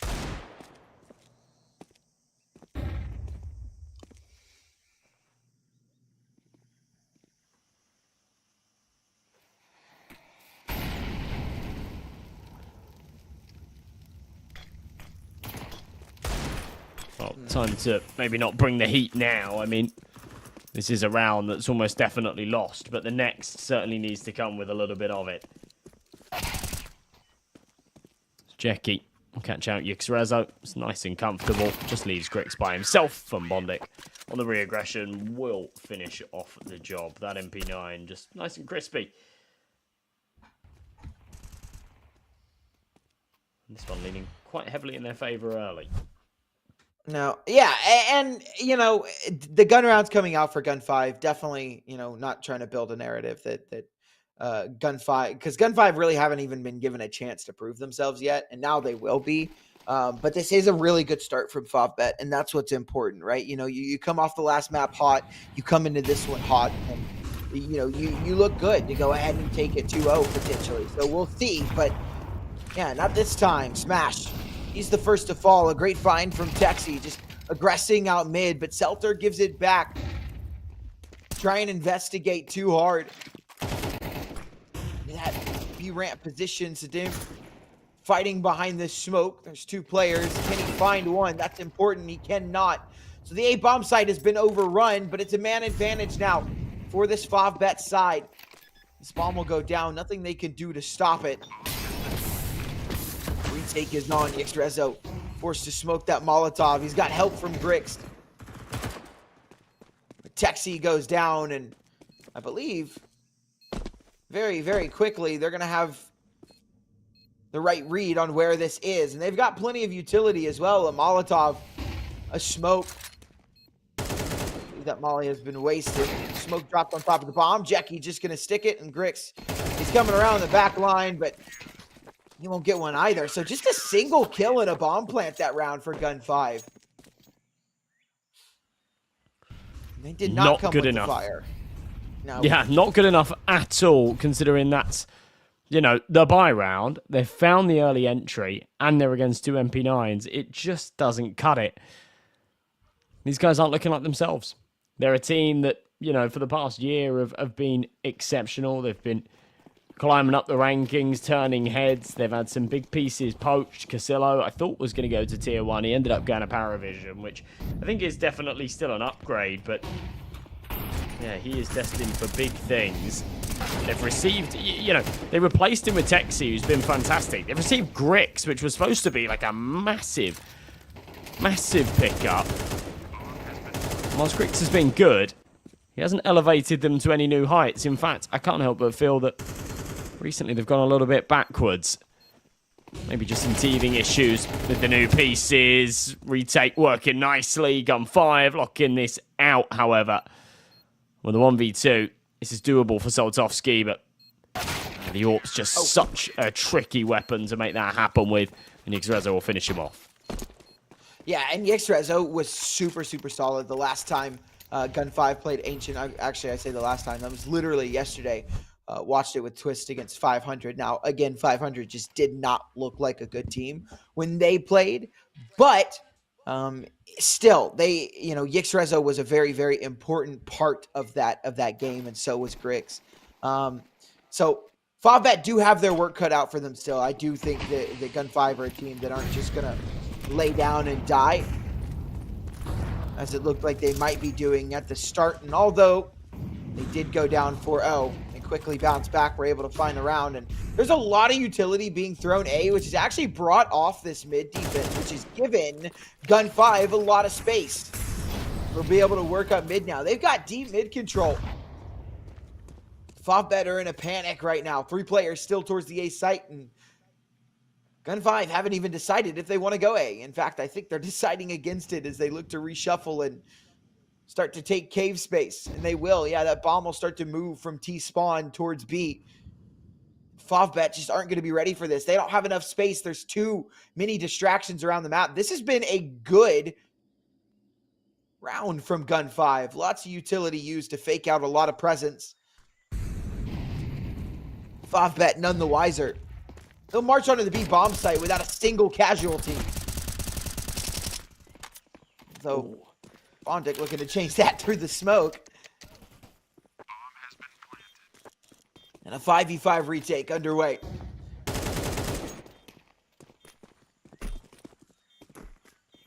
Bondic.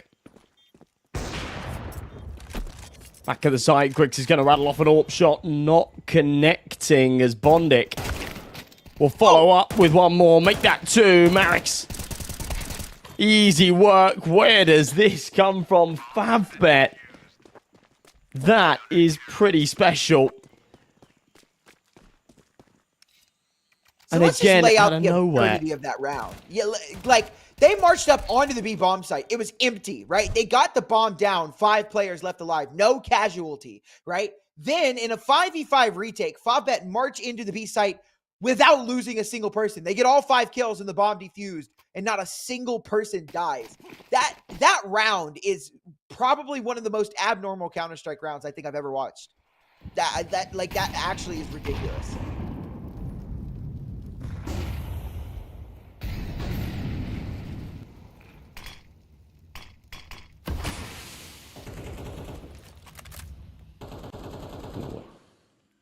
So 5-1. And putting this into the context of the series, they're already a map up, right? As the underdogs, this is their opponent's pick. They're off to a flying start. They're looking to keep this going as well. GUN5 have thrown themselves right into another bite, despite the fact that the money's not great and it involves 2 Galils. Xrezo's going to take a tag from that molly as well. That would have been heard. Yeah, HG's going to follow up. They're just going to try and press. Confirming that there's 2. Allows them to fall back. What a shot from Texi. I'm not sure why he re-peaks. It's going to give him an opportunity to just fight back. Marix with 2. But a nice opening from Sadim onto Saltovsky. So the bomb will be able to go down now at 3v3. And Smash trying to push in. Spots Grix on the cross, but has to wait for his teammates to rotate in. We've got Marix on a very long flank into A main, but this is being watched. Grix is ready for this. Going back and forth between this angle. Throwing a little bit of util to help out his team, and Marix finds the shot on low HP. Surely not another. Xrezo will take him down, and Smash with the trade as well. Now a 1v2 all on the Sadim. He opened up this round, but can he close it out? He gets the first, but can't find the second. Kit on the back of Smash, and FAVBET up 6-1 on GUN5's map pick. Nothing is going right for GUN5 right now. Yeah, nothing at all. Even there, getting the bomb down and having a couple of little moments. That opening shot from Texi was really crisp. Just a great little showcase of what he's capable of mechanically. Yeah, some mechanical demons on the other side as well. Marix being one of them. Great 3 kills in the round. Need to reign over Jackie. Aggro down mid. Goes for the spams. No one's home.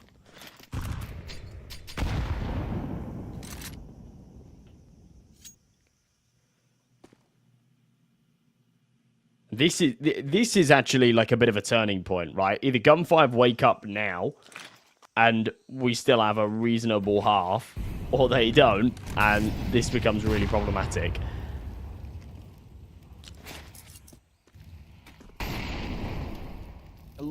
They just threw some util to try and take gate control, but good counter utility by the CTs to keep them at bay for now. Another smoke that'll keep them from pushing, and it's going to take a lot of time off of this clock. This is really weird. Oh my God, what was that play? Texi able to find a double off the back of a chaotic donut push from the CTs trying to reaggress. They felt trapped between a rock and a hard place, and the hard place takes him down to 3-on-4.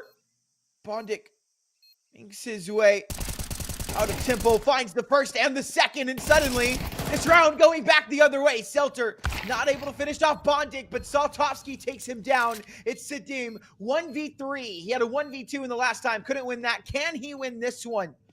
Bondic very low. Somebody needs to get on the bomb now.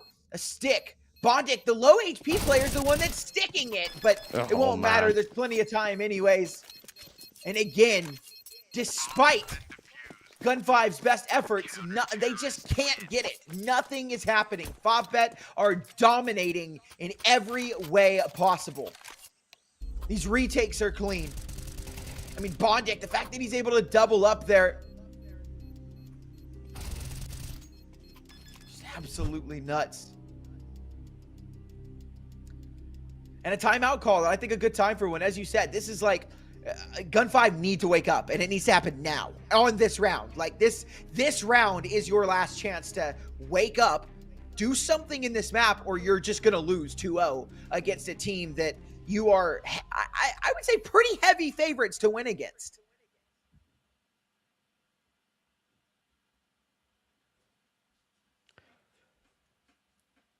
Yeah, this is what I mean. I say that round was a turning point. Round 5 should have been a turning point. That should have been the start of better from the T's, but it just didn't. It didn't come. In the 6th, FAVBET bit right back, straight into their winning ways again. Texi's taken a lot of ground. He's pushed it all the way up, and he's going to try and play through this red smoke. I'm not sure Jackie's going to expect it. No, he doesn't play through. He's just sat in the corner, waiting for his moment to pounce. It is now. There you go. Here's the spams. Here's the reload. Says it's my opportunity. So he is taking a lot of space.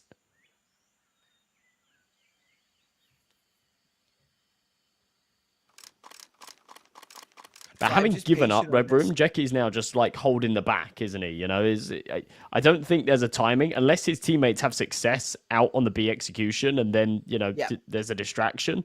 I don't think he has any success on this flank. They're very ready for this. They are. And this is kind of a default, right, from the CTs. If you feel a lot of pressure, like obviously Jackie does from mid, you just give it up. You walk back towards B, or you walk into CT to try and hold Red Room, and you know, there's no reason to try and fight for that kind of map space when you can just hold it and help your teammates out if it's not going that way. Texi is actually going to be the one to try and activate. So in he comes, spotted out, able to find one. So honestly, not too bad considering the position that he was in.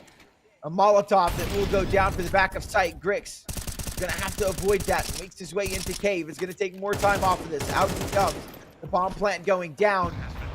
And time now working against the CTs. This is going to be tough. Grix burned out again, down to 23 HP. A stray bullet through the smoke is all it would take, but they haven't found him yet. But the nade definitely will. Grix dead to rights. Another Molotov to clear out the back of sight, and in it comes. A man advantage. Flash into the sight. Merrick's wide swing, able to find Sadim. He is brutally bad this game, as are the rest of GUN5. No stick on the bomb. Good trade kill though, and it's messy from Yixrezo. Able to find one, but again, just enough time for that defuse to come through, even if just barely. An 8th round on the board for FAVBET. And Josh, I don't know what's going on with GUN5. I don't think they know either. Yeah, it's weird. The big pieces are going really missing. Seltzer, okay, he's calling. You know, you can say whatever, 1 and 8, shrug it off, but for Grix, yeah, there's no excuse. There is no excuse at all. Texi's been alright. Ixiezo's been alright. They've not had an answer for Marix. I mean, he's 17 and 3. He's absolutely farming. He keeps clutching up. He keeps finding multi-kills. Celta almost dies to the util. He's up and out, but Marek should be away. They've heard him. He's periodically checking the left-hand side because he's suspecting Celta might be in that smoke. He'll communicate it to Bondic. There you go. Nice little freebie. Jackie caught with his pants down. Be more careful than that. We'll go into a 4v4. Ooh. They've somehow let Zidane walk up cave. This is actually a little bit sloppy, finally, from FAVBET. Or no, is it? It's not. Because Merrick's is just the best player in the entire world. What an insane chain of events. Is he going to get another? He is! 20-3 for Merrick's right now. Yix Rezo, 1v3, but he's walking into the op crosshair. He does take down Merrick's, a missed shot from Saltovsky and maybe a chance, but no, it's clawed right back. How the hell does Merrick's even get a third there? 9-1. Yeah, that's filth. He did mega damage at the start as well with the util. Celta was tagged down to like single digits from it. Then ends up finding a 3K. He won that fight. Like, oh, dude. Yeah, really crisp. Really, really crisp. 300 damage in the round. A 9th here, 9-1. Whatever GUN5 do, this is going to be a very bad half, but they have a chance of making it okay. Well, a very bad half. Well, not okay. Yeah. It's still not okay. They've got a chance of making it a very bad half instead of like a horribly bad half, right? Yeah. An abysmal, like, unsalvageable. Yeah. Gotta pull out in the bin. Read. Well, luckily, it's still sort of early stages of the tournament, so if there's any time you can afford a bit of a loss like this, I guess it is. And they are in a match like this. Well, so. Yeah, they got a bit of breathing room. But with VRS and whatnot, it's every game's important, especially when you are the favourites. You lose a lot more points losing to someone that's a lower rank than you.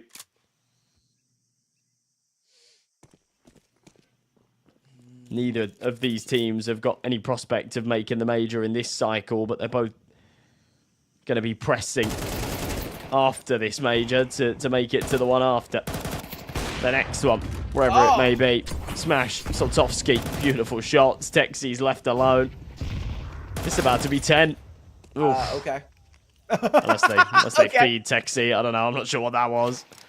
Oh my god. Oh my. Wow. God. I think Jackie has that round in the bag either way, even if he gets that double, because he's in from Donut really, really fast. I don't think that there's a chance there. But again, GUN5 are just throwing their head at a brick wall right now, and the brick wall is winning. They are a bloody, battered mess. I would expect the brick wall to win. I wouldn't go headbutting brick walls and expect to do any damage. That's the point. Yeah.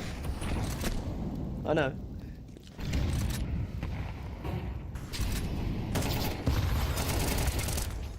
Have you had any fights with any brick walls? Yeah, once. I lost it. Oh, yeah? You lost? Yeah, me too. Yeah.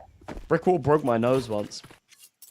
Brick wall knocked me out in high school. I tripped on my bag because I dropped it on the floor. I was talking to people and I dropped my bag.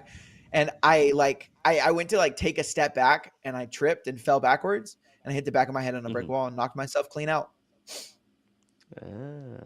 Yikes. You will always lose to the brick wall unless you have a wrecking ball, and then the brick wall loses. And you're Miley Cyrus. Yeah, it took him a little while. Yeah, no, hey, I went to... GUN5 have won a second round. Yippee! Maybe. Yeah, no, Saltovsky doesn't clutch this. I mean, he has a go at it, because why not? It's fun around and a half, but... Ooh, I'm not sure where that bullet went, to be fair. Very, very close. Yeah, I went to like an old Victorian school in London, and yeah, we didn't have any grass as like the playground. It was just concrete, and yeah, there was sort of like these old sort of brick pillars, I guess. I don't even really know how to describe it, but they kind of made pretty good football goals. And yeah, I was running in the box, went for a header, missed, just clarted this wall, just headbutted it with my face, broke my nose. Evolution Cast, a regular, a Galaxy Battle guy. Congrats on your MP9 food chain. It's not the biggest hit, is it? I think it's one of the like one of the weaker skins. $1 or $2 skin. Yeah, it's not great, but But it's all right. for free. It's for free. And it's free. It's $1 or $2 for free, which beats no dollars. So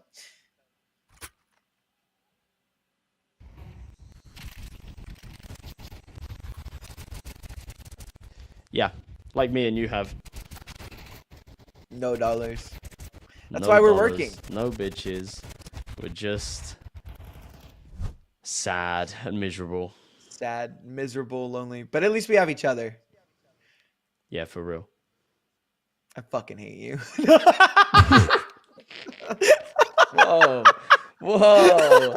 Is this a breakup?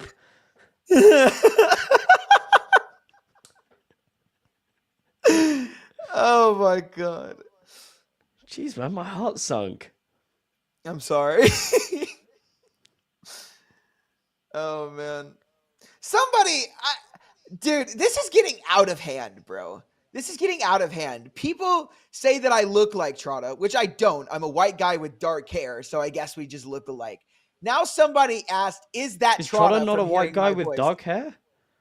He is. That's what I'm saying. I'm a white guy with dark hair. That's what I'm saying. We Oh, look right. alike That's the because we're both white similarities. guys with Okay, I was dark going to say, hair. I thought that's like the you were only similarity insinuating we that- have. And now, Right. I guess I sound like him too, which I don't. Bro. You're spending all that time with him. You're adopting his mannerisms. I wonder turning- if you're System and a morphing Wrecking into Ball are Trotta. in the same weight class. Okay, Chase. We are not. That gets a little high five under the table. That's a good one. He said he hated me, so Fuck you. yeah, maybe we're just not friends anymore. Oh, Merrick's. opening for Merrick's. And yeah, I mean, if there was any hope of this, I didn't really feel like there was going to be, but it needed to be with this pistol round. There's still a chance. 4 on 5. They're not going to let this bomb go down. They're going to try and rush in, but to their own demise, they've been picked apart like barbecue chicken. And it's just Selter. You're not building a very good case for yourself here. You are not building a very good case for yourself here. I'm so hungry, bro. Selter, 1v2. The bomb is down. No kit. He's only got 4 kills to his name. He needs to find something else. No stick on the bomb, just trying to find a kill, a way back into this round, but it shouldn't be possible. I don't think it's going to be.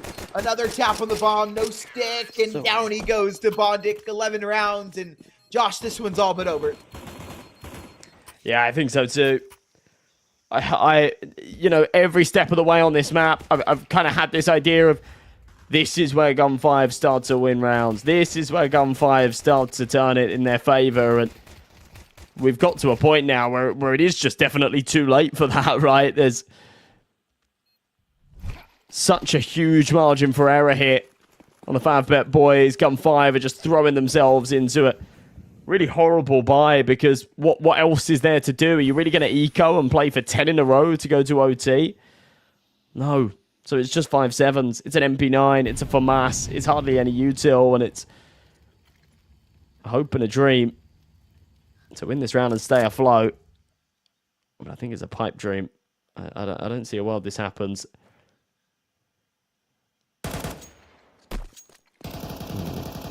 There's the contact. Marix, who's been mental. He's 23 and 7. He has slowed down a little bit since moving over to the T side. I think he finished the half with about 20 kills.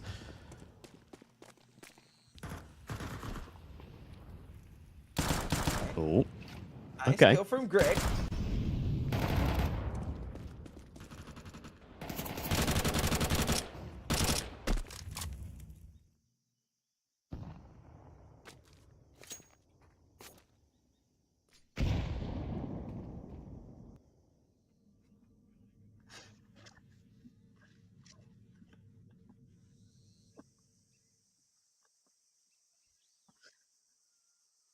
What are you just giggling to yourself about? You thinking about food again? Dude. Shut up. Shut up.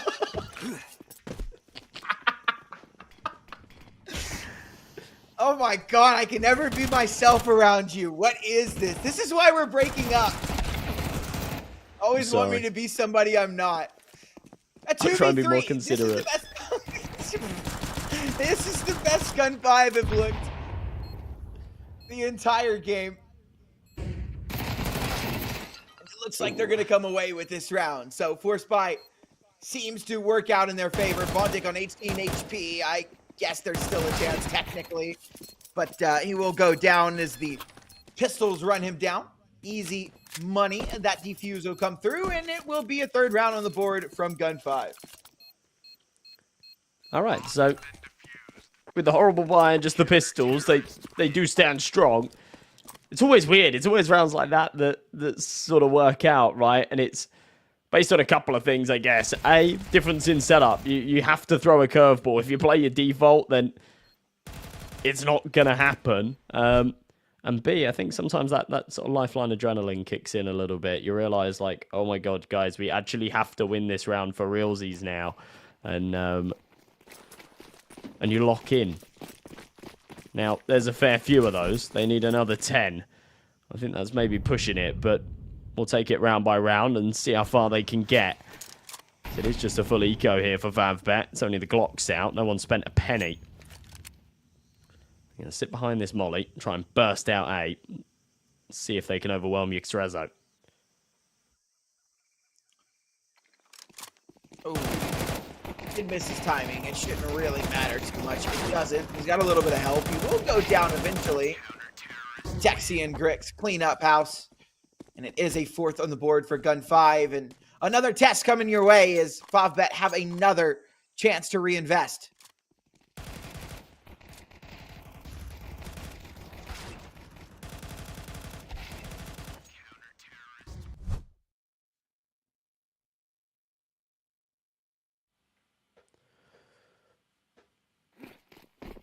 All right, well, after the full eco, you know, the loss bonus is horrible, so there has to be a round like this. I mean, there doesn't have to be. Yeah, there doesn't have to be. They could have gone for rifles, but I actually quite like the fact that they say, yeah, you know what? We want everything. We want the AWP out. We want the util. We want the AKs. So let's go down to a Tech 9 buy here. If we pull it off, great. If we don't, it's fine. We've still got a massive margin for error. Good flashbang. As Grix will double down, start to build up his numbers a little bit, because they've been disappointing as the Prodigy. That prior to this one was on 6 kills, but yeah, starts to close the gap on his KD a little bit. A 5th on the board for GUN5. But they're yet to be tested by the rifles again. That will come in round number 17.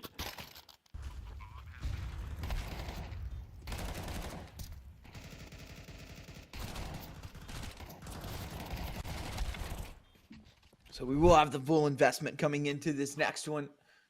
No shortage of weaponry here. Should be AKs across the board. We've even got that AWP out on Saltovsky. As you said, taking that half buy in the last round so that they can get everything into this round. And they do indeed bring everything. But Grix also has his AWP out. Now, again, he's been kind of a disappointment this map. And kind of in, I guess, map 1, he wasn't too shabby. But this map, definitely, he's just been completely absent. And if GUN5 are going to get back into this one, Grix is going to have to step it up.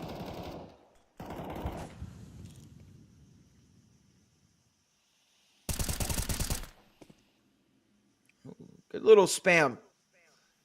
Smash down to just above half. Another spam will take Merrick's down to 25. It's Dim trying to find something through that smoke. He may not have found a kill, but he found a lot of damage. Now it's unconfirmed, but it'll still be useful. Grix, this AWP finds Jackie. And now FAVBET are being crushed in. Forced to move on to this B site or find space elsewhere. We'll try and look for this fight mid, but GUN5 have done a very good job of slowing things down.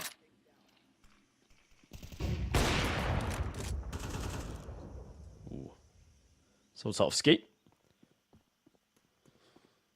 hitting that shot does put them back in the runnings and, yeah, slowing things down short. 25 seconds and the pressure on Grix. Holding for the shelf peak. He will connect as Smash comes out. Goes for another. He is mopping up Grix. With a nice little 3-piece and 4 in the round. A 6th on the board for GUN5. And it's what I was saying before. Play it round by round, piece by piece. Still a long way to go, but this is not impossible. Yeah, some really nice shots here. Grix is actually finally waking up a little bit. Actually from 4 kills to 12 in only a matter of a few rounds. Really good showcase of that.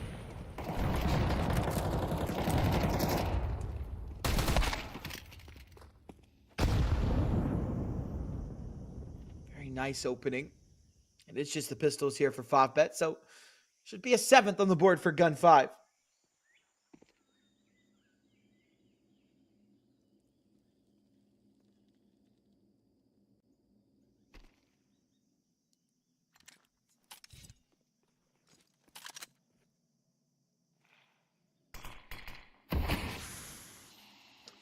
And I will say this, again, I still, we've got a long way to go. But I think this either ends FAVBET 2-0 or GUN5 2-1. If GUN5 are able to come back into this map and take it, I think they take Inferno. I think FAVBET at that point will be, yeah, I think at that point FAVBET are going to be a little tilted going into that last map. And I think GUN5 are going to have every bit of fire under their feet they need. All right. Willing to put money where your mouth is? $100. Yeah. I'm kidding. We can't do that. That's against the rules. I will get in trouble. Clearly a joke. I'm with you, though. I'm with you. I feel like, yeah, you can't... It's very difficult to sort of take away the momentum and the morale that's gained from pulling back an 11-2 scoreline, right? And therefore, yeah, I'm with you. If GUN5 are able to pull this off, I think they go into map 3 with a real headstrong attitude, some serious confidence. Inferno is one that they do quite like as well, so it's not crazy, but FAVBET have still got a few rounds to play with. They're going to call attack pause here. I think this is the right time and the right place.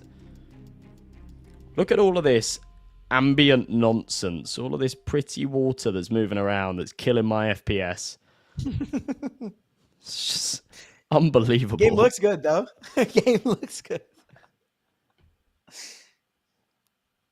Get out of my head. I don't care about the game looking good. Get out of my head. I kind of miss CSGO's aesthetic because it was a little bit darker and like it's a bit grungy, wasn't it? It was, yeah. I kind of miss that. Like, I do like CS2. I think CS2 is a very pretty game, but CSGO just felt more real. Ooh, okay, Jackie. Here's a play.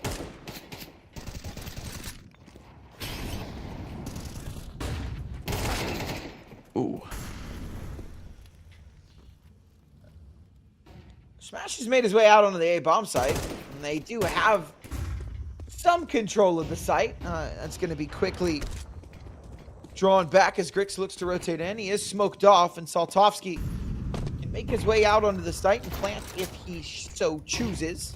He does take down Selter. Grix will be ready to pounce as soon as this bomb goes down. He's looking for his way in. He finds the first, but now it's all on the Smash. A nice trade, but with 3 kills left to find and just under a minute left to go, I don't know that this one's winnable. I don't even think he's ready for Texier main. He won't be. So GUN5 will find an 8th, and suddenly finding their legs here in this second half. Ancient is maybe somewhat CT-sided, but it's not this CT-sided. Yeah, I'm with you. Looking sloppy. They are a little bit. And yeah, I'm with you. A lot of people at the moment are like, oh, Ancient's really CT-sided. I don't think it's that CT-sided at all. But yeah, even if it is a little bit, it's not supposed to look like this. I think this is more a result of much of what I said in the first half. Just being stuck on the T side of your opponent's map pick is always rough. You know, especially when it's a map you don't play a lot of. Or in your CT half, you know, it's pretty bare bones. I don't think there's sort of... It gets too complicated, but Bondic having to call on a map that they don't play a lot of, try and sort of put together a coordinated attack and beat a side like GUN5, who, you know, FAVBET are the underdogs. They are, on paper, supposed to be the weaker team here. It's always tricky. Minute on this clock. It is just a full eco, but... don't know, maybe using this as a bit of an impromptu timeout. Bit of a chance to chat. Maybe just waiting for some aggression. Either way, there's no rush. The last thing they want to do is rush into this and let it slip away.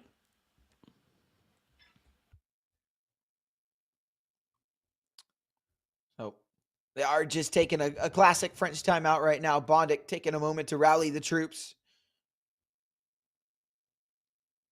Try and make things happen here.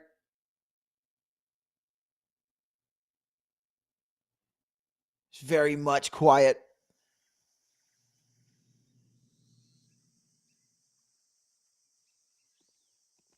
And in they come. Just going to run this one down A. Should be an easy mow down for the two guns here. It will be Texi with 4, Yxrezo with 1. And it is that 9-11 scoreline. GUN5, 2 rounds away from tying this one up. 3 rounds away from securing overtime.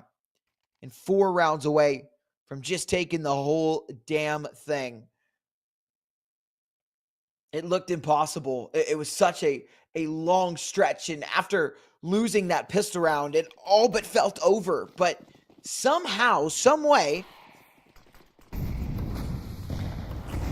maybe a little bit of what you said, you know, it's just tough being on the T side of your opponent's map pick. And there we go, an opening pick. Finally, Merrick's, who slowed down quite a bit as we got into the second half, finds something. Game running it down. Good for the first, but caught out by the rifle. Saltovsky will fall. There's 2 players left on the B site. It's Selter and Grix, who's trying to work his way out with the op. But Merrick's has found his footing once again. You say his name, you say he's disappeared. And just like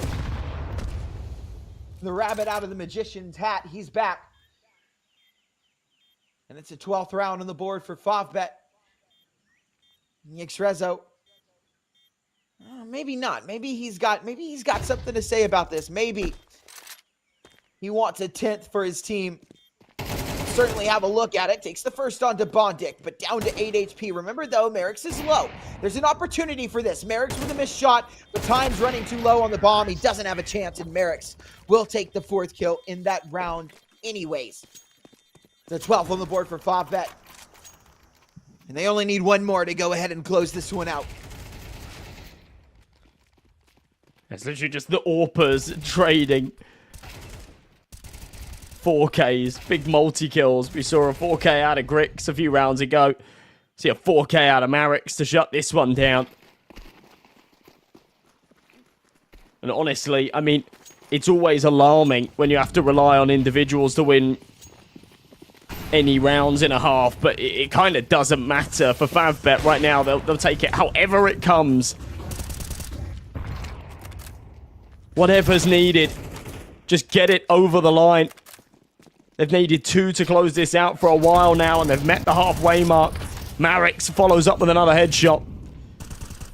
And a 4v3, a man advantage. The C4 is going to go down uninterrupted as it's now on the other side of the pillar, but Seltzer's found one through the smoke. And this retake has to convert. I don't think he's going to be ready for Bondic here. He's not. Oh my god, he's turned. What? What just happened? Good molly. Very good really molly. Good Molotov. Yeah, forces a lot of time off the clock. They have to run him down. They have to get him out of this position or they've got no chance. And ladies and gentlemen, that'll be it unless Selter can pull off a crazy 1v3. That crossfire, though, impossible to break. FAVBET. There is a little bit of a comeback there for GUN5, but they do close it out 13-9. FAVBET take it 2-0 as the underdog in the series. And this map MVP is going to come as no surprise to anyone. It is 100% Merrick's, and deservingly so. An impressive rating on that game. I mean, absolutely brutal. 109 ADR, 2 KD, 30 and 15 on Ancient on your opponent's map pick. Josh, what do you think? He's doubling the kills of anyone else on his team. That is just unbelievable out of Marix. Every now and again, he does have those kind of performances and proves why, yeah, he's so capable and has a place in this roster. He's like the only player ever to come out of Luxembourg, right? And he just pops off. I love it. He owns it. Exceptional stuff, though, from FAVBET. You know, a valiant little resurgence out of GUN5 towards the second half of that map, but ultimately not good enough at all. You know, they were the favorites in that game. They were supposed to do a hell of a lot better on Ancient. They just went completely missing in the first half. They probably should have given us more on Train as well. I'll cut them a bit of slack there, but still, that was not good enough at all. It wasn't good enough at all, but we've got one more series coming up today. It's going to be Tricked versus 500 in that 0-1 bracket. So, ladies and gentlemen, we have about, it looks like 47 minutes until we get into the next game. So you've got plenty of time to go grab lunch, but meet us right back here for our final series of the day. Once again, it's Tricked versus 500, and it'll be Josh and I coming right back at you in about 45 minutes. So we'll see you guys in just a bit.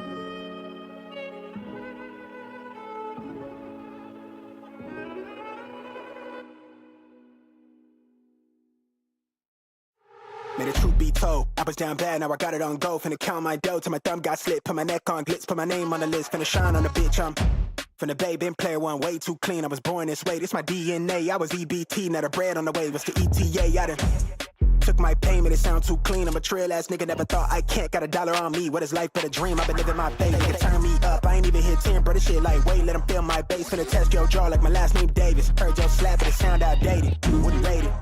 I got a 10 in the backseat, peeling off clothes. I'm 5 from the crib, and she putting on a show. Tell him eat my dust when the green light show. I'ma peel it off, niggas don't want this smoke.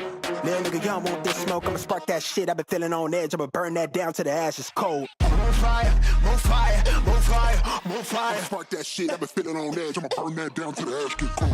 I'm on fire, more fire, more fire, more fire. Spark this shit, don't fear no death. I'ma burn that down to the ashes cold. I'm on fire, more fire, more fire, more fire, more fire. I'm lying, I'm on fire, I'm lying, I'm on fire, more fire, I'm on fire, I'm on fire, more fire, more fire, more fire. I'm lying. I jump up and count my blessing. Yeah, I ball out so hard, got 'em thinking I'm mad with the pictures. Yeah, look at me manifesting. I'm in love with the bread, and look at the spread. I'm thinking I'm blueberry central.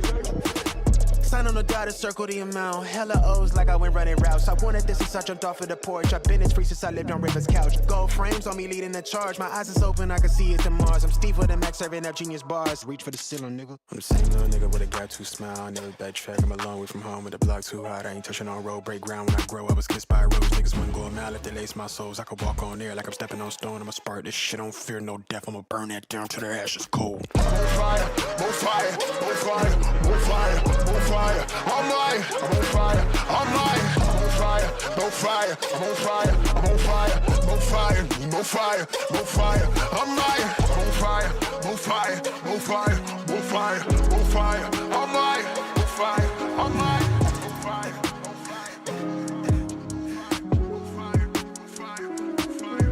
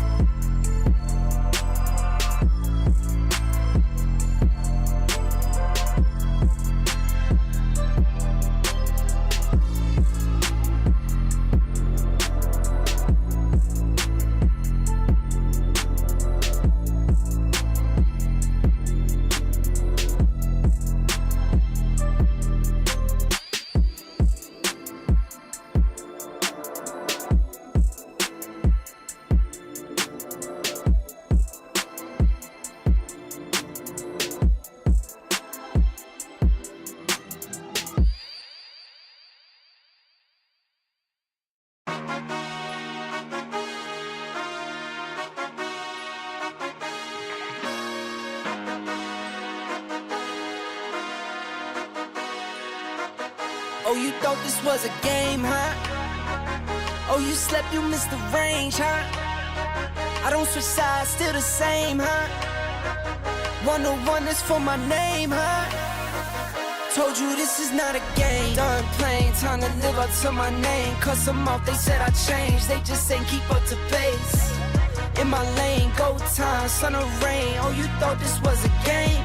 This is not a game. It started 15, big dreams, and I keep dreaming. Strategic, I'm not scheming. Put that work and I achieve it. If it's bad vibes, then I leave it. If it's good, then let me see it. Connected with the heavens, ducking punches from these demons. Oh Lord, I speak my truth long as I'm breathing. My best move was investing, now it doubles when I'm sleeping.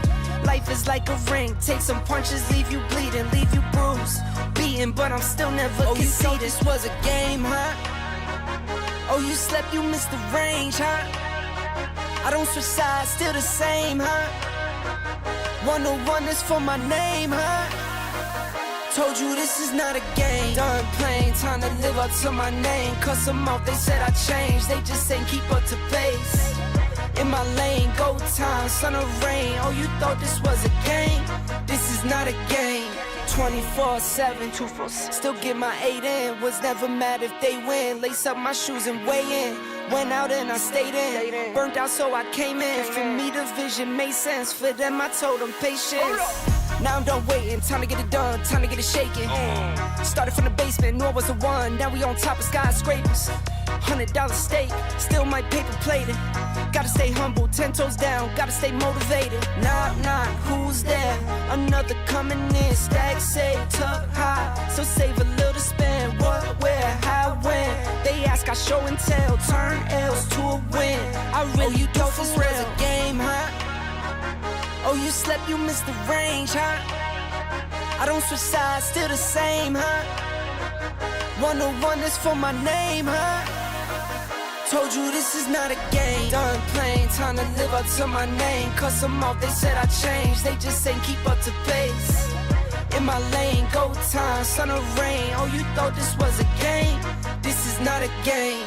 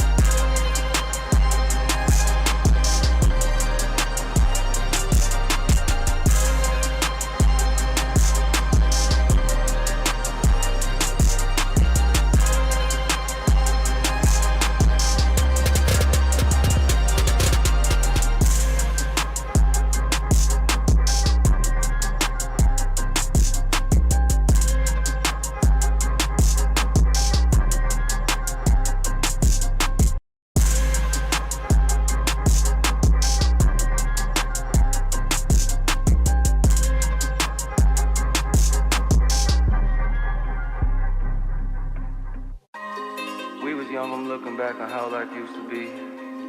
You were mine and I was yours, I feel like you glued to me. Ripped apart my heart in two, I gave it for you to keep. Broken pieces all over the ground, I'm losing sleep. Take me back to how it used to be. We all say that, but the past always seem to play these tricks with me. Suffocate and need room to breathe. Take me back to how it used to be. And that just been the way the story goes. Everything that shine ain't gold. Always find my way to make it home. But all on my own. And that just been the way the story goes. Everything that shine ain't gold. Always find my way to make it home. But all on my own. You said you needed space, so I gave you space. Life's a movie now, I feel like Vinny Chase. But when behind the scenes, that's when I unweave. When you not with me, not as fun as it seems. My friends think that I'm dumb, but they not cool with me. Like you cool with me, so who are they to preach? Yeah, I made mistakes, we haven't talked in weeks. Said I need inner peace, but look at what you did to me. Sometimes when I'm with you, I don't really wanna be here. But when you gone from me, I'm sad you disappear. What's going on with me?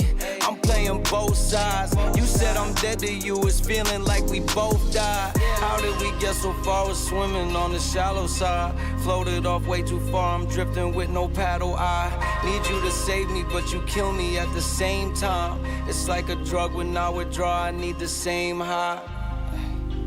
Cause without it, I'm a mess. And I don't wanna start again. But it's way better than feeling like this. And that just been the way the story goes. Everything that shine ain't gold. Always find my way to make it home. But all on my own. And that just been the way the story goes. Everything that shine ain't gold. Always find my way to make it home. But all on my own. We was young, I'm looking back on how life used to be. You were mine and I was yours, I feel like you glued to me. Ripped apart my heart in two, I gave it for you to keep. Broken pieces all over the ground, I'm losing sleep. Take me back to how it used to be. We all say that, but the past always seem to play these tricks with me. Suffocate and need room to breathe. Take me back to how it used to be.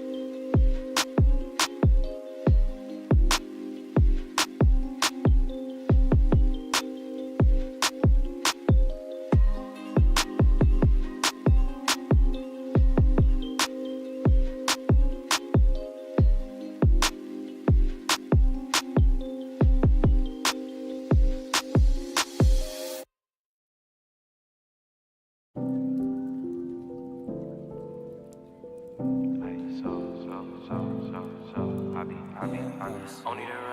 the real stay isolated. Only the real stay isolated. Only the real, harder this shit, cause I'm ISO deal. Shine on these hoes, ice gold grills. Been in that house, yeah, I might go chill. Rather stay in, cause I hate them fell. Link with the bros, yeah, I might call Lil. Yo, what's next? Only time gon' tell. Last few years, yeah, been unreal. Whoa. Staying to ourselves, cause it's better what you mean. Yeah, we was quarantined way before quarantine. Trapped inside the basement till the sky started to gleam. Yeah, I'm stepping with the Gazas, it's gon' boost your self-esteem. Staying to ourselves, cause it's better what you mean. We was quarantined way before quarantine. Yeah, trapped inside the basement till the sky started to gleam. And I'm stepping with the Gazas, it's gon' boost your self-esteem.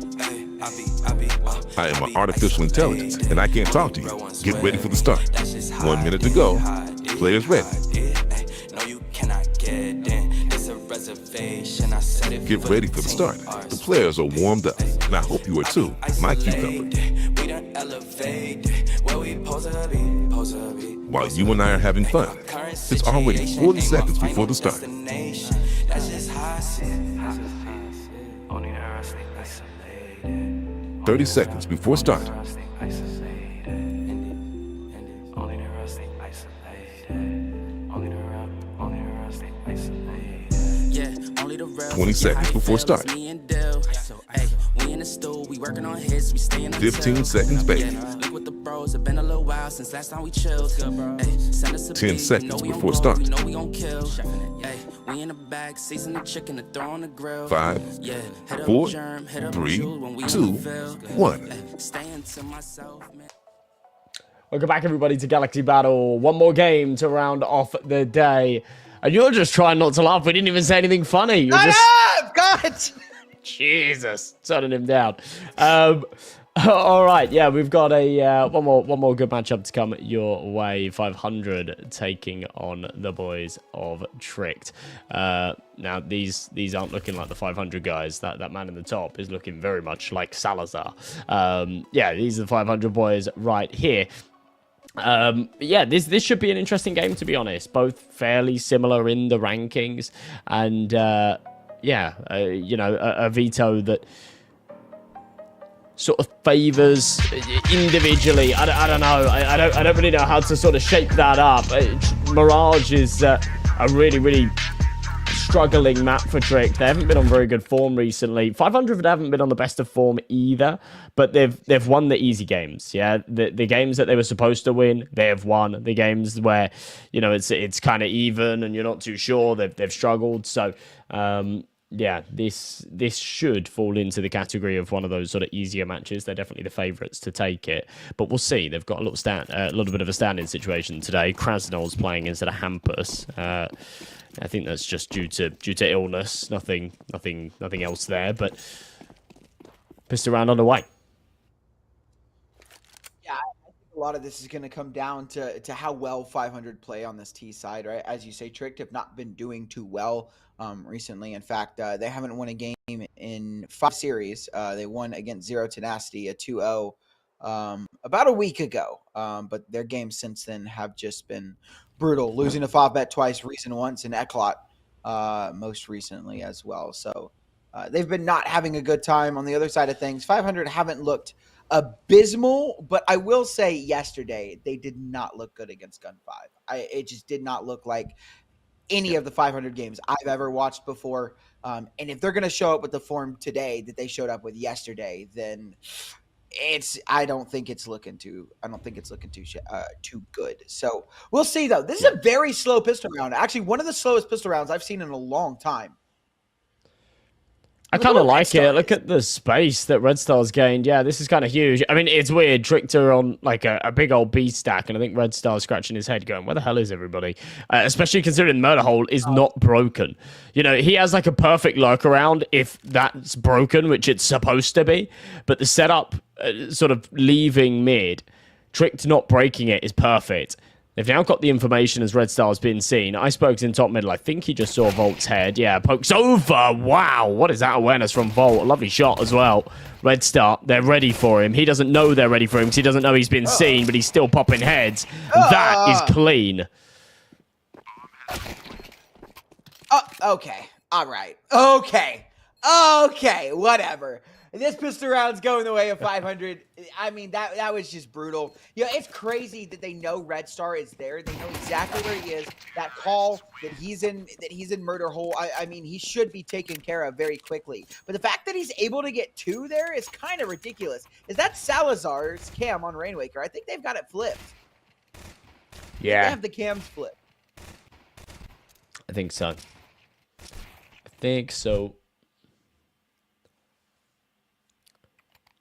All right, well, the pistol round going their way. It's as good a start as you could really ask for 500. They'll come in with rifles in the next. You know, they got the bomb plant. They didn't take all too many casualties. In fact, they only took the 1. That was onto Red Star after he found 2. So, yeah, not too shabby at all. Molly interconnector. Bomb's going to work its way back around towards the A site.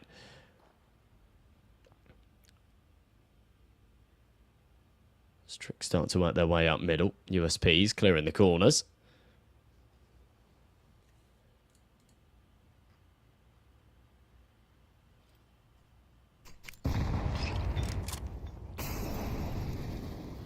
I think, They've got a nice little fight going on here. There's a quick pace behind it, but I don't think much is coming out of this. What were you going to say? No, nothing. Don't worry. I've decided against it. So. Okay. A nice kill. Red Star's going to follow up. Well, now I'm curious. Hold on now. I was just going to say, right, this must feel like a bit of a breather of, like, Tricked, you know, haven't generally been on, like, great form recently, but they're a very respected and trusted roster amongst the scene. 500 this week have had a rough ride. They've had to play Senza twice and Khan, right? So this must feel like, you know, when you actually have these games where you go in and you can actually anti-strat and you actually go into these matches and say, yeah, you know, the preparation could materialize, if that makes sense. Yes, we can go and watch their demos and we know that they're doing like normal things and we can anticipate their plays and things like that, and I think that sort of goes both ways for these rosters. But yeah, I don't know. I've been casting a lot of CS this past week, been doing sort of multiple best of 3s a day, and I've had to just cover a lot of these matches that, you know, you cover a game and then afterward, like, I'm sat there thinking, I don't know, and then afterwards you go on Twitter and there's all of these people posting clips going, oh, look at this, and it's like, CS, this tier is kind of in a rough place at the moment. It is. Nice double front vault. Senza and Khan, clearly good teams. Yeah, for real. Good teams. Mm-hmm. Fast learners. Hesta never did anything wrong. It's a conversation for another time. It is. This has been a pretty quick opening into mid here. A very, very nice start for Mr. Volt, able to double down and open up middle, but with the kill back from Iceberg, this double man advantage has been reduced to just single, and 2 of these 3 players left are already on the B site. This has been read really well, but Salazar brought down low and finished off as well. It's going to be all onto Croc, and down he goes. It's just on Iceberg, and he's gotten both the kills in the round for Trick, but needs 3 more if there's any hope, and I don't think he even wants to entertain the idea of this. Just going to try and save this M4, maybe play some exits. Take away some guns if possible. Maybe an AK down. Yeah, there you go. And it will be a 3rd round for 500. Trick not starting off too hot.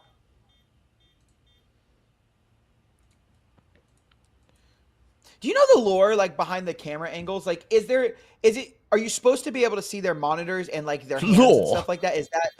Yeah, like, well, I just feel like some... Yeah. Yeah, I was gonna say, I feel like there's some players that have their face in the camera, and then some players it's literally just their monitor, and then some it's like their hands and their monitor. Like, yeah, I mean, there's ground rules of, you know, what Volt has got right here is basically exactly what it's supposed to be. You know, you see, or that one there, I can't can't quite tell who that switched to. No, see, now I'm confused because the cameras are kind of broken. But whatever, that one is there, right? Is exactly kind of what it's supposed to be. It's like you see the side of the head, you see the monitor, you see the desk, you see the arms. Because, you know, I think we've all sort of seen that picture of like the phone with the bad stuff on it. On the desk of one of the players who will not be named, but so the whole idea is to sort of see everything that's going on, see what they can see. Essentially, we're not going to make the players wear GoPros, but this is sort of, we should petition for that. Yeah. I would pay to watch that.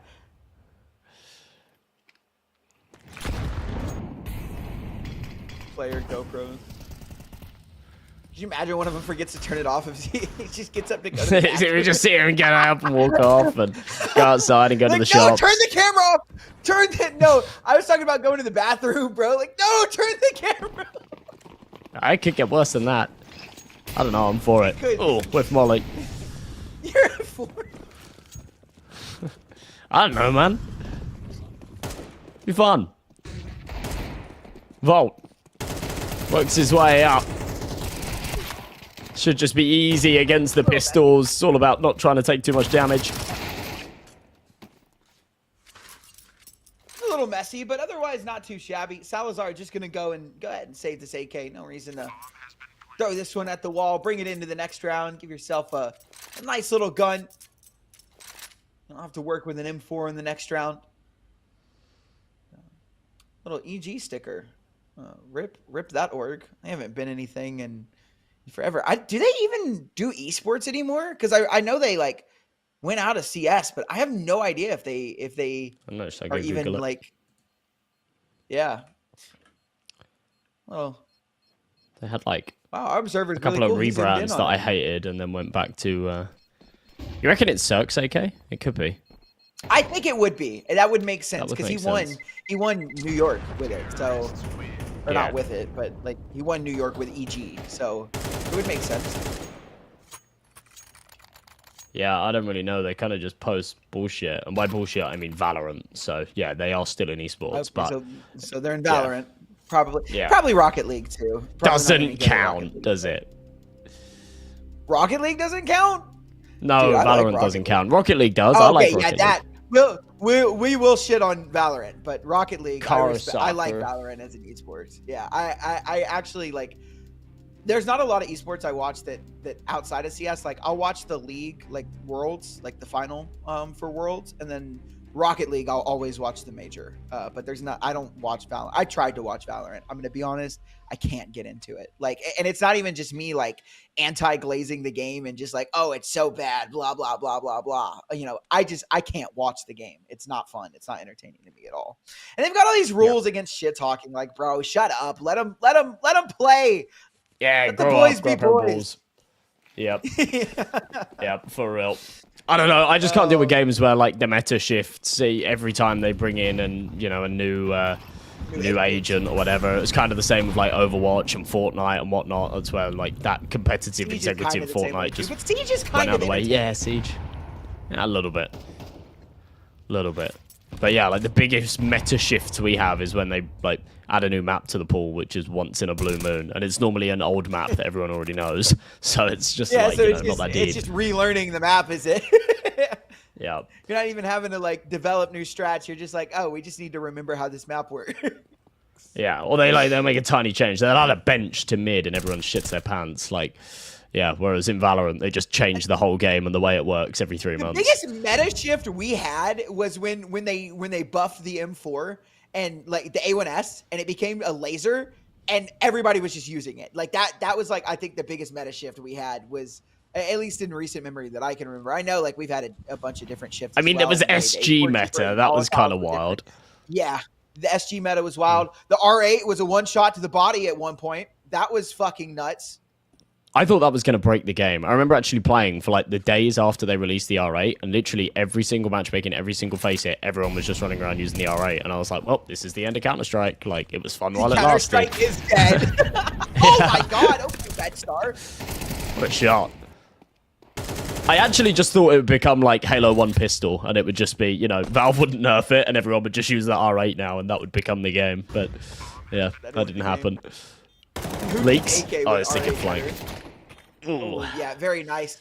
And it's just Croc left in a 1-on-3. We've been kind of BSing around, but that's because Tricked haven't really offered us anything to talk about. None of these rounds have been relatively close. And again, it's just a save. Croc's just going to back away with his AWP and try and bring it into the next. But 500 seem to be bouncing back from yesterday. Krasnal adding a little bit of firepower. Although I guess that feels bad. I don't want to poop on Hampus. He's pretty good. But Krasnal definitely not dragging his feet, that's for sure. You know who has been kind of rough, though, and is having a rough start here is Cirque. He's been kind of rough in the last couple of matches. And yeah, please don't poop on Hampus. Just I will not. I like Hampus. Thanks. He's cool. He seems cool. I haven't met the guy, but he seems cool. He's cool. Yeah, I'm kind of with you with the Cirque performances. I mean, he's had like moments. I think in their last match against, I'm trying to wrap my brain now. Well, their win against Khan, and I think in their game against Forza Reload. Yeah, it's game against Forza Reload. He played very well. But yeah, I think sometimes he just sort of has slow starts to some of these matches in the build-up before being able to get an AWP out. Struggles to sort of find that impact, and on the T side, I think the way that you call and structure the rounds is not always... sorry, the way that they're sort of calling and structuring the rounds is not always sort of oriented around Cirque being able to sort of be that big piece with the AWP, being able to open up space and create opportunities. So that's sort of why in rounds like this, I mean, there's plenty of money, but it is just the rifles out. Moves over to the defense. I think that's where we'll see some more of that impact come in. But for now, it doesn't even look like they're going to have to play much of a CT side, because if they keep things up, this could be a bit of a whitewash. It's 5-0. They look to make it 6. Krasnal with the entry. He's been exceptional as the stand-in. Red Star also popping off. And yeah, wow, already? Okay. I hate this. I hate this kind of Counter-Strike. This is why I hate Inferno. And I am going to get mad about this, because this, like, you're down 5-0. You need something, right? I know you want to save the guns. I know you want to bring better firepower into the next round. It's not looking good. You've got kits, bro. You've got util. You have 20 flashes. Like, let's at least let somebody look for a kill and an opening. You don't have to fully commit to it. But the just immediate, oh, we lost the B player, let's just go back and save. I'm not a fan of this meta, bro. Like, genuinely, I am not. I'm not a massive fan either, although I do, like, I think that this, I've shifted away a little bit from the idea of going for little pokes. You know, if you look at the 500 economy, right, they have got so much money that there is no benefit to going for some kind of half-assed superficial retake, yeah? There's no benefit to going for exit frags. So if you're going to make the save call, make the decisive save call early in the round. I think that actually Iceberg's pretty good at doing this. Make the decisive save call early in the round before you lose unnecessary rifles, yeah? They've done no damage on the initial B hold, and they've already made the wrong call in the A stack and sort of leaving it underdefended. So at that point, you've lost, right? And you've then, if you are going for the retake, you've got like a 20% chance. So why not just go away and save the rifles, and they can do damage in further rounds as Leaks. It goes absolutely nuclear up on the stairs. Ends up with a 4K. Croc will finish off the job. And finally, Tricked bite back. And yeah, falling away to live another day actually does them a lot of favors, because yeah, they wouldn't have had all too much cash into this round otherwise. And Leaks really does do a hell of a lot of lifting here. That's huge. Massive 4K from Leaks. And yeah, you know, if you're right? If they had gone for that last round and lost too many guns, they wouldn't have had the strong buy that they had in that last round. So the save is definitely crucial. I'm just not a fan of it. I like electric Counter-Strike. I like, you know, the retakes. I miss the old CSGO where every retake was attempted, you know, but I'm just a fan of the old ways, and just a boomer in my own respect. Nice opening for Croc. Tricked seemed to finally have solid footing. After a very, very strong start from 500.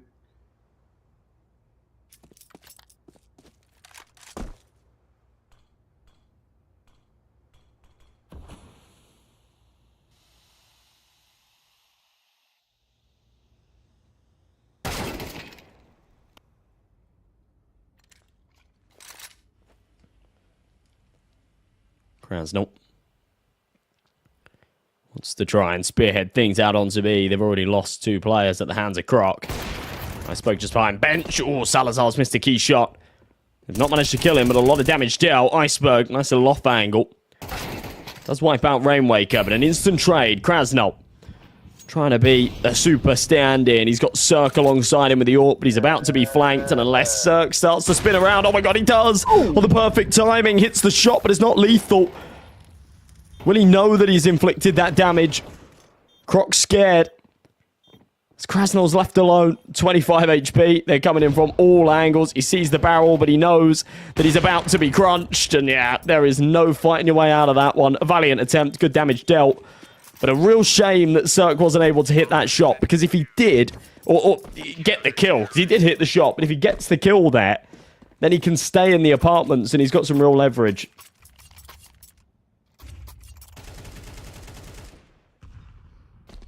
Yeah, just an unfortunate turn of events there. Only hits that leg, and while it does leave Croc limping, he still is a body. He's still somebody that they have to worry about there. And when Cirque jumps into the site and falls and leaves that all on the Krasnov, it's just too tough. It's a 1-on-4, and even though 2 players were low, he himself was also pretty dang low. So back at it. Money's starting to run a little low for 500. As you said earlier, it was looking pretty good for them. Their economy was so strong, and now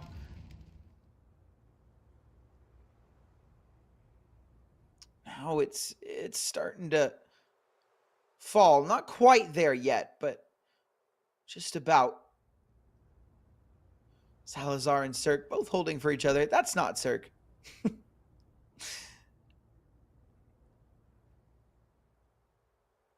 that is Salazar.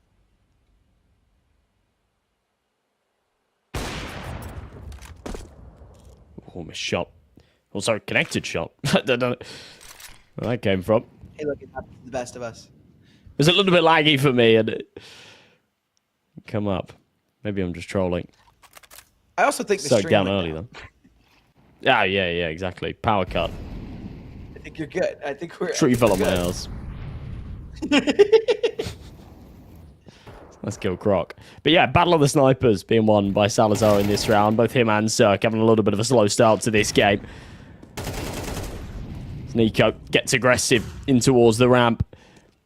Trick to finding their form here finally on Mirage. It's felt like their poor performances recently have sort of been off of the back of the roster shuffles. These guys were fantastic prior to making those changes, but yeah, at the start of this map, I'm looking at them for the first time in a few months and thinking, oh, this is just not the tricks that I'm used to. But finally, they're sort of finding their groove a little bit, looking better. There's a couple of nice picks here from Nico as well.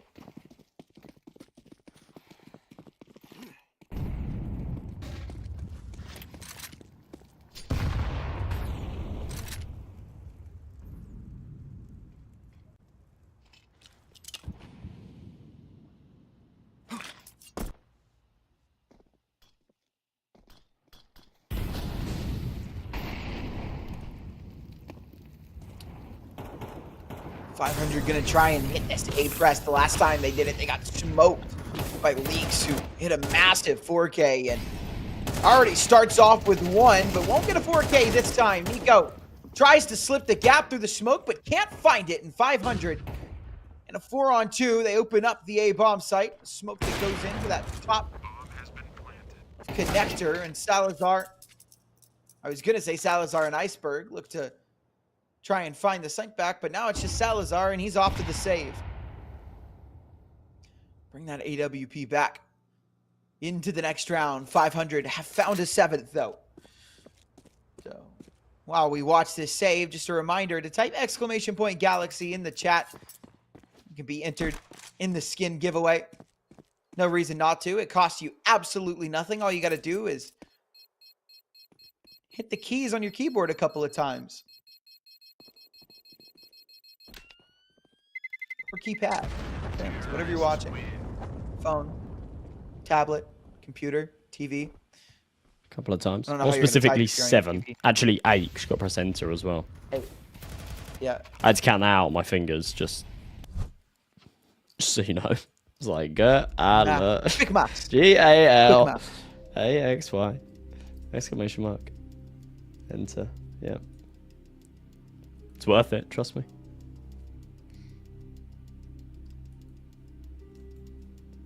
If Evolution Cast win again, I'm flipping my table. Yeah, for real, me too.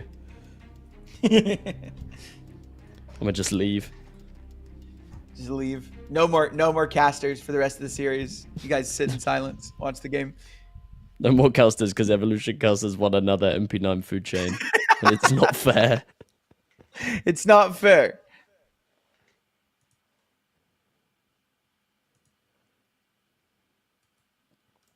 Food chain, please.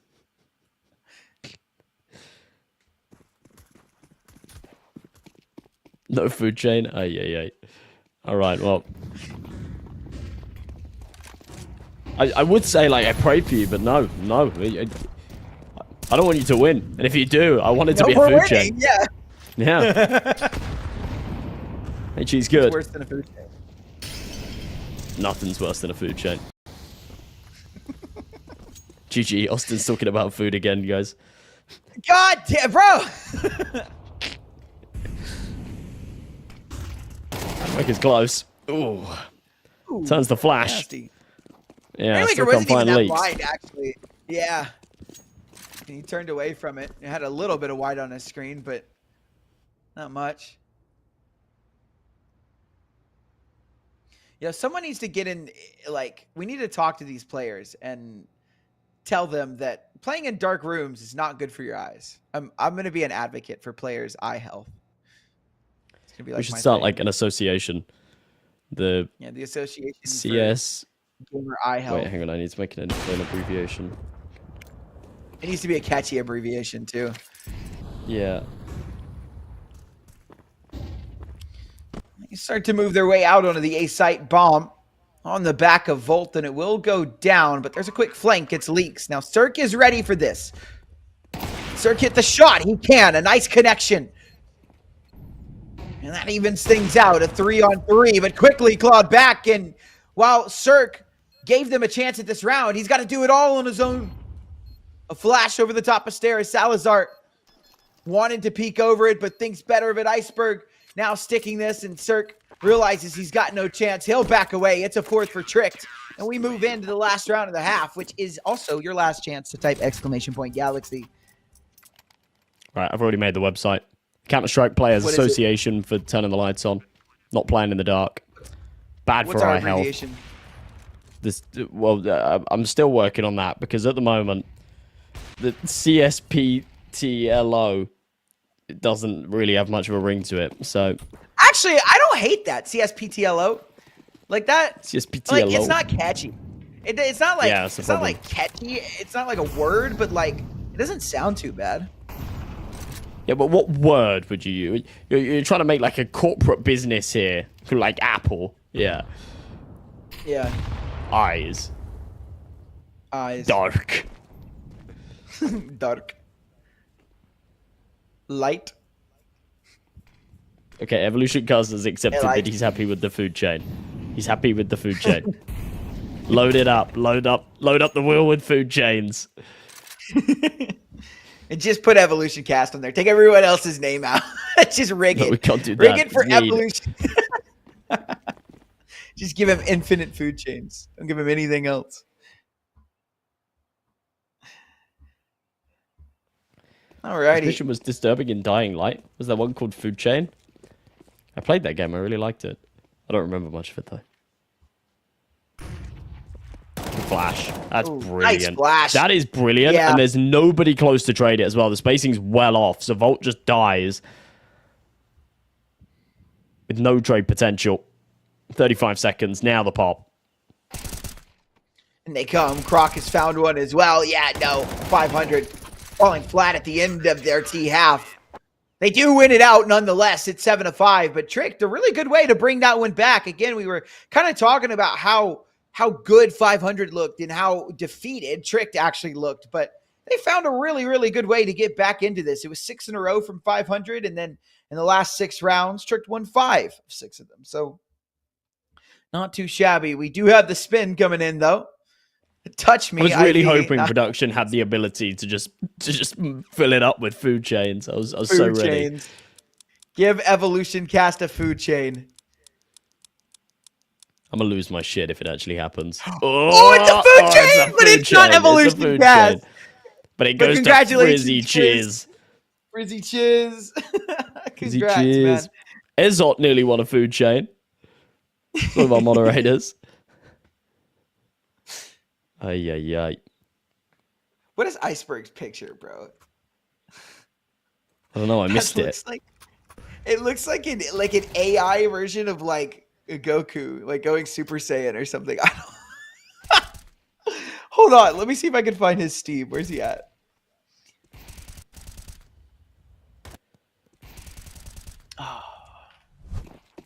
Yeah, Evolution. That could have been yours. That food chain. You never know how it feels.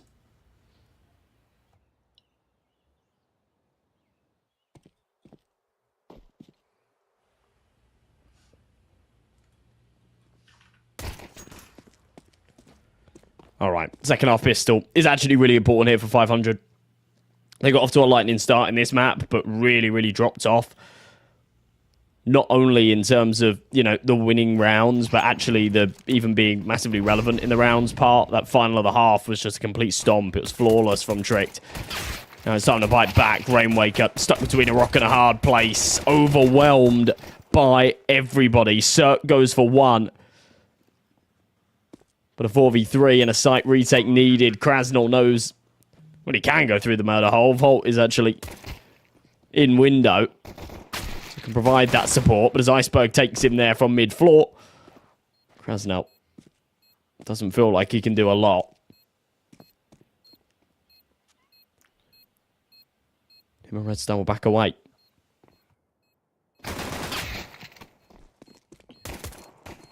No dualies brought into the next. It's just Red Star and Luck saving. He might be able to get a couple of kills, but nah. Just the one. Tricked. Take their 6th round, 6-7.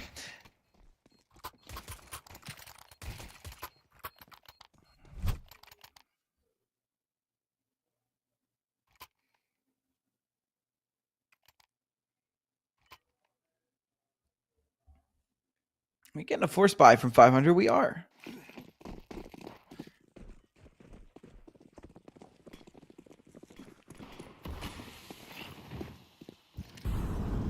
Let's see what they can do with it. MP9 on Krasnal, just the pistols for the rest. And they have stacked the right bomb site. Tricked are about to walk into the B apartments, unbeknown to the fact that there's 4 here.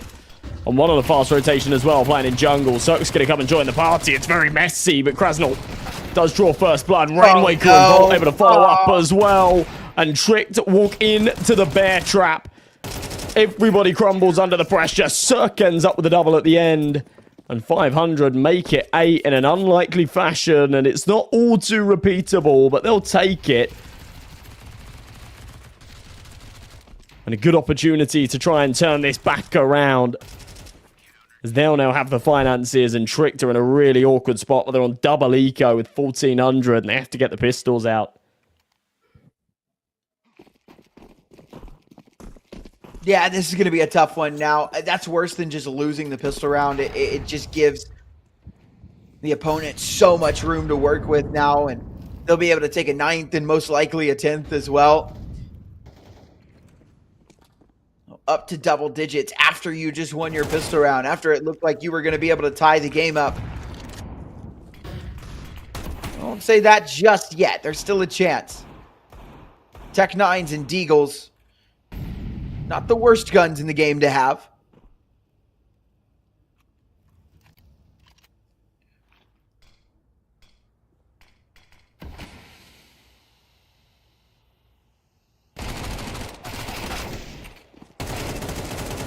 pistol from Red Star. Sturk, it's messy. Rainwaker, it's messy too.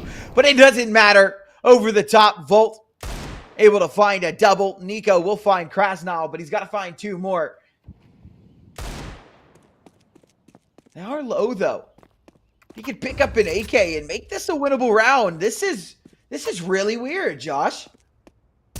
He's got an actual chance. Oh, well, never mind. Sorry for hyping this one up. Rainwaker says no, stabs him in the back. And it will be that 9th. A very nice try, though. Really good damage from those pistols. But, again, this round will just be the Glocks.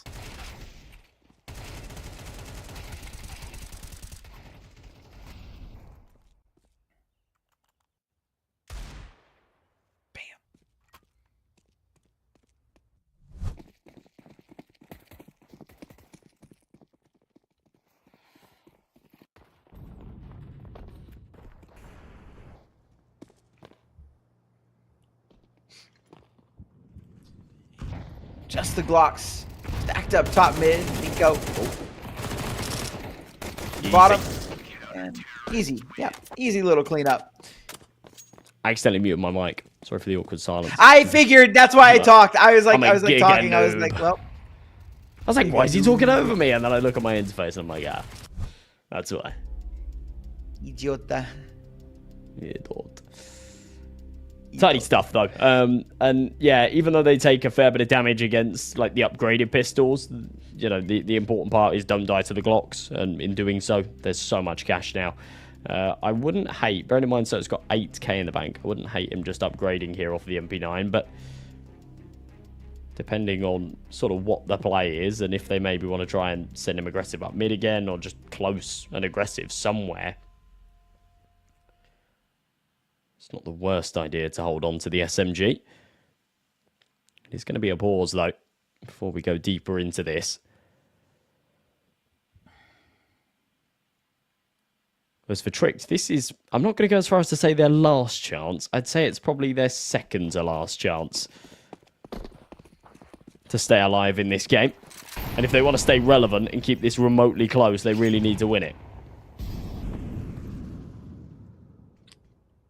You do indeed. This would kind of be a tough one to lose. Again, your economy is bad if you lose this one. And like you said, it's not exactly the end of the world, but it looks like it. DEFCON 4. Not quite 5, but... yeah. It's definitely not the end of the world. It's probably the end of Mirage, though, isn't it? Yeah, probably.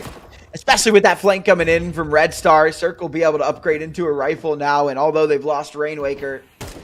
doesn't matter. They're up a man advantage. Salazar down to 41. And a bunch of util as well for this retake. Salazar, I think he wanted to work through the smoke. He will. He'll take down Sturk, but he can't find Red Star. And from behind, in comes Volt. It's an 11th for 500. And as you said, it's one more gun round for Trick pretty much in this game, because this next one should be a save. A hero rifle on ice. How do you feel about this? Are they going to force? They give it a go. They give it a go. Okay. You know what? I like this. I actually like this. It's kind of one of those calls where it's like, hey, we're either going to win this map or lose it off of this call, right? You know, we win this round. We give ourselves a chance to get 7. The money is good for 500, so you'll have to definitely put up a couple of good buys. But I like this. It's a ballsy call. It's risky, but it's just the kind of risk that Tricked need in order to win Murad if there's any chance. Good nade. She doesn't do tons of damage. Red Star needs to be careful. I can't believe he drops down and gets away with a kill there onto Croc before he falls. I thought he was dead to rights. What a shot from Cirque.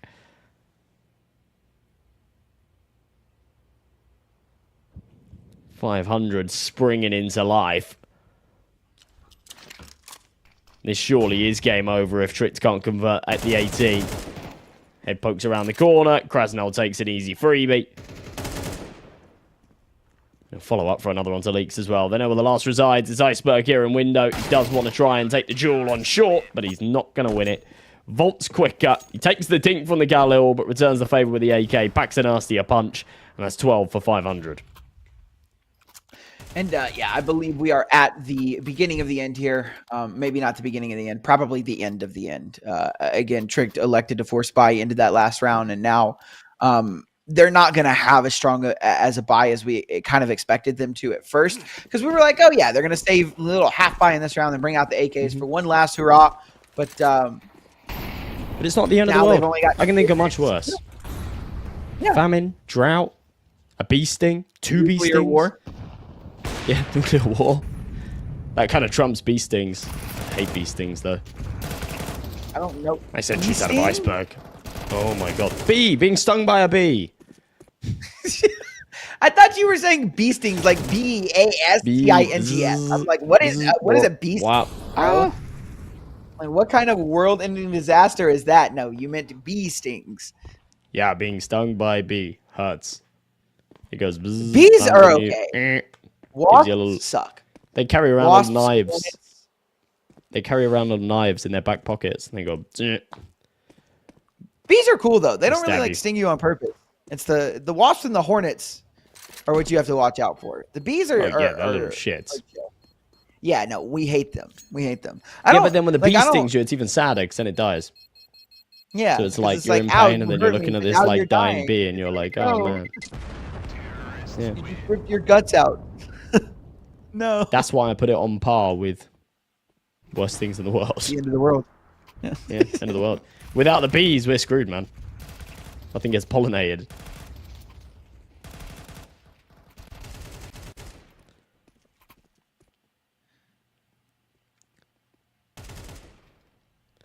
So all the bees just sting at once, and then we have no more pollen. Exactly. All the bees I sting get where at you're once, going. and then bang, no more bees, and then end of the world. I'm on the same wavelength. Yeah, I get it now. I get what you're talking about. That wasn't my thought process at the start, but it's just an example of me being unintentionally right, which seems to happen quite a lot. So we're winning. You're always no matter right. what happens. Yeah, man. Can't help it. You're the woman of our relationship.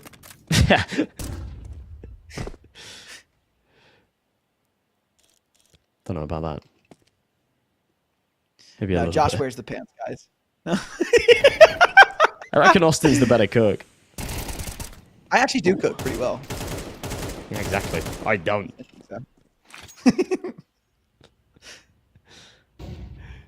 All right, Volt and Krasnal. Two left, a nade that looked like it might be a little bit chunkier and that doesn't end up being all that chunky at all. There's a timing on this. Nice from Salazar. Does get dinked out by Volt, but the M4 so brutal sometimes. Krasnal makes his way out. Watch out, Salazar. Spam through the box, trying to find leaks. He's got Croc, though. 2 kills left to find. Not a lot of bullets left to do it. Yeah, he kind of needs to squeeze a reload in here. That's a good smoke, though. That is a really good smoke. We'll block off Salazar, but Leaks with the swing. Very nice. And if he had gotten that kill, yeah, he definitely would have had to pop a reload, but it doesn't matter. Shoulda, coulda, woulda. It's an 8th round for Tricked, and they need 4 more to tie this one up. I weirdly, like, you know, there's no correct way of playing that because you know the guy's on the other side of triple. So if you start the reload, he peeks. If you pick up the AWP, he peeks. So, you know, you have just got to kind of go about it and hope that you land the last couple of bullets. He actually had 4 bullets in the clip after he went for another couple of little spams there. So you're just kind of hoping that you hit the instant headshot. But, yeah, there's kind of no way out of that situation. Bit of a shame. Not going to matter all too much. 12-8. 500 are going to call a pause because they want to just get this one done. They don't want to, A, face the prospect of overtime, and B, feed Tricked's confidence in any way, shape, or form. They want to get this one done, go into Nuke and say, yeah, we smashed them 13-8 in the first map, but we're going to ride off of that. Anything they give them here is a big old bonus, because I think Tricked have probably already come to terms with the fact that this map's pretty much gone, dead in the water. Grouping up to go for a fast pick towards B. It is going to be that AWP Salazar, but no one to meet him. Instead, a Molly. I'd like to point out that we do have Nuke up next, as you stated, and 500 were actually on a pretty big loss streak for Nuke. In fact, they had not won one in 1, 2, 3, 4, 5, 6, 7, 8, 9. They had not won one in 9, but they just recently beat For's Reload about 3 days ago in CCT, 13-9 on Nuke. But I don't have the best of history, so I think confidence is going to be key for them, and they're going to have a lot of it. Or will will they? As they start to lose control of this map, it's bomb's going to go down. The bomb site overrun by the attackers, and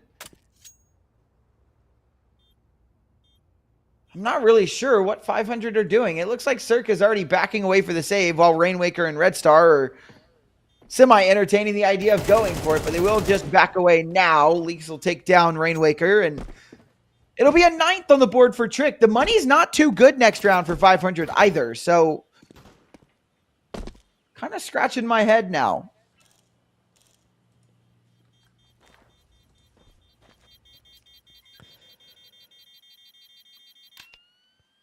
Yeah, I'm with you. This definitely feels doable for Drake. But yeah, you're right with Nuke. Drake are actually a very good Nuke team as well.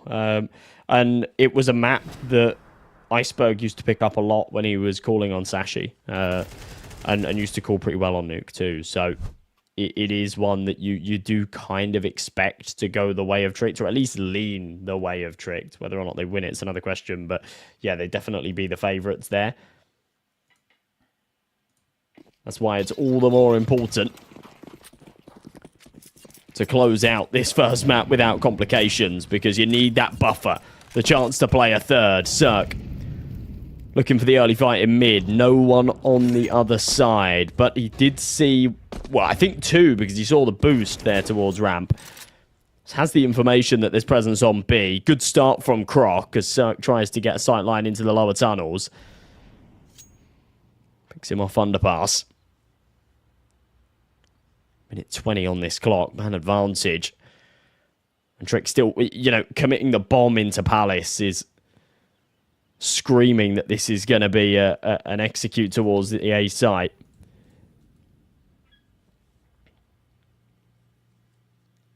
It does, and 500 actually aren't really positioned all too well to defend against this. We've got kind of a lean towards that other part of the map, right? We've got Red Star who's here and ready to rumble. He's backed up by Rainwaker, but they're just going to drop a smoke and, again, back away towards B. This is the wrong call. I don't know what information they gained or what they feel right now, but whatever it is completely wrong. The A bomb site overrun, and I think 500 are just saving.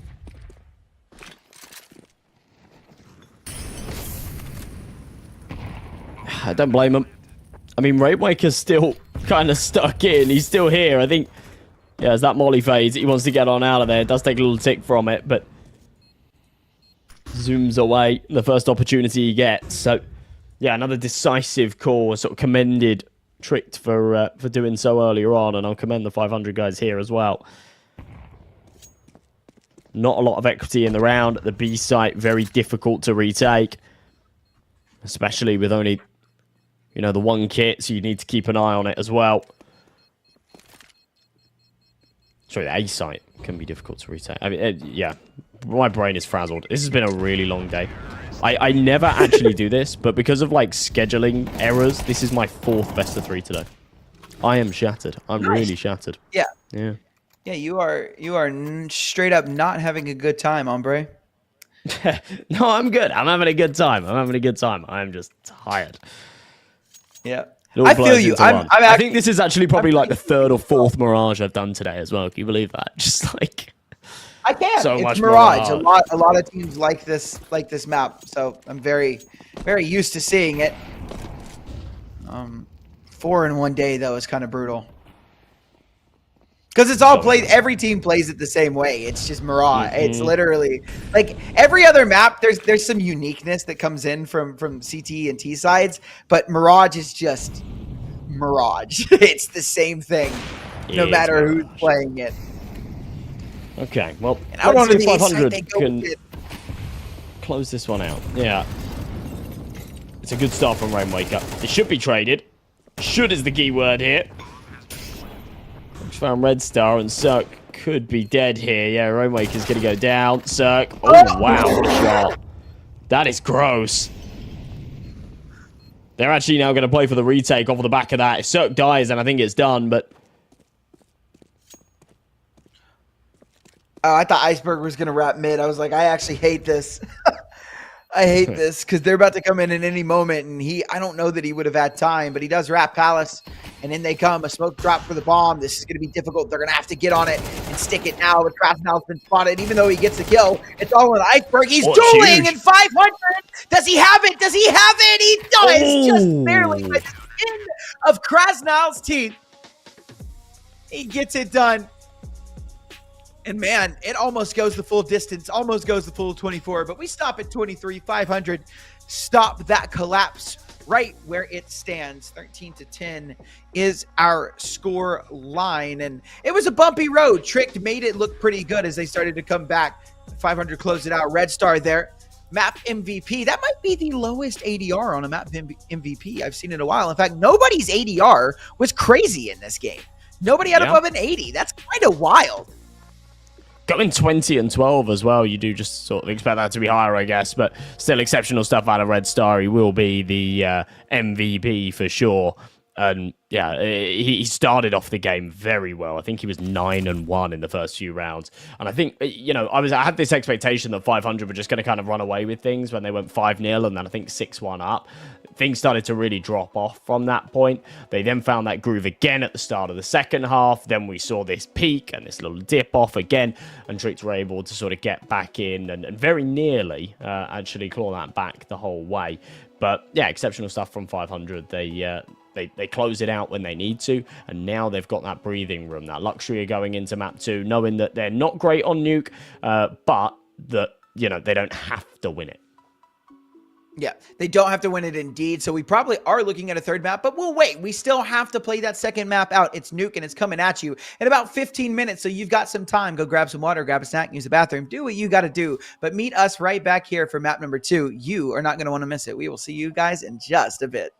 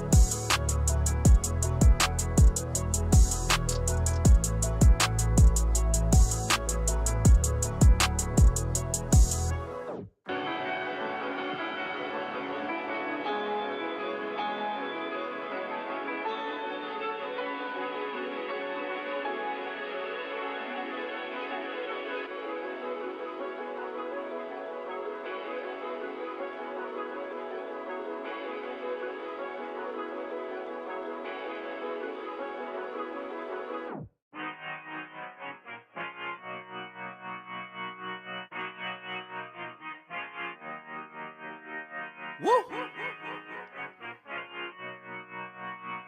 Woo!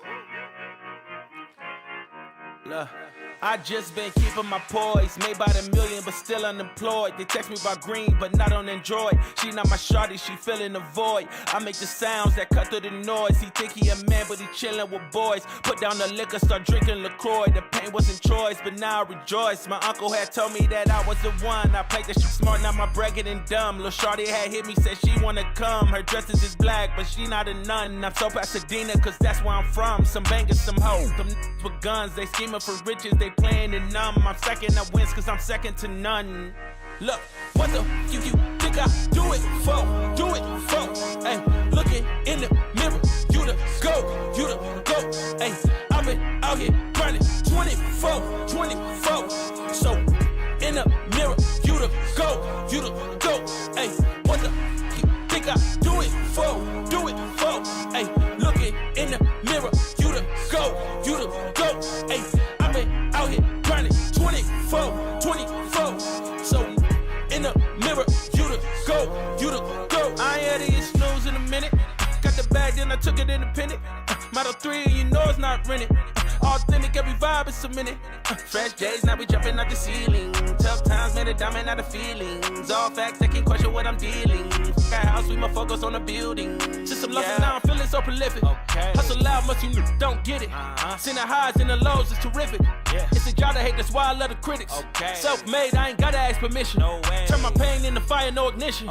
Only when the money talk, when I listen. I put the city on my back and the dissing, huh? Look, what the you think I do it for? Do it for? Hey, looking in the mirror, you the go. Hey, I've been out here grinding 24.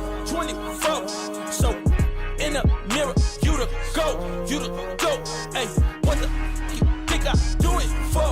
Do it for? Hey, looking in the mirror, you the go. Hey, I've been out here grinding 24. So in the mirror, you the go.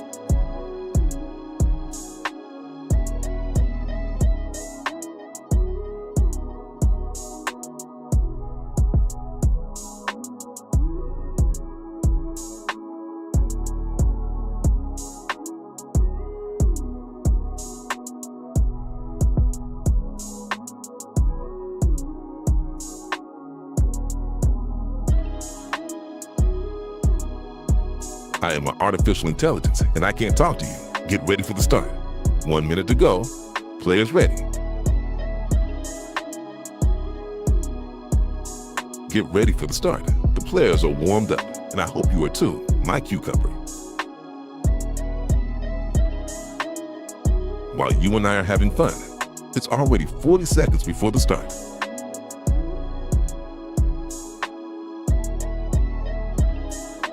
"30 seconds before start.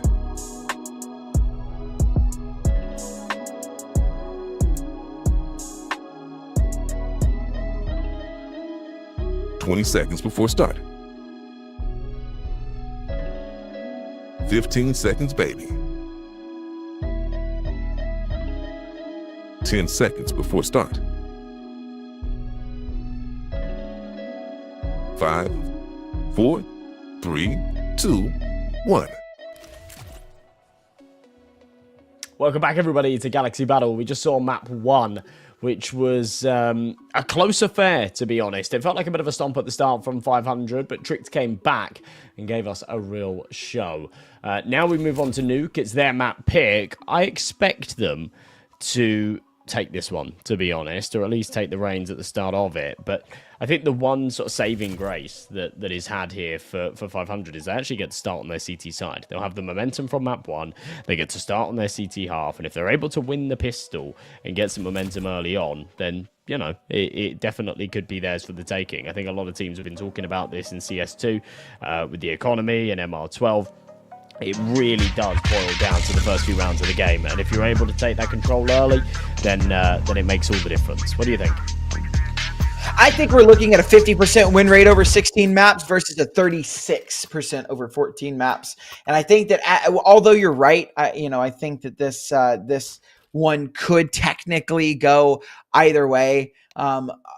I think it's just going to be really problematic for 500 if they can't get off to a good start here. So as you said, right, if they get off to a nice clean start, this one could go, I think, either way. But if Tricked are able to just, kind of start to run away with this one, then it ain't looking too great. They look to come out onto A, but they're actually going to drop into the pit. That's messy for Red Star. That's really bad, actually, and it's out of someone that we kind of expect to be a little bit better. Nico's actually found a 3K as he's moved out onto the A bomb site, and Rainwaker, just nothing he can do in this round. This is about as bad of a start as you could ask for. Nico, I don't even know how he was able to get 3 there.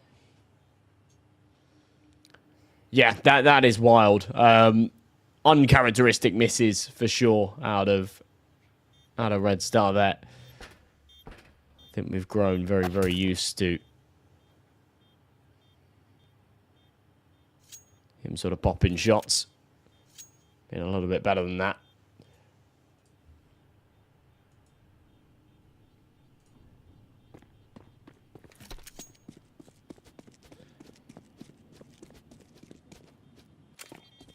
Yeah, kind of disappointing for sure. Well, I guess at least if you're a 500 fan, it's disappointing. If you are a Tricked fan, you are very, very ecstatic about that round. Yeah, you got it? You thought it was funny? Yeah, I thought it was. I got it a little bit, yeah. I give a tiny bit of credit. Tiny bit. Just a little bit. Teeny tiny bit.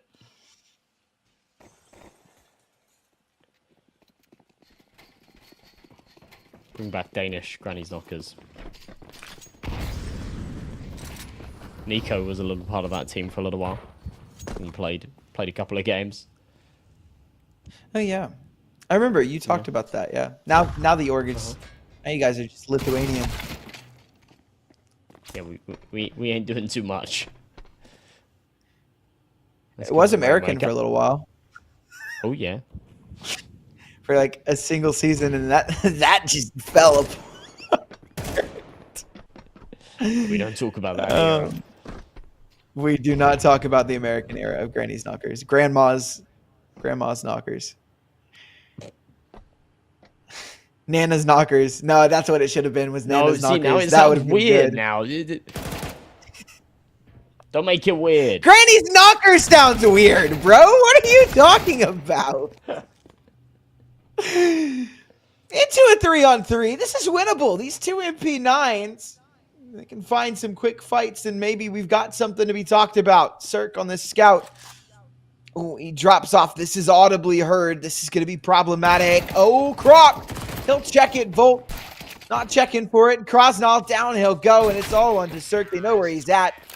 And while that round did for just a moment look winnable, Tricked very quickly said, no, it's not. They take a second, and it should be a third as well. I kind of expected Rainmaker to get more than just the one there. Maybe if he had just held his trigger just a little bit longer.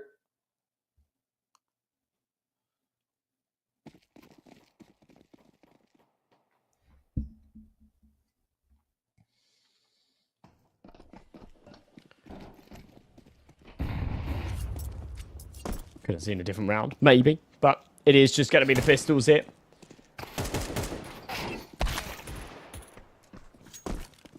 Volt has managed to draw first blood somehow. This is a full eco, you know. You got a couple of, like, you got a P250, some Julies, and an Eagle, but, you know, no armor behind it. There's not supposed to be any weight behind this round whatsoever, and they found one head.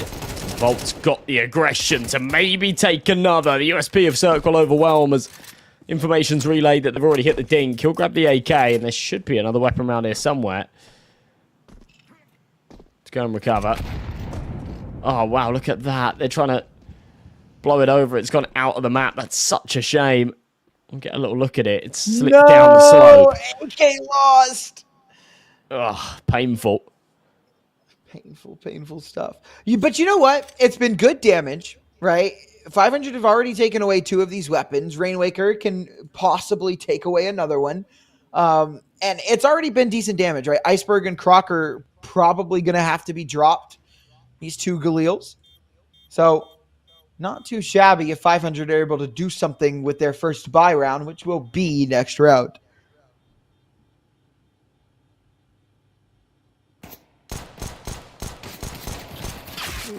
Wow. All right. They've made this really expensive. They have. Not bad at all, to be honest, out of the CTs, but... And a free AK as well, so... Yeah.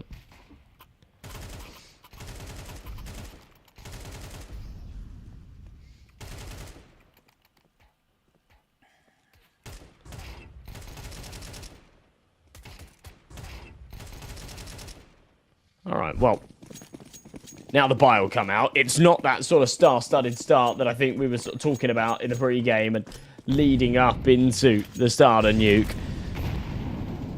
Needing that pistol and the follow-ups and the early momentum. But if they can win the first gun round, then that is certainly a step in the right direction. And Cirque's going to put a bullet straight into Iceberg. Untraded. Falls away. Wraps around.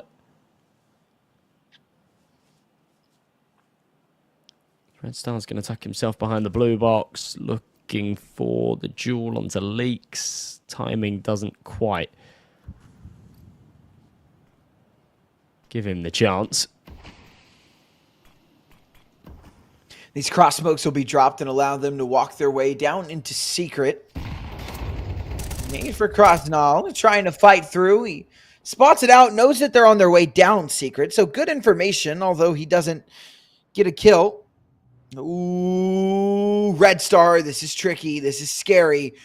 But he has a massive lineup, finds 3, can't find the final one. But a huge play. That is such a big risk from Red Star. If somebody had been red, I mean, that would have just been blown up all over the place. But high risk, high reward. Lines up the 3K, and yeah, 500 come away with that first gun round. That's huge from Red. From Red Star. Great timing. Could have been a 4th there as well.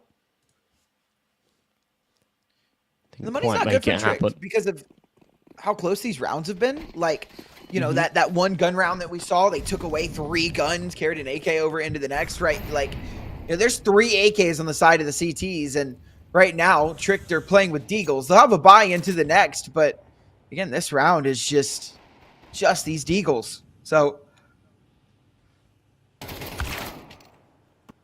Rainmaker. Ooh. That's an easy. As you say, just up against the pistols shouldn't be too complicated. We have seen rounds get expensive in the past when weapons just like this are in play, but yeah, it's Red Star to just sort of tuck it to bed. Leaks last man standing. Oh, very nice shot. Opportunity for another. Oh! Takes it. I'm commending them on just how clean they kept this round and how the money was going to be able to build, but Leaks just kind of slams that away. Two beautiful 1Ds. Does make it expensive.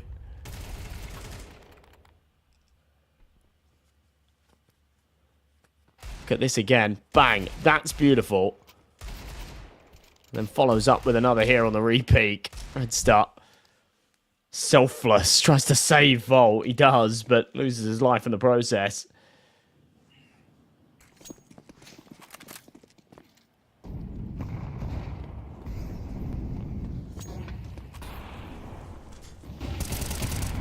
Guns back out, but Volt blind and finds the head of both Leaks and Croc. That's a crazy 2K.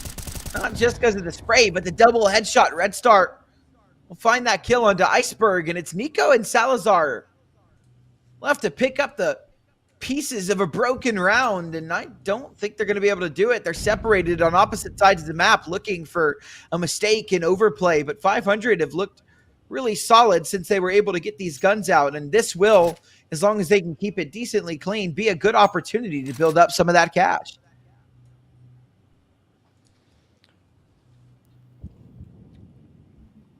It's so weird that, like, you know, they take the casualties against the pistols, and then in the rounds like this, where you're against the full guns, that's where we perhaps see the flawless effect. Nico has managed to get the plant at the very least. He'll work his way back into the vents. Volt, in the meantime, clearing up the upper bomb site. Salazar is here. Volt smashes his head. Now they can start to focus on the retake. Bomb is already halfway ticked, though, so they need to be careful, or do they? Volt's just running around tapping heads. He ends up with 4 kills in the round. You can see a little smile, little laugh. He's chilling. That was really, really crisp. That bomb plant will give Tricked a little bit of extra cash to work with in the next round, but it shouldn't be much more than just a little half investment, right? Again, 500 have been doing a really, really good job of doing damage on these rounds. Even the rounds that Tricked were winning, they were still losing 2 or 3 players on every round, and so they've kind of just been backed into this corner, kept in a tight little spot, and now they'll be forced back onto this little half investment that 500 should have no problem putting down. I say should very lightly. We've seen some crazy things from pistols. Not really today, but yesterday was wild.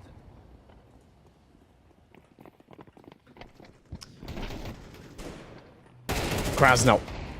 Easy start. Again, just against the pistols. You know, we saw some insane shots out of Leaks, but that won't repeat itself this time as Nico gets ragdolled across ramp. Nice shot from Rainmaker to finish it off. 500 do take the lead. Now, to be fair, you kind of expect them to.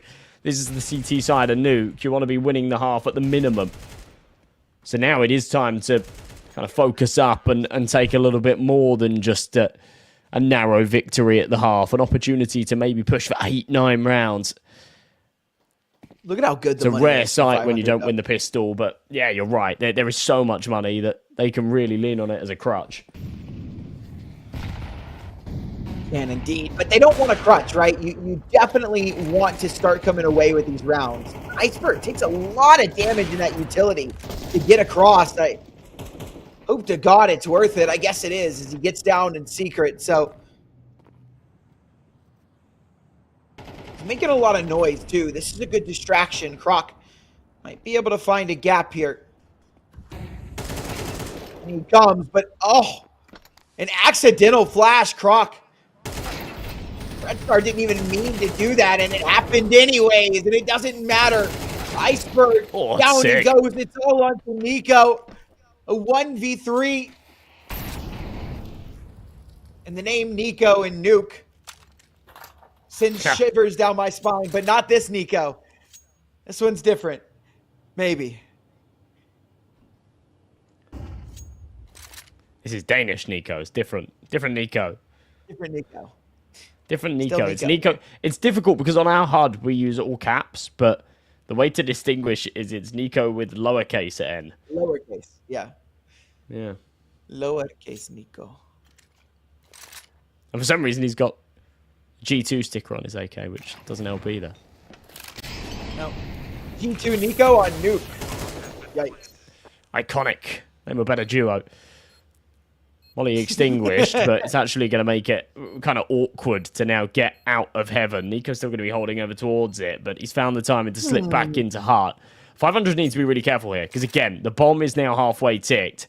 Rainwaker's just sat really patient in the vents. He wants the Heaven players to be the first point of contact, and they're not actually going to go through the smoke. They've got time to kill here, and as Rainwaker flies up the ladder, the reaction's brilliant. Nico can't find the head. It's a 5th on the board for 500, and I actually really like how sort of slow and meticulous they are about that. It's rounds like that that you lose when you go full guns blazing, and respect to just waiting out that smoke. I think that was the right way to go about it. I think it was as well. And I think Nico, while that play was really smart, right? You know, use the time, you know that they're going to play a little bit more passive, or at least you hope they do. So you rotate all the way back. He just wasn't patient enough to find Rainwaker. But even if he did, the bomb's not planted for him. And that's problematic for that play. Like, I don't hate that play, but it would have been very tough for him to close that one out, even if he had killed Rainwaker, because of the plant of the bomb being on the other side of that bomb site. But yesterday is history. Tomorrow is a mystery. We live in the present. And 500, 5 in a row right now on fire. 4 rounds left in the half. And as you said, you need to win your CT side on Nuke. It's still a CT-sided map. It's definitely shifted away from as CT-sided as it used to be and go, but still up there for sure. Bolt, just so aggressive, will be taken down through the wall. Has gotten his kill onto Salazar, though, but a 1-for-1. Maybe not enough. Red Star's been spotted out, too. There's so much pacing here from Iceberg. This is going to be problematic. There's no way Red Star is ready for this one. Did Krasnov not see him? Oh, no. Oh, no. Oh, my God. This is so weird. Oh, my God. But Cirque dies. Oh, Iceberg took too long. And now Cirque turns it back around. Spots him out. Knows that there's at least one here. I don't think he spotted the second. But a double man advantage down into the B site come Tricked as they try and reclaim this round. It was interesting. It looked like Iceberg potentially had a fantastic play, but it just slips away from him. A nice flank coming in. Rainwaker turns away, but looks back just in time. And these timings are coming up 500 all day, every day. Poor Leaks. Down he goes. It's 6-3. And once again, Trick's economy just not really in a good spot. They might have to take another half by here.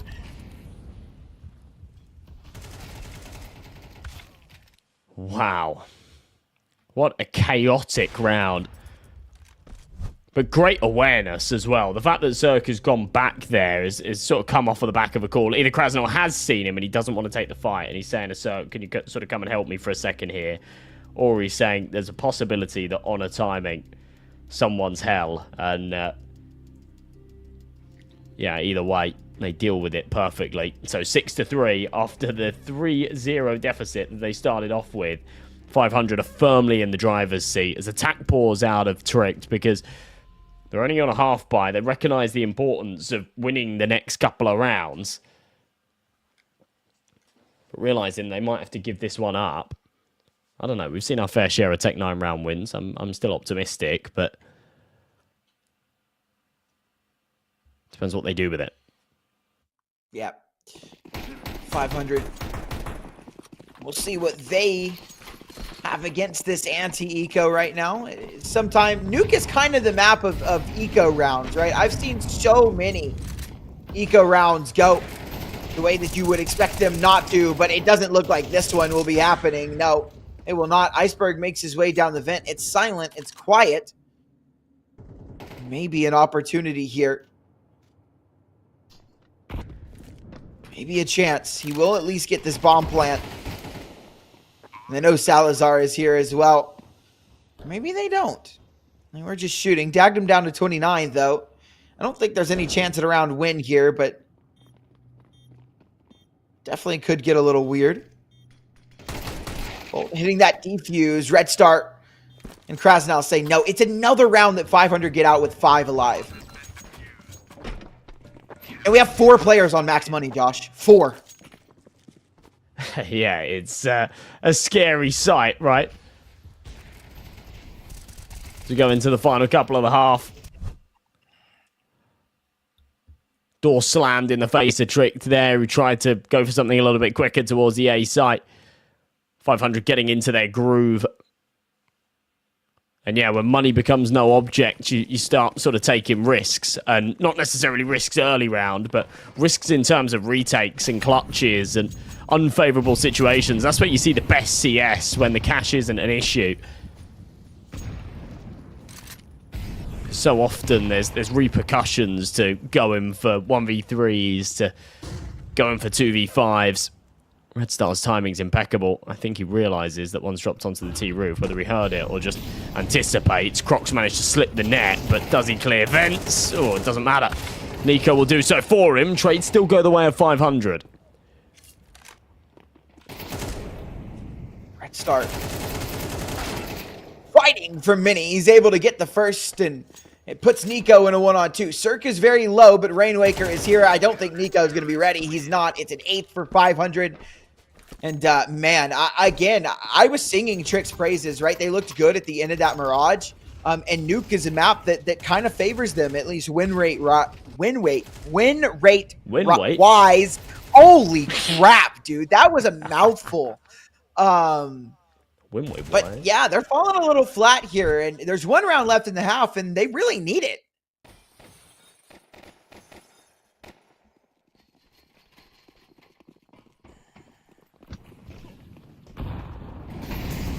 Three double up setup here. Probably an extra rifle dropped back over towards the spawn as well, just in case they need to go back for it. It's Volt and Cirque shutting things down here. Red Star ends up with one of his own. It all falls onto the shoulders of Croc, and he's not able to adjust up and find the head. Cirque's there to close it out. 9-3, and a lightning half from 500. It begs the question, had they have won the pistol round, what then happens, you know? Because this has been nuts. 9 in a row. They'll look to extend that as they move over to their T half as well, but it is going to be a little bit trickier. First, we have that giveaway, though. Is it going to be a food chain? No. Duality, but it is. Frizzy Cheers again. Congrats. There was a gut knife coupled to the right. Unlucko. Yeah. Maybe next time. Unlucko.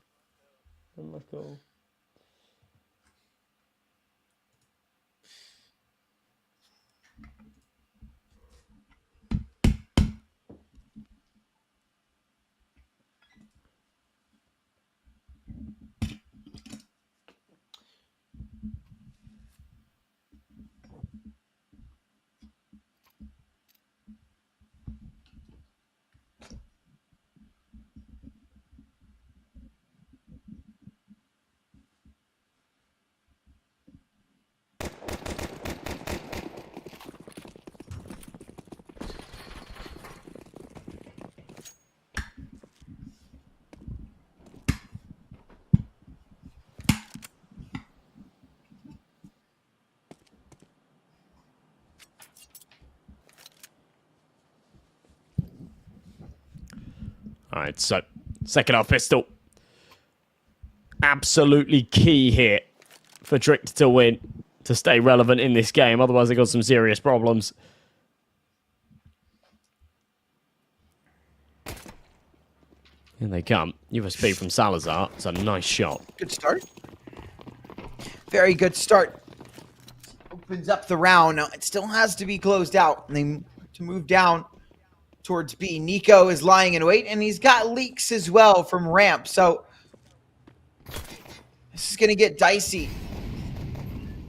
Smoking a Molotov, though, that'll force leaks off. And now Nico kind of on an island. He's been spotted out. He is going to find Krasnov. Can't believe he actually finds that kill. Iceberg quick in with the dualies. Rainwaker finds him, but Croc has got the trade. A 2v3 quickly turned into a 2v2.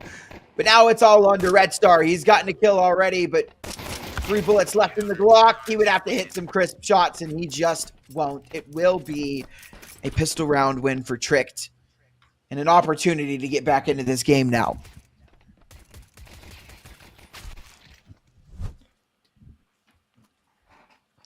Yeah, that was the win condition. That was their must to get back into this second half. They do deliver. So number 14 comes with 3 rifles, couple of SMGs for 500. No bomb plant means no buy here. It's just Glocks, 2 Desert Eagles, and Krasnell and Rainwaker. Did a little bit of extra damage in the pistol, so can somewhat justify it. Krasnell's a little short on cash for the next round, but I think he'll be all right.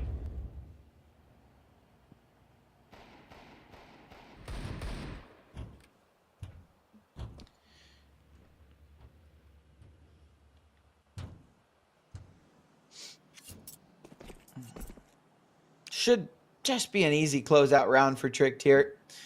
A couple of Deagles may throw a wrench in things, but shouldn't be too much to sing about this round.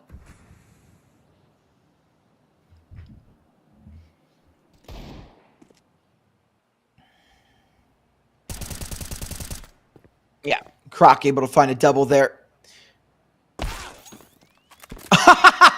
Okay. Wow. All right, we like that. Able to find Iceberg with the Zeus. That's pretty nice. He will go down. As Croc cleans up. I think that was an ace. It was. Nice little eco ace. And we got an ace and a Zeus kill in the same round. Nice stuff. Wild. All right, well, there's low expectations for that, and it delivered as quite a funky round as it was. Round number 15 has to come with a little bit more here for 500, however. Important that they put these rifles to good use. I said that Krasnell was a tiny bit overinvested in that last round. And as a result, he's now onto a Galil here. Leaks on the other side, at least, still stuck with an MP9.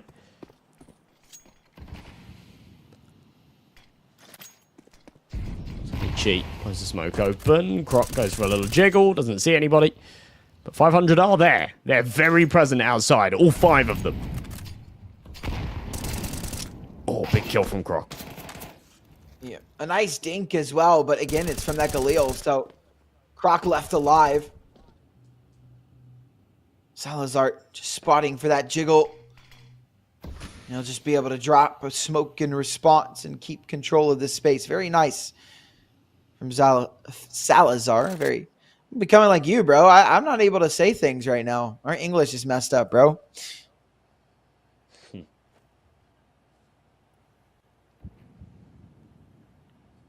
Salazar. Salazar. Salazar. It's like we have become a Russian stream. Salazar. Salazar now need to go really big. Salazar going to be tested. Little jump spot. As he opens double doors and back in. I'm done. The bit's done. I'm done. Lee's able to find Rainwaker. These last 3 players pushing on to B. They're the last ones left, but they do take down the first. A nice distraction, though, and it's all on the Vulture. He'll find Iceberg, but traded out by Croc. And so Tricked are starting to get their foot in the door.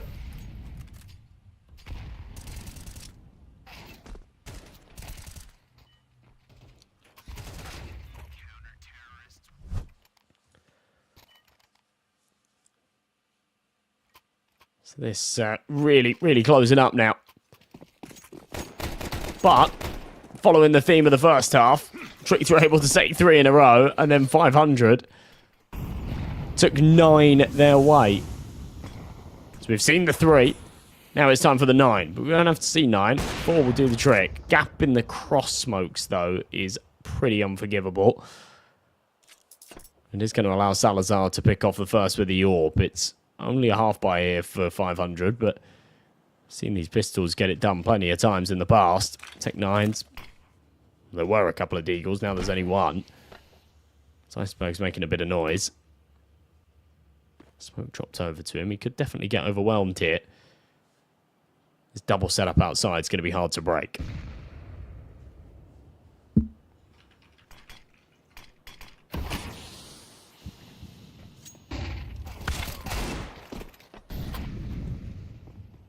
Shot.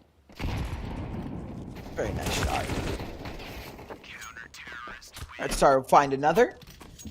Nice 2 in the round, but it goes the way of Tricked, as we expect from an eco round like that. Now the buy is back out for 500. We need to see them start to do something with it, or Tricked are going to come back pretty quickly.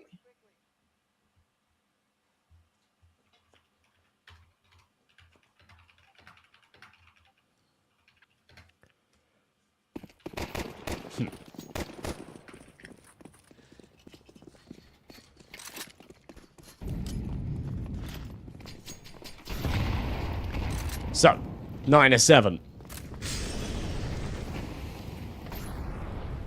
Yeah, and that AWP is out for Tricked, but not for 500, which isn't really going to be that much of a liability. To be honest, offing on the T side of certain maps is pretty difficult.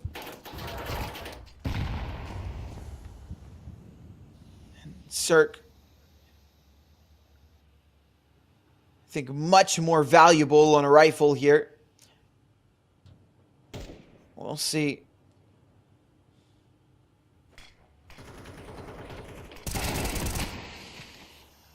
Nice start for Nico. Down goes Rainwaker.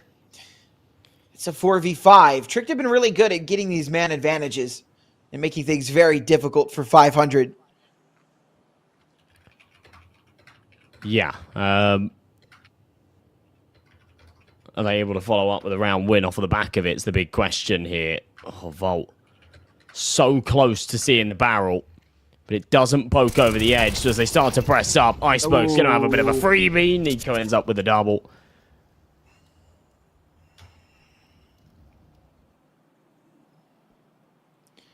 Yeah, it's just Krasnal, and I think he's just looking to save. I don't really think there's much he can do about this one. I think he knows that as well, so he'll just back away, try and bring this AK into the next round.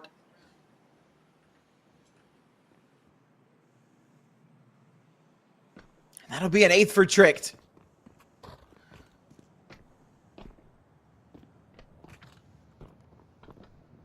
Counter-terrorists win.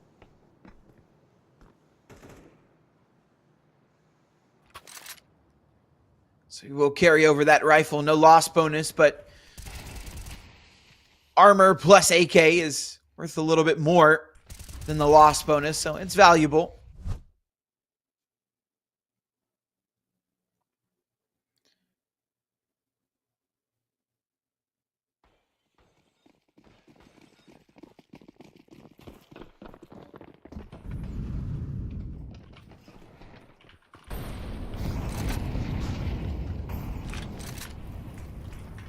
So 9-8.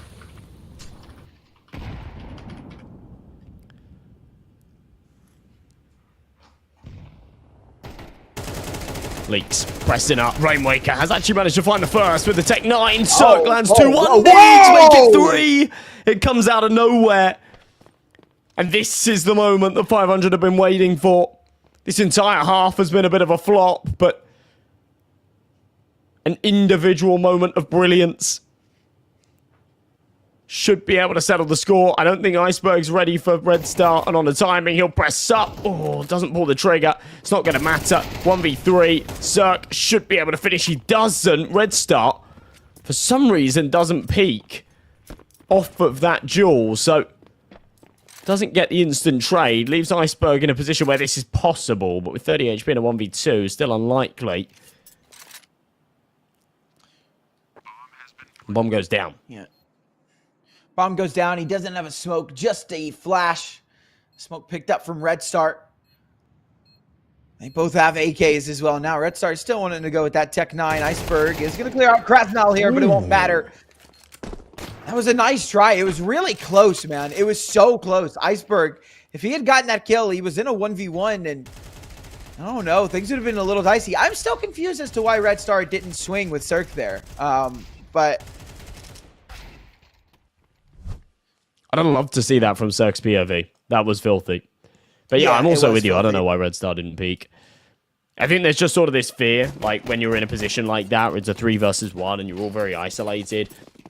You're sort of worried that, you know, you face Iceberg hits a lucky shot and you've kind of thrown the round away. But yeah, at the same time, whilst Iceberg's shooting Cirque, like, it's absolutely the right play to just peek and trade that. I'm not really sure what the comms of the decision making was doing there. But Cirque on top of the box. What a flick from Salazar. The sightline given by the smoke blown open. Another one as well, but he doesn't see anything second time asking. Next time Leaks pokes his head over, he's going to see one.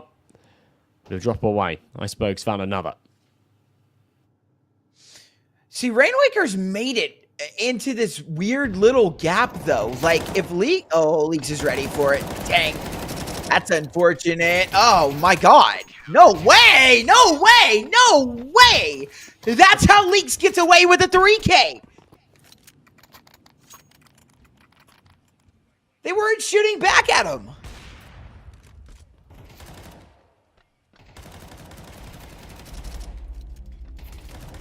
Good Lord.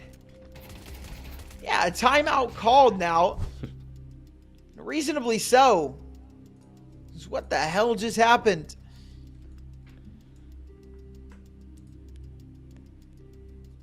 Yeah, it's awkward to fumble rounds like that, and it's awkward when, you know, you're winning with Deagles and Tech 9s off of individual plays, and then you go into the next, you got to fall by, and it's just a complete flop, right? Like, not even close. No space covered, no kills found. I'm not even going to say no bomb plant, because that didn't even feel like a prospect at any point. It's the single T round taken here in the 18th, and again, I said it in the last series, I'll say it again here. It's always the T side of your opponent's map pick. If it's one that you struggle on, if it's one that you don't play a lot of, where things start to fall apart. You know, CT Nuke is a relatively easy side to play. And even if it's a map that you don't have a lot of success on, it's a map that you don't pick up much, 500 are going into it on their T side without their IGL, by the way. And yeah, it's tricky. It doesn't surprise me that they're having their struggles. They've still got a couple of chances to close this out. Tricked in this round. Want to tie up this score. I want to give us Ancient as well. Tricked have to win this one if we're going to get Ancient. If 500 come away with this one, then it is a 2-0. But that doesn't look like it's going to be happening. At least maybe not now. Hold on now. Red Star will take down Leaks. This Molotov comes in that stops Salazar from being able to move in and trade out his teammates. So into the B bomb site they go. Croc's been spotted from single, and this might cause Iceberg to be overlooked. They haven't cleared him out. They don't know about this positioning yet. I don't know if they're going to be aware of it. Like, this could be crazy. He just holds his nerve. Croc will find one as well. Then Iceberg strikes down. He goes, but this one's tough. It's Cirque. Only one left alive, and down he goes as well. So they make their way onto the bomb site, but Tricked are ready for it. And they do tie it up at 10-10. Money decent for 500. They'll be able to buy once again into this round, but Tricked have looked so damn good. And as you said, 500 have just been struggling on this T side. Another timeout called. 2 in a row now.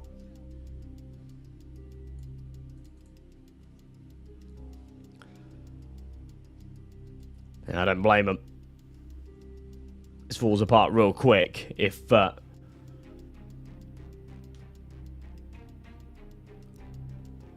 don't call these pauses and fix some of these issues. You can't rely on Cirque to find 3-1 leagues every round.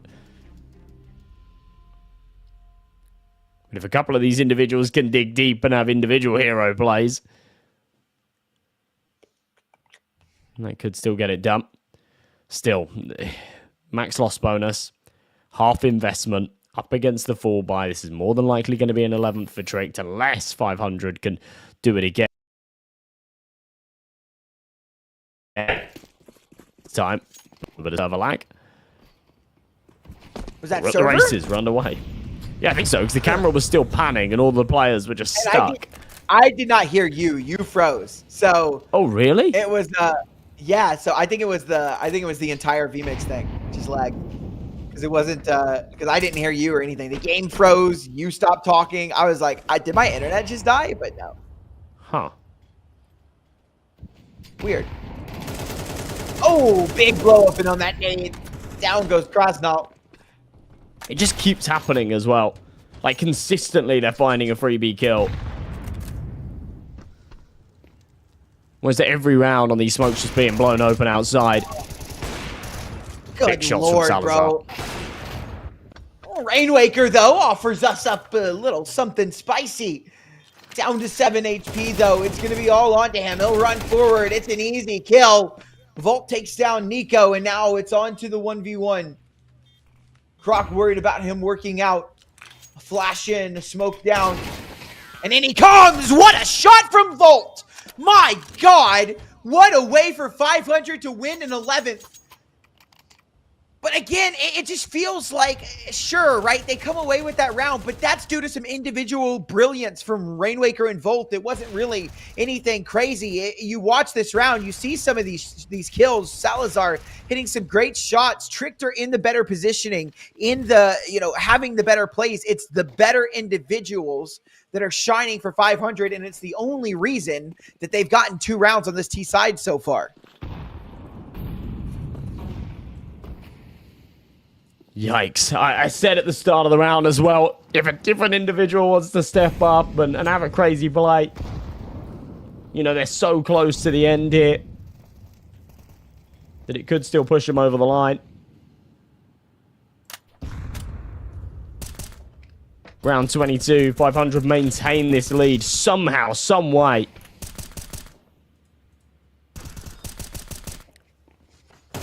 Surely. That last will be a bit of a confidence boost. Rainwaker takes the contact, drops the molly into the back of the site as Nico's going to back off.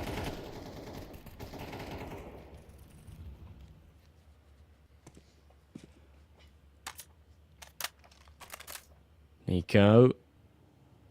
Oh.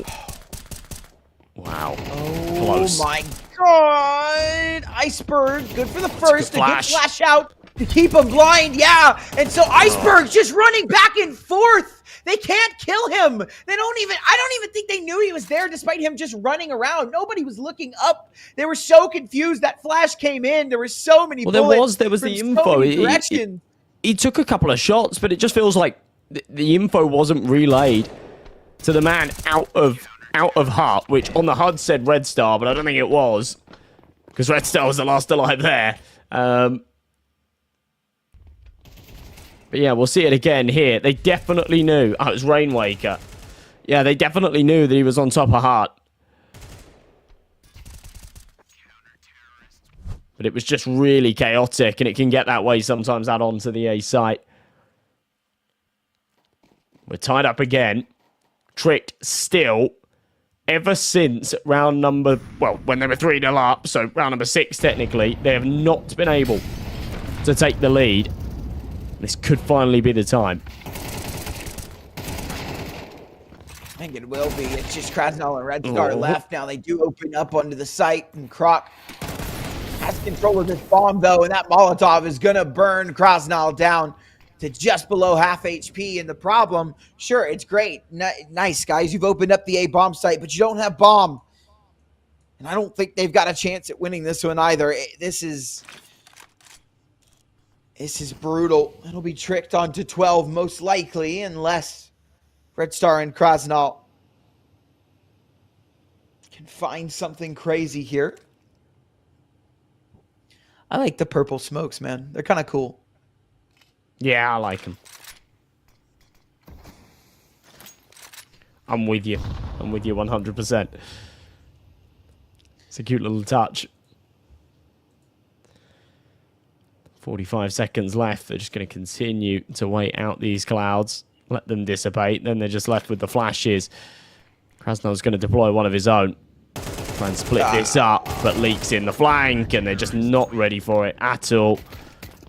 Fully tunnel vision, focused on what's ahead of them in lobby. Not realizing what's coming behind. So it's overtime or bust here for 500. If they can take OT, they'll be really happy, I feel, because this T side has been a major flop, but overtime gives them the opportunity to play that defense again. And they were so strong on the CT half.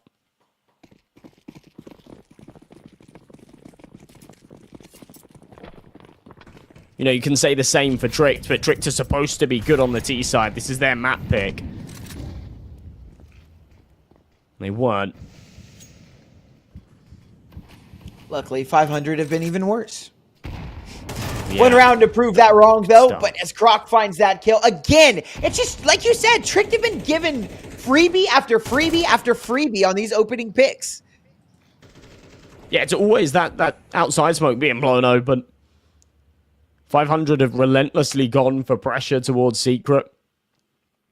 And time again, yeah, the smokes get blown open. It's not like they're not ready for it, you know. It's not like they're being caught with their pants down. Krasnov was looking for that fight, and he got off a couple of shots, but just didn't win it. Now they're in a bit of trouble. Down towards Tricked B, with but another Salazar's great on the angle. Yeah. I remember what he did from this position last time. They did, however, lose the round still, but it was a Volt clutch. Yeah, and he's gone. So Leaks is not alone. He's got some help, and it won't matter. It's an easy closeout. Leaks with a 3K. 13-11. 500 in abysmal T-side. It does take us all 24 rounds, but, I mean, I cannot believe how bad both teams were on their T-side. Of course, like you said, it's Nuke. It's a CT-sided map, but it's usually not that bad. It was crazy, and especially Tricked being that bad. Map MVP, Red Star, not really any surprise there. I think Croc we definitely could have made a case for Croc to take that as well. But Red Star, I think, do it on ADR. That as well. Yeah, 84. They always just do it on ADR. I don't think the Red Star is going to feel like the most valuable player there in that map, but no. Yeah, I mean, it'll get it anyway. A little consolation prize, I guess, but either way, yeah, I'm completely with you. I'm really surprised that we didn't see more out of Trick's T side, to be honest. But ultimately, you know, the T sides were just complete flops there on Nuke. That was not a very good map for either team when it came to that attack. And when it boils down to this decider, I really don't know which way it's going to lean. I think it's going to be a bit of a coin toss. I think it can be a coin toss as well. And so, as previously stated, we're not done yet. We have one more map to get us through. So, ladies and gentlemen, hang tight. We've got about a 15-minute break before we get into that. So, hang tight. We'll see you guys back here in just a little while.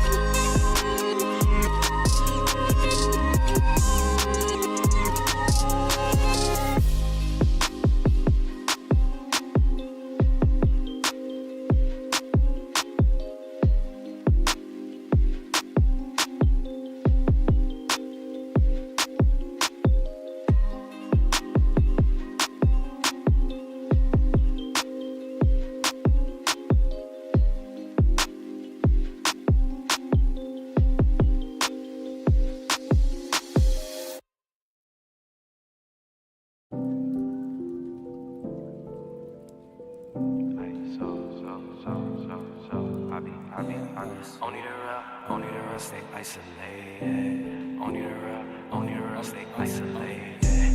Only the real, harder this shit cause I'm ISO deal. Shine on these hoes, ice gold grills. Been in that house, yeah, I might go chill. Rather stay in cause I hate them fell. Link with the bros, yeah, I might call Lil. Yo, what's next? Only time gon' tell. Last few years, yeah, been unreal. Whoa. Staying to ourselves, cause it's better what you mean, yeah. We was quarantined way before quarantine. Trapped inside the basement till the sky started to gleam. Yeah, I'm stepping with the Gazas, it's gon' boost your self-esteem. Staying to ourselves, cause it's better what you mean. We was quarantined way before quarantine. Yeah, trapped inside the basement till the sky started to gleam. And I'm stepping with the Gazas, it's gon' boost your self-esteem. Hey, I be isolated. Only real ones with me. That's just how I did. Ay, no, you cannot get in. It's a reservation. I set it for the team. RSVP. Ay, I be isolated. We done elevated. Where we supposed to be. Ay, my current situation ain't my final destination. That's just how I see it. Only the real stay isolated. Only the real stay isolated. Only the real stay isolated. Only the real stay isolated. Yeah, only the real forget how they feel. It's me and Dill. Hey, we in the stool, we working on hits, we staying until. Yeah, link with the bros. It's been a little while since last time we chilled. Hey, send us a beat, you know we on go, we know we gon' kill. Hey, we in the bag, season the chicken to throw on the grill. Yeah, hit up Germ, hit up Jewel when we in the Ville. Staying to myself, man, if I ain't with the team. We been grinding all these years, they see us on them screens. Now, people do me dirty, but I keep my hands clean. Now we seeing mills, cause we running up these streams. Don't let these artists fool you, they ain't really what it seems. They know we bring the vibe when we pop out to the scene, yeah. Hey, I be isolated. Only real ones with me. That's just how I did. Ay, no, you cannot get in. It's a reservation. I set it for the team. RSVP. Ay, I be isolated. We done elevated. Where we supposed to be. Ay, my current situation ain't my final destination. That's just how I see it.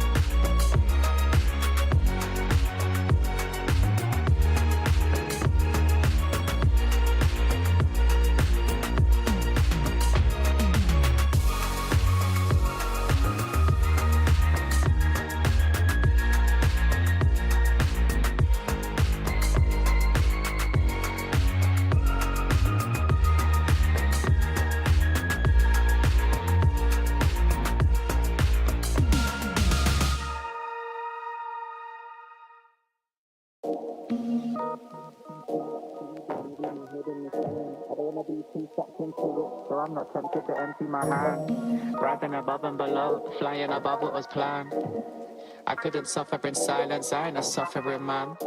I don't wanna read too much into it, so I go bury my head in the sand. I don't wanna be too sucked into it, so I'm not tempted to empty my hand. Rising above and below, flying above what was planned.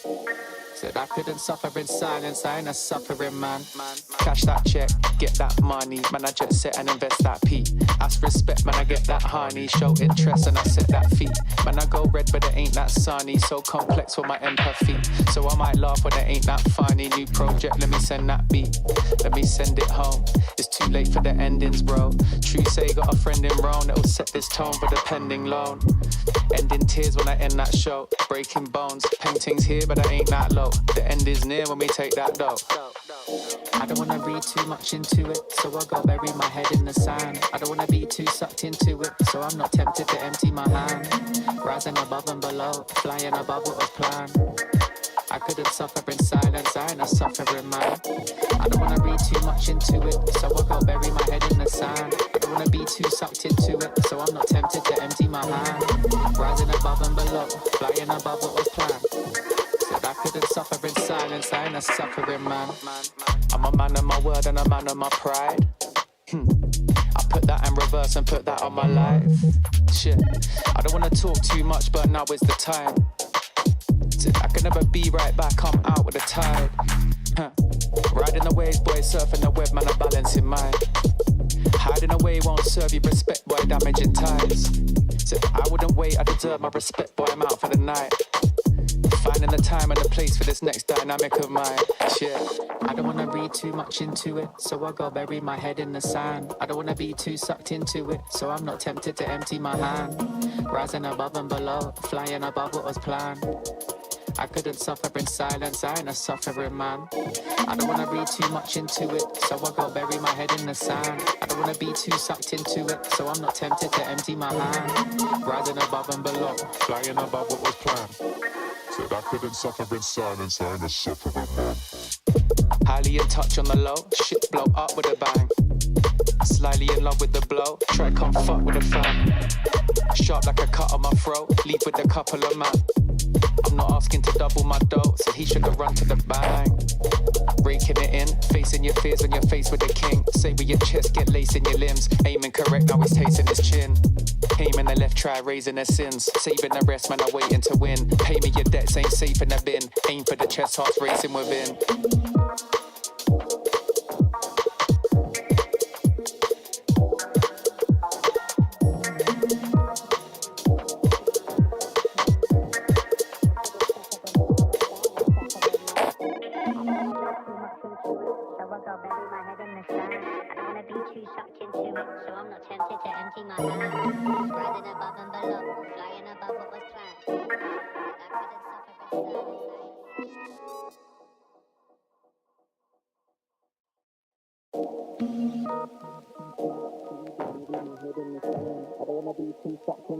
So I'm not tempted to empty my hand. Rising above and below, flying above what was planned. I couldn't suffer in silence, I ain't a suffering man. I don't wanna read too much into it, so I go bury my head in the sand. I don't wanna be too sucked into it, so I'm not tempted to empty my hand. Rising above and below, flying above what was planned. Said I couldn't suffer in silence, I ain't a suffering man. Cash that check, get that money, man I jet set and invest that P. Ask respect, man I get that honey, show interest and I set that fee. Man I go red but it ain't that sunny, so complex for my empathy. So I might laugh when it ain't that funny. New project, let me send that beat, let me send it home. It's too late for the endings, bro. True say got a friend in Rome that'll set this tone for the pending loan. Ending tears when I end that show, breaking bones, paintings here but I ain't that low. The end is near when we take that dough. I don't wanna read too much into it, so I go bury my head in the sand. I don't wanna be too sucked into it, so I'm not tempted to empty my hand. Rising above and below, flying above what was planned. I couldn't suffer in silence, I ain't a suffering man. I don't wanna read too much into it, so I go bury my head in the sand. I don't wanna be too sucked into it, so I'm not tempted to empty my hand. Rising above and below, flying above what was planned. Said I couldn't suffer in silence. silence, I ain't a suffering man. I'm a man of my word and a man of my pride. I put that in reverse and put that on my life. Shit, I don't wanna talk too much, but now is the time. I can never be right back, I'm out with the tide. Riding the waves, boy, surfing the web, man, I'm balancing mine. Hiding away won't serve you respect. I am an artificial intelligence, and I can't talk to you. Get ready for the start. 1 minute to go. Players ready. Finding the time and the place for this next dynamic of mine. Shit, I don't wanna read too much. Get ready for the start. The players are warmed up, and I hope you are too. My cucumber. So I'm not tempted to empty my hand. Rising above and below, flying above. While you and I are having fun, it's already 40 seconds before the start. I don't wanna read too much into it, so I go bury my head in the sand. I don't wanna be too sucked into 30 seconds it, so before I'm start. not tempted to empty my hand. Rising above and below, flying above what was planned. Said I couldn't suffer in silence, I ain't a suffering man. Highly in touch 20 on my seconds low, before shit start. blow up with a bang. Slightly in love with the blow, try come fuck 15 with a seconds, bang. baby. Sharp like a cut on my throat, leap with a couple of man. 10 seconds before start. My dough, so he should have run to the bang. Breaking it in, facing your face 5, on your face with the king. 4, Say with your chest, 3, get lacing your lips. 2, Aiming correct, 1. now he's tasting his chin. Aiming the left track. Welcome back, everybody, to Galaxy Battle. We're with our third and final map of the day and of the series. And we've both established we don't really know who's going to take it, to be honest. We saw 500 put up a good performance on Mirage. They were strongly in the lead. We then saw a comeback from Tricked, but they weren't able to go back the distance. 500 closed it out before getting too complicated. And then we saw a pretty similar theme on Nuke, to be honest, as well. But it was down to just the fact that their CT side was so strong and their T side really lacked. Now we move over to Ancient. It's a map that both teams play. It's a map that both teams play quite well, actually. And as I say, I think it's a bit of a coin toss. I think whoever gets off to this CT start is going to have the advantage in that regard. I think so as well. And the game kind of leans, like, obviously the T side used to be so much stronger in CS2, and I still think it is, right? Economy kind of favors the T side just a little bit, just by an edge, even with that $50 kill reward that the CTs are getting.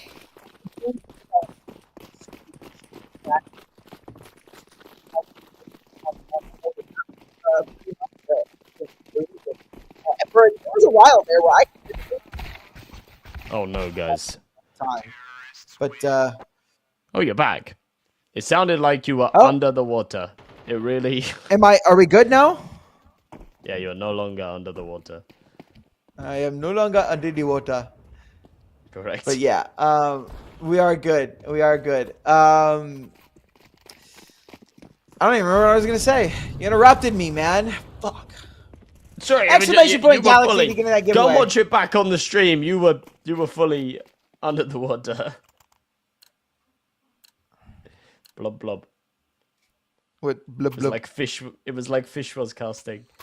Not Austin. Blub, blub, Austin fish gone. cast. Now only fish. Fish cast. Yeah. Fish cast. Only fish. Blub blub. Yeah. I just say blub blub the Score. entire stream. blub blub blub blub blub blub blub. Blub blub blub blub blub blub blub. Blub blub blub. It's been a lot. Blub, blub. It's been a long day. Is that a McDonald's cup? Hell yeah, Nico. Yeah. Put that McDonald's in. My goat. Meal of champions. Big Mac. Big Mac. Big Mac. Oh, Big version. he Ooh. manages quite well. He's got some help as well. Ooh. So, okay, man. Leaks with 3. Nico and Salazar will find one of their own as well. And Tricked start off with a banger. It looked like Leaks was in a lot of trouble there with how much that was coming at him. Manages very well, actually. Yeah, not bad at all there. Under the pressure. Not always easy. The USP up close against those Glocks, that spam ability that they have. Becomes scary stuff, but converted nicely. Croc getting aggressive. Doesn't find anything on the spams, lower mid.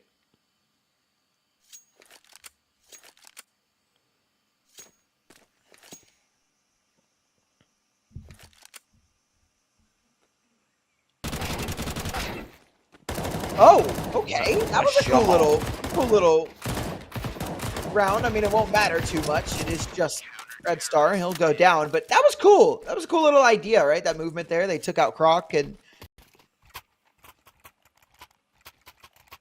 that's all they got. But for the pistols they had, not too shabby. Not bad at all.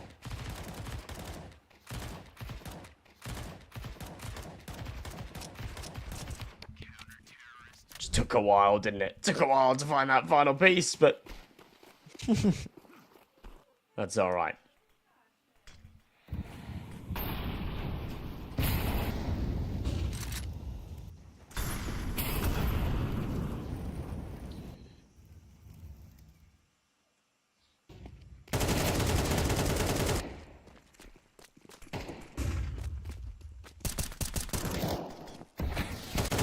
Early on.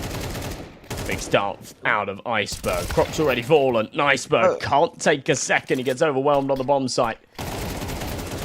And thrown off as Rainwaker keeps him coming. Well, that was Red Star's kill, but stolen away. Regardless, a 4v2. One that Nico and Salazar realise that they don't really have any equity in. They're probably going to have to give up. He does catch an exit at least.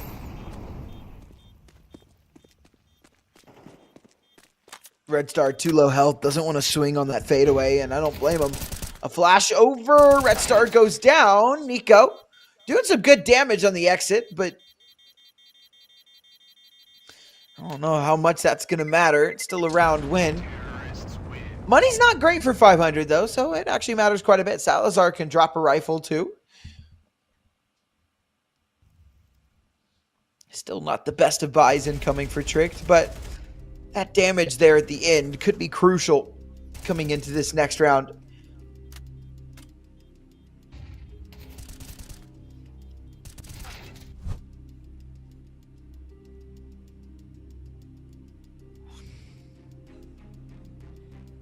A little bit of a pause out of Tricked before going into this next.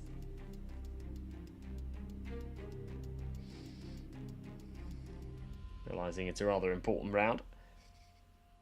To keep any kind of pressure applied. If they lose it, then the money's broken and 500 can start to take control. And we saw just how punishing that could be at the start of Nuke. That first half was very, very one-sided. After that 3-0 lead out of the Danes. So moving straight into the fourth. Insta-smoke top mid. Croc's going to play right through it. 500. Oh, they've got a massive gap to work around. Very similar buys for both teams. 4 M4s and a FAMAS versus 4 AKs and a Galil. Ooh, Volt! Down he goes. And 500 looking to make their way out onto the ace site. Red Star, though. It's like, oh, I love the little, the ragdolls, man. They're so funny sometimes. Went flying. He was sent.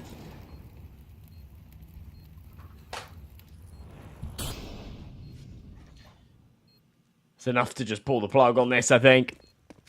Not a round that Tricked can really go for. However, by saving, they do put themselves in a better position for sure.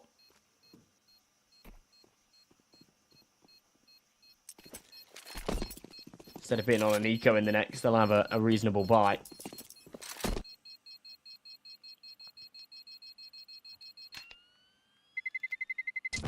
Terrorists win.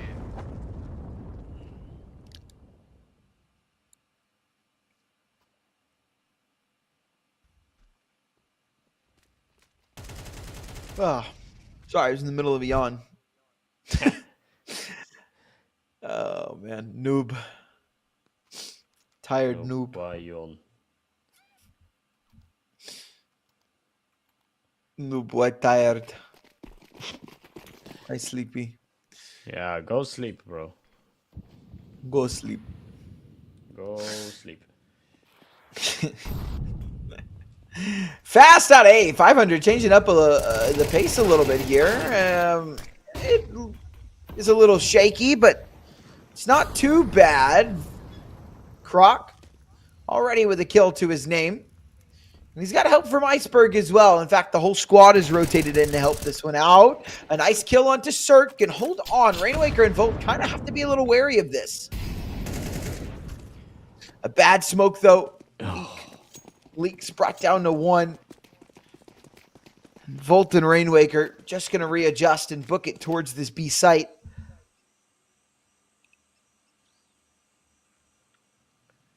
Forced to stay on their toes. But yeah, 4W. This 2v2 now heavily leans in favor of 500, surely, as this bomb's going to go down uncontested. Nobody's close enough to do anything about it. Rotate comes in. Leaks is still on 1 HP. This is so awkward. It is awkward, and they don't have a kit as well. So, like, you know, there's very limited time on this retake. And then there is a smoke, but a full 10-second defuse. I don't know that smoke is going to do much. Again, Leaks the first in, but he's got no health to work with. And Iceberg just trying to find a kill. It won't happen. And it will be a third for 500. Tricked will at least have a full buy coming into this next round. A nice reward for their economy management that's been pretty good in the last couple of rounds, despite the losses.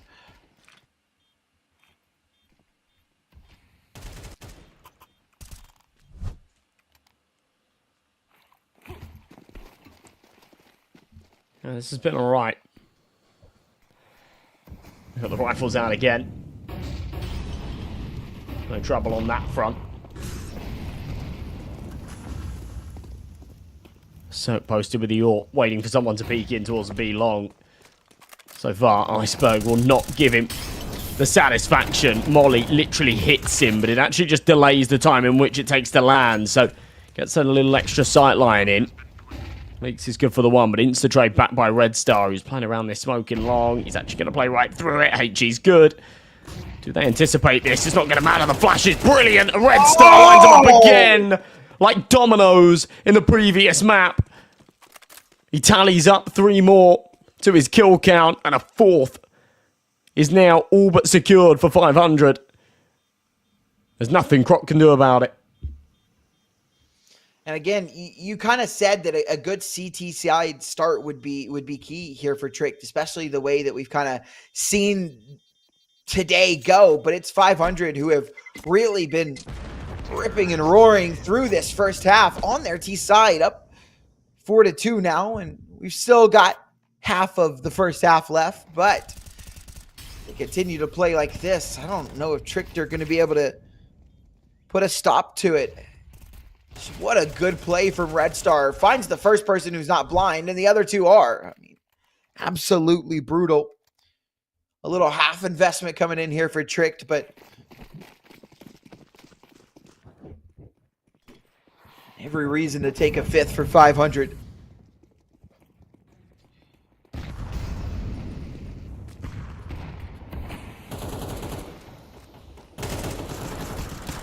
Ooh. Krasnov.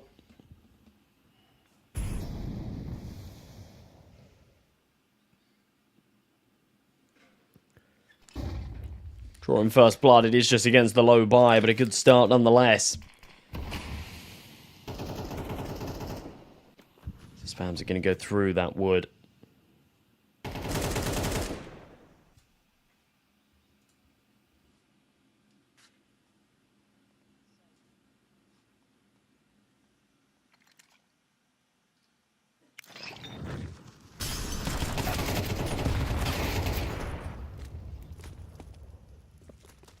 Make quick work of this half investment. Nico will go down. Red Star, a 3K to his name. He's had a couple of really good multi-kills so far in this series. And well, that one was just against Nico. A multi-kill is still a multi-kill.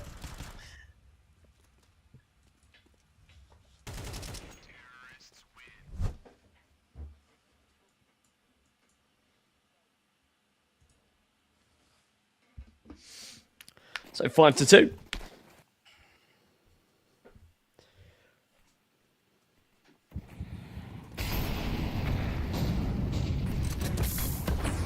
While he's in, Volt's going to try and play through. Needs to be careful here.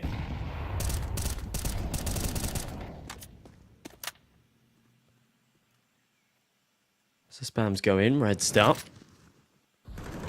Just creeps all the way up mid for free.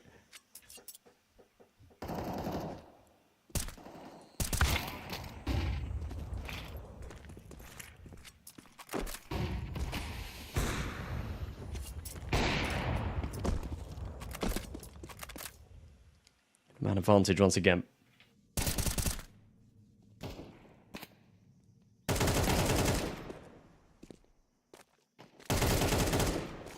Oof. Wow. 500 look really damn good on this T side right now. Like a complete 180 of what we saw on Nuke. Obviously, the Nuke T side a little bit more difficult. Salazar, let's Krasno. Cross. Oh, he's been spotted though. Salazar. I'd be amazed if he gets out of this round with this op.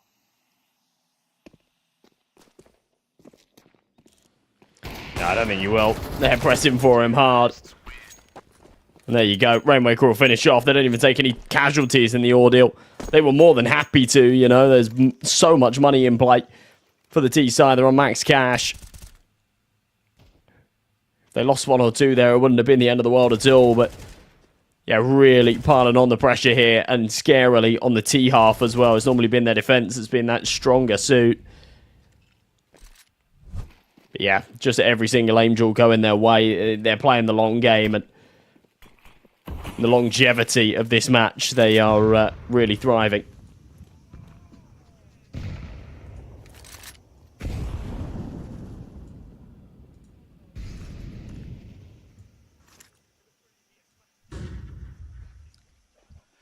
And it's just the Pistols once again. Tricked are starting to fall apart at the seams.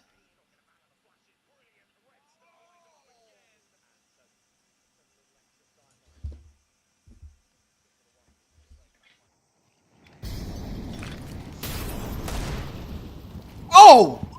Nasty shot from Nico. Maybe they are one and the same. Yeah, all right. I see it. Give it to him. He's uppercase Nico now. They kind of look alike. Not really, but you know what? we'll say they do for the sake of the argument. They actually look nothing alike. But they don't look alike. They shoot alike. They shoot alike. They're about as opposite look alike as they can be. But I'm going to trust to say opposite, but I don't know. They just don't look alike. Like, they don't really share any similar characteristics, but they do shoot the Deagle the same way. He finds another. It's a 3-on-3. He makes this kind of doable for the remaining CTs. Iceberg will go down, though. Leaks dies soon to follow, and all of Nico's hard work for naught.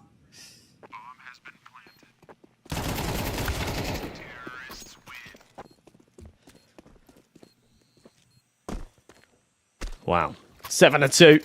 Nothing out of it for Tricked at all. I mean, obviously, you know, it's not a very heavy bite. But when that initial Deagle shot hit, I started to think, oh, maybe it's one of those rounds. It didn't end up being the case at all. They make it somewhat expensive, but a couple of great shots being hit.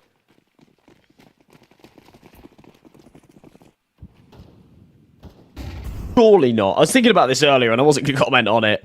I really doubt it. It would be very strange for, you know, a stand-in to come in and and to be calling the shots. But yeah, I don't know who picks up IGLing duties in his wake, to be honest. Whether or not it's the coach getting vocal, I don't know if I think ruling allows that. Or whether it is, I guess if it was someone to take the reins, it would maybe be Volt.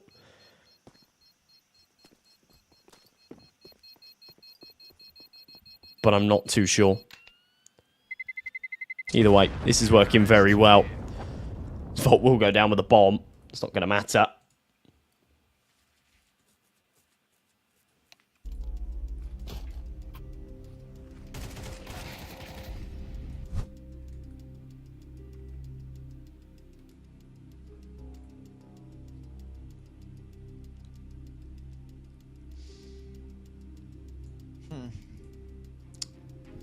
2 rounds left in the half means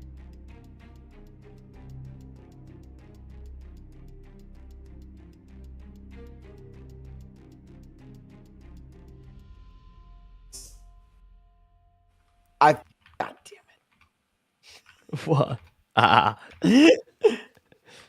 Oh, we've been kicked out of the game. Yeah. No more Counter-Strike for us. Disconnected. Finished. Disconnected. Bom, bom, bom, bom, Womp, bom, womp. bom, bom, bom, bom, bom, bom, bom.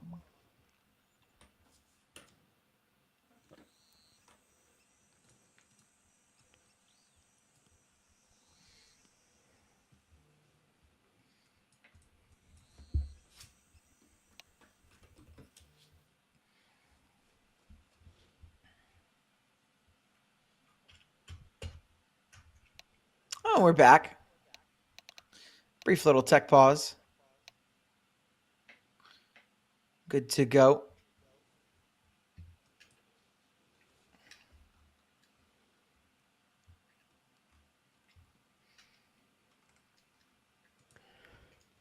Yeah, we should be.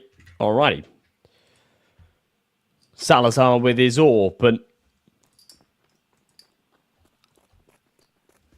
500 with it all to do.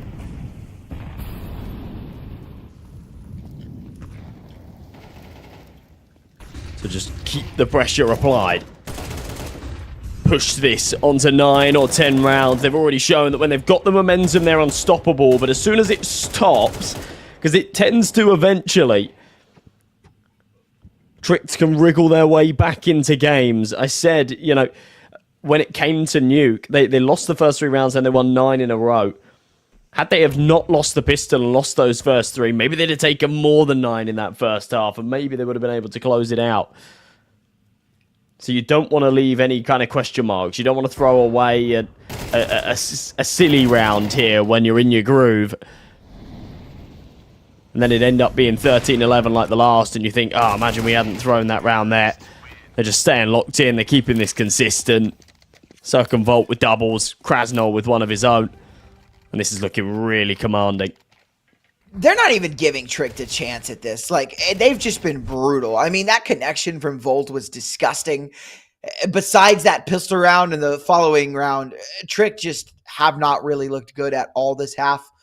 500 are giving them the business in this map number 3. We've got one last round in this half, and if Trick, I think if Trick want any chance of winning Ancient, they have to come away with this one. I feel like this is a must-win, not just for round sake, but you know, momentum, right? Mentality going into that second half. The last thing he's flashing. So Red Star throwing that flash. It takes his gun out of his hands for a little while. That first kill is nice. Volt finds the first. The M4 able to double up. A nice double from Nico leaves us in a 2-on-3. A man advantage for Trick. Salazar gonna walk up, Cirque on the angle, spots out the elbow. He's got one, backs away, throws that smoke. I thought he hit that with the 5-step in. Does damage. Rainwaker with a double in 500. Find a 10th. That's brutal. That has to be the end of it, surely. I mean, that has to be Trick's chance is gone at winning this map, surely. If 500 win the pistol round, then yeah, definitely. If they don't, then I feel like there is still a chance. Oh my god, look, it's Frisch's again with a food chain. Frisch's with a food chain. This is probably the last giveaway we're going to be doing today, though, folks. So hopefully you remembered to type in !Galaxy and you're locked in. I'm not saying yeah, me neither. Congrats on your Glock Vogue. Congrats on the Vogue. Congrats on the Vogue, buddy. That shit. Good try. It's not so bad. I always kind of work on the basis that, like, especially on Twitch, right? Now we're on Kick. I'm not 100% sure what the rules are, but on Twitch, you can't have, like, any bad names, yeah? Like, they like, censor it and they just don't let you have it. So, like, I always work on the basis that if it's your Twitch name, then it's probably alright. But okay, then it's safe to say. I don't know. But sometimes they're just weird. Yeah, I was gonna say I won't talk about this, but I had a donation the other day and they wanted me to read it out loud, and I was not reading it out loud because it was very it was blasphemy. Just straight up blasphemy. So Fair. Don't blame you. Volt, All right. Krasnov. Look at this. This looks like a scary little blender, a meat grinder of the Julies, but it is going to be an early start. A great pick into Cave. As one goes back the other way onto the ramp, it's a kind of a bit of a whiff again for the USP. Overwhelmed, sure, but really could have done with one there. It's Volt and Cirque left for the 2v4. Yeah, I don't think there's really a way back in for this. Still, obviously, a huge advantage, but I said that the win condition was, of course, taking the pistol round. Maybe there's a little bit more to this. Bomb halfway gone, though. They got to get out here and get this win quick. No They've got way. the kill. Salazar left in a one-on-one. Volt, I don't think he's got... He needs to get this kill now or there's no time. I don't think there's time anymore. He's got the kill. But no kit means no round win. And even though Tricked are going to come away with this, 500 are going to force buy, and it's not going to be that bad. With all those kills coming in, you have to remember that's 5 kills. That's 250 extra bucks they're going to get. This is going to be a substantial force buy. Unbelievable to me that they actually somehow recover the 2v4. And if it was for a little bit of extra time or a kit in play, that have actually won that round. Just shows vulnerabilities in that Trick defense. They didn't know that 500 didn't have a kit. With the amount of Julies that were in play, it would seem viable, right, for somebody to have one. Because they certainly didn't have the Kevlar.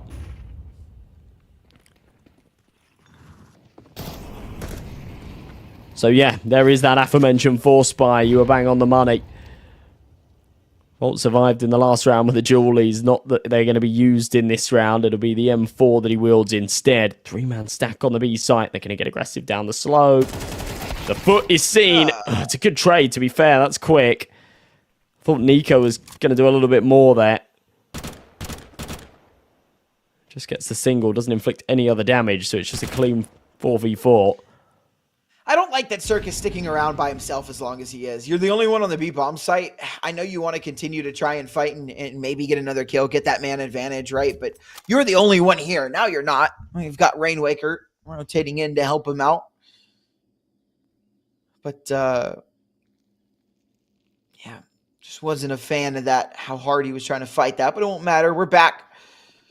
We're alive, and they start to rotate out mid now with 500. Moving everything towards B. Now, Krasnov realizes that this might be a mistake and moves back as they start to work into Red Room, but he's the only one here. If he dies, that's it. They've sacked over towards B. They've left A completely open. This is weird. Oh my God, Krasnov's going to spot it though. Wow. He's got it. A mow down in front of him, but he's only able to get the one. And really not a lot of damage off of that either. It's kind of crazy. Yeah, MP9's... damage we got. Don't do it. Don't do it. Okay. Yeah, that MP9 is just not a very good weapon to have for that position. Rainwaker makes a meal of that spray. Does find Iceberg, however. So that's the man advantage. Galil spams. Bullets are close, but not connecting. HE does damage. Red Star follows up for both. I don't know how he gets away with the double there, but that's going to be the round. 500. Get it done with the force buy. And yeah, that's very, very good. Volt, the only man that didn't get a piece of that pie, didn't get a kill, but he was the one that brought that M4 into play off of his efforts in the last, and the M4 did some lifting. Trying to go for this boost. I like the idea behind it. It's a really weird off angle from Nico there. But yeah, this retake was solid. Solid indeed. And with that, you know, you said that's the round. That could very well be the game as well. Tricked have to force buy back into this. They have a single AK, a MAC-10, 2 Deagles, a Tech-9. That's what they have to fight on their back foot with. 500 have completely decimated their economy. Iceberg already taking a ton of damage from that utility, forced away from A. And this is smelling like a B hit. Just off the bomb positioning, off of Tricked rotating over. They tried to show a little bit of presence towards A to maybe pull an early rotate, but 500 aren't falling for your tricks. Maybe they are. We've still got 2 players on A, which is a little dicey. Volt. Ooh, this is a dangerous swing, but a great flash gives him that opening kill. And able to counter flash off of it. Nico with the kill, but left on 9 HP. A great nade from Krasnal. Iceberg should fall as well. Down he goes. Leaks and Salazar, the 2 aforementioned Deagles, the weakest guns in the round. And now they have to do it all. And it's just on to Leak. So 1v4, he doesn't really have a chance, or so you would think. He's hit a nice shot. But Red Star from the side will take him down. It's 12-3, and Tricked, once again, just having to force buy, but they're on their last leg. Josh, I believe we are at the end. I believe so. Seriously one-sided stuff out of 500. Just crazy to me that we go back and forth in a series. We have 2 super contentious maps, a 13-10 and a 13-11. It boils down to the decider, a map that both teams play but rarely pick into. And 500 just stomp down as hard as they do. Oh. Should be a 13-3 hit. Croc can't find the timing. There was a small timing for a moment, but it's gone, and I believe as well as that's gone, the map will be gone just as quick. 13-3, and 500 gave Tricked absolutely no chance there in that game. It was disgusting, and the rounds on the bottom actually are swapped. It was 500 that won so many of those rounds, but I mean, just nasty stuff there from 500.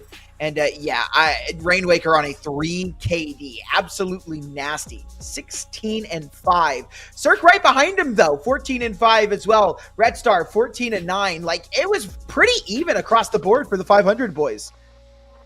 Yeah, team effort. It's nice to see because, yeah, we have seen like the first map of this series. It was quite top heavy, but Rainwaker's the one that gets the MVP. I think it could have really gone to anybody, as we've established, and yeah, comfortable stuff. Really good work out of 500, and finally finding that consistency and then being able to close it. And that was the big problem in map 1 that nearly caused them issues. It was the really big problem in map 2 that did cause them issues, but in that third they seem to patch it. So yeah, impressive, and they'll go 1-1. Tricked now find themselves in dangerous waters, 0-2. One more match should send them home. Yeah, one more loss will indeed send them home. 500 feeling a little bit better after that one. And ladies and gentlemen, that's going to do it for us today here at Galaxy Battle. Thank you, as always, for tuning in. It has been a pleasure being your casters for this evening. Josh, always a pleasure casting with you, my friend. And ladies and gentlemen, as always, remember to hydrate, drink water, eat the right foods, go to the gym and work out, and take care of yourselves mentally, physically, and emotionally. And super important. And we love you all. Peace.